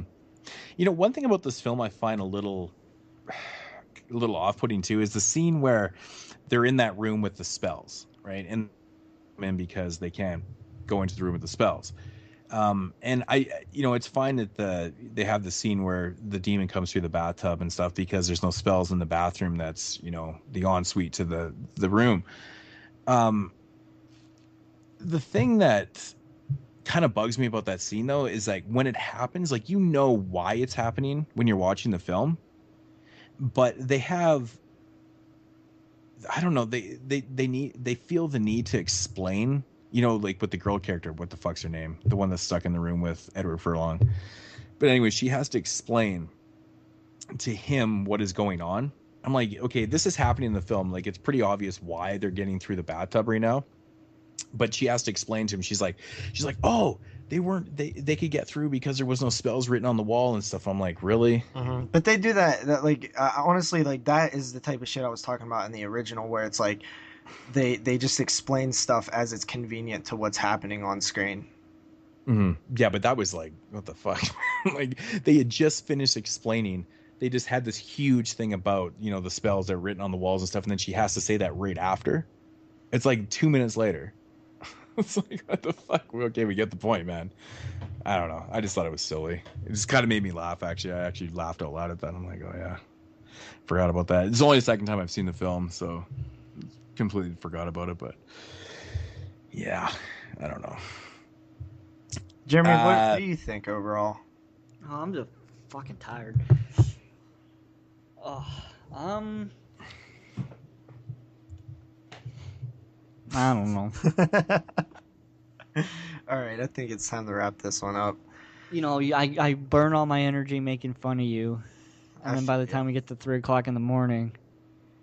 But it does, you know, one thing about this film that does make sense, though, is the fact that, you know, living in this, you know, super sexual type world that we live in, you know, that's pretty much how they kind of spread the whole, you know, the demons to, you know, to the bodies and stuff was through sexual contact and stuff. I kind of like that. It's kind of cool. Yeah. they did that in all the other. They did. They did. They just kind of made it more of a point to say so in this one. Thing going up. No, this one they like really do, man. You know, it's Badge like, in part 2. Yeah. We didn't really talk about in part 2. Yeah. Again, I think they actually do even say it too in the film. Like they literally say it out loud. Yeah. You know. Yeah. Which is making a point of it again. So. Yeah. Any movies with spin the bottle in it lose points. Really? You didn't like seeing those two dudes kiss? Yeah, that's my favorite thing in the world. This is a homophobe. But that, no, seriously, like, I did that shit, though. Like, not kiss guys, but, I mean, I fucking, like, this film feels like an exaggerated Halloween party that I would go to when I was in high school. Like, we would fucking make the two girls fucking make out. Like, I love, that's what, it was a party movie. Like, it's fun to me. I don't know. I thought this one is just as, like, fun as all the other ones to me. Better than, like, 2 and 3. What? Better than 2? Yeah. No, I don't. It's a better made movie, dude. It's definitely a better made movie. I don't. It's a better made movie, but it's not as entertaining. I really don't get a lot of enjoyment out of this film at all. But is it better made? Then what? Doesn't matter. Than part 3? Part 2. I don't know. That's debatable, I guess. I mean, what's so special about this film? That's what is this film doing more that part 2 isn't? It's not as, like, stupid, for one. Like, part 2 is pretty damn stupid. The What's nun wrong with running being around, stupid? like the nun running around, like it's bad storytelling. Okay. But we're it is, talking though. about, like, It is technical bad aspects, storytelling. like a better made film. I mean, those are just, you know, that's just a bad script. I mean, Yeah, if you got people but this- running around doing stupid things. Yeah, it's a bad script, which factors into my rating of what a good film is versus a bad film. I mean, it's totally open for debate, right? It's like, I mean, I even personally said get it more itself. enjoyment out of part 2. Part 2 is retarded. In the 10th degree. Yeah, this. Well, I mean, it does have one of the stupidest things ever, like the school throwing Halloween dance is pretty stupid. like that's the type of shit that I'm talking about. Yeah. This one had decent music. Like the music cues were like right on point. The Halloween party looked good. The setting was decent. I thought the acting was a million times better than the second one. The plot, the actual storyline is a lot better than the second one. Yeah, I mean, sure. Like, I mean, this one does have problems. I'm with you on that. But so does the original. I think that we can explain away problems in the original. Like, dude, that razor blade shit is retarded. That makes no sense in the original. Yeah, but you have to be able to explain away things in the remake as well. But I mean, come on, man. The razor blade. I mean, it's like a total afterthought in the film, though. Too. It's like the last scene, and who cares? It doesn't really do anything. It doesn't take anything away from the film or anything. It's not like a major plot point in the film or something like that. I mean, it's just completely almost irrelevant, you know, for the razor blades in the first one. It doesn't even matter. It doesn't matter. Yeah, but I could have said some of the same stuff in this one. Like, there's a lot of shit that like when the fucking bathtub thing, when she says that, well, of course we're just that's just nitpicking too. No, but it's just the blatant of the fact of pointing out things that are just like... Yeah, and it's just the blatant fact that is impossible for that guy to eat that razor blade and not notice it. I know, but this is different. This is part of the plot, though. Like, this is part of, major things that are in the film. That was just not that major, though. She just it was a simple line of dialogue. I don't know. Really, I'm not really. The spells in the room wasn't a major plot point. Yeah, that was. But your Exactly. negative was saying that she then said it again. Well, exactly, because it just happens and she has to fucking say it again. I mean, that's just as fucking bad as if I'm being 100% honest, I think that you're much more willing to be apologetic on the original film than this one. I think you're nitpicking it a little bit, which is fine because I do that too. Nitpicking it. I don't have any. I want to like this film. I wanted to like this film. I think Shannon Elizabeth fucking sucks as Angela in this film. I think she's terrible. She has no fucking style, no flavor. I don't know. No I thought that scene where she sucked on the gun was fucking pretty intense. Fellatio. That was probably the best scene in the film, to be honest. I can't even believe that they got her to do that. But honestly, she didn't have that. She doesn't have the right look. Yeah, no, she doesn't. She didn't look like Angela. She doesn't look odd enough. This movie does have a lot of pluses. Hot chicks in it. There is good moments in this film. It's a fun movie, man. It really is. It's not boring at all to me. It moves by fast. Like I said, the music cues are awesome. One of the biggest things for me is characters and likable characters and stuff. You didn't like Monica Keenan? I don't know. You didn't like Edward Furlong? You didn't like the chick with the big hot titties? Not really. What's the like about her, man? She's got big tits. She's not memorable because she's got big tits. She's got big fucking tits. I mean, honestly, Edward Furlong's fine. She's funny. He's not the scene where they're talking about shaving their vaginas. I thought it was funny. Oh, the Brazilian with her fishnets. They're giving her shake in her vagina. That was actually kind of funny. But I mean, overall, yeah, there's funny moments, but there's not memorable characters at all. Even Edward Furlong's character is not memorable. I mean, yeah, but he's not Stooge. I mean, at least the first film has. It seems like there's so many individual characters and stuff that are memorable. This one just, I don't know, man. It just doesn't really do a lot for me at all for character wise, and that's a big thing. That really is, All right, just not buying into it any of it. And honestly, man, some of the effects in this film are so bad. Some of the CG that's in this film is just poor. I mean, for $10 million budget, what the fuck, man? Really, I give them props. They try to do some practical effects and stuff. They mix in with CG, and that's exactly what we were talking about earlier in the show. If you're gonna do a scene, try to go full on one way. You got to do this bi shit. I don't know, man. I don't know. I mean, the lipstick scene looks like shit. Looks terrible. So. I wouldn't say it looks like shit, but it does, man. It looks bad. What the fuck? I don't know. Maybe because I was bad compared to the original. Yeah, and it really does. Which, it's like the same thing with Nightmare on Elm Street. Some of the effects that they did in that one compared to the original, it's like, what the fuck? How does that possibly look worse? 20 years later. Fucking blows my mind. But yeah, I don't know. I said some things I liked about the film. I said probably more I don't. I don't know. Yeah, I really don't have a lot of problems with this film at all. I mean, it has some problems. I mean, it's nowhere near a perfect film. I really enjoyed it. I was expecting not to like this at all, especially based on everything that I've heard people say. But I had a blast with it. It was pretty cool. Want to go into ratings? Sure. I give this one a 7 out of 10.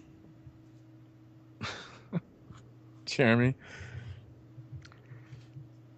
5.5 out of 10. Oh, fuck. Crazy. I got some explaining to do. It's funny how we do that. 4.5. You're telling me this is a below average film? It is for me. There you go again. Can never fucking... Really. What?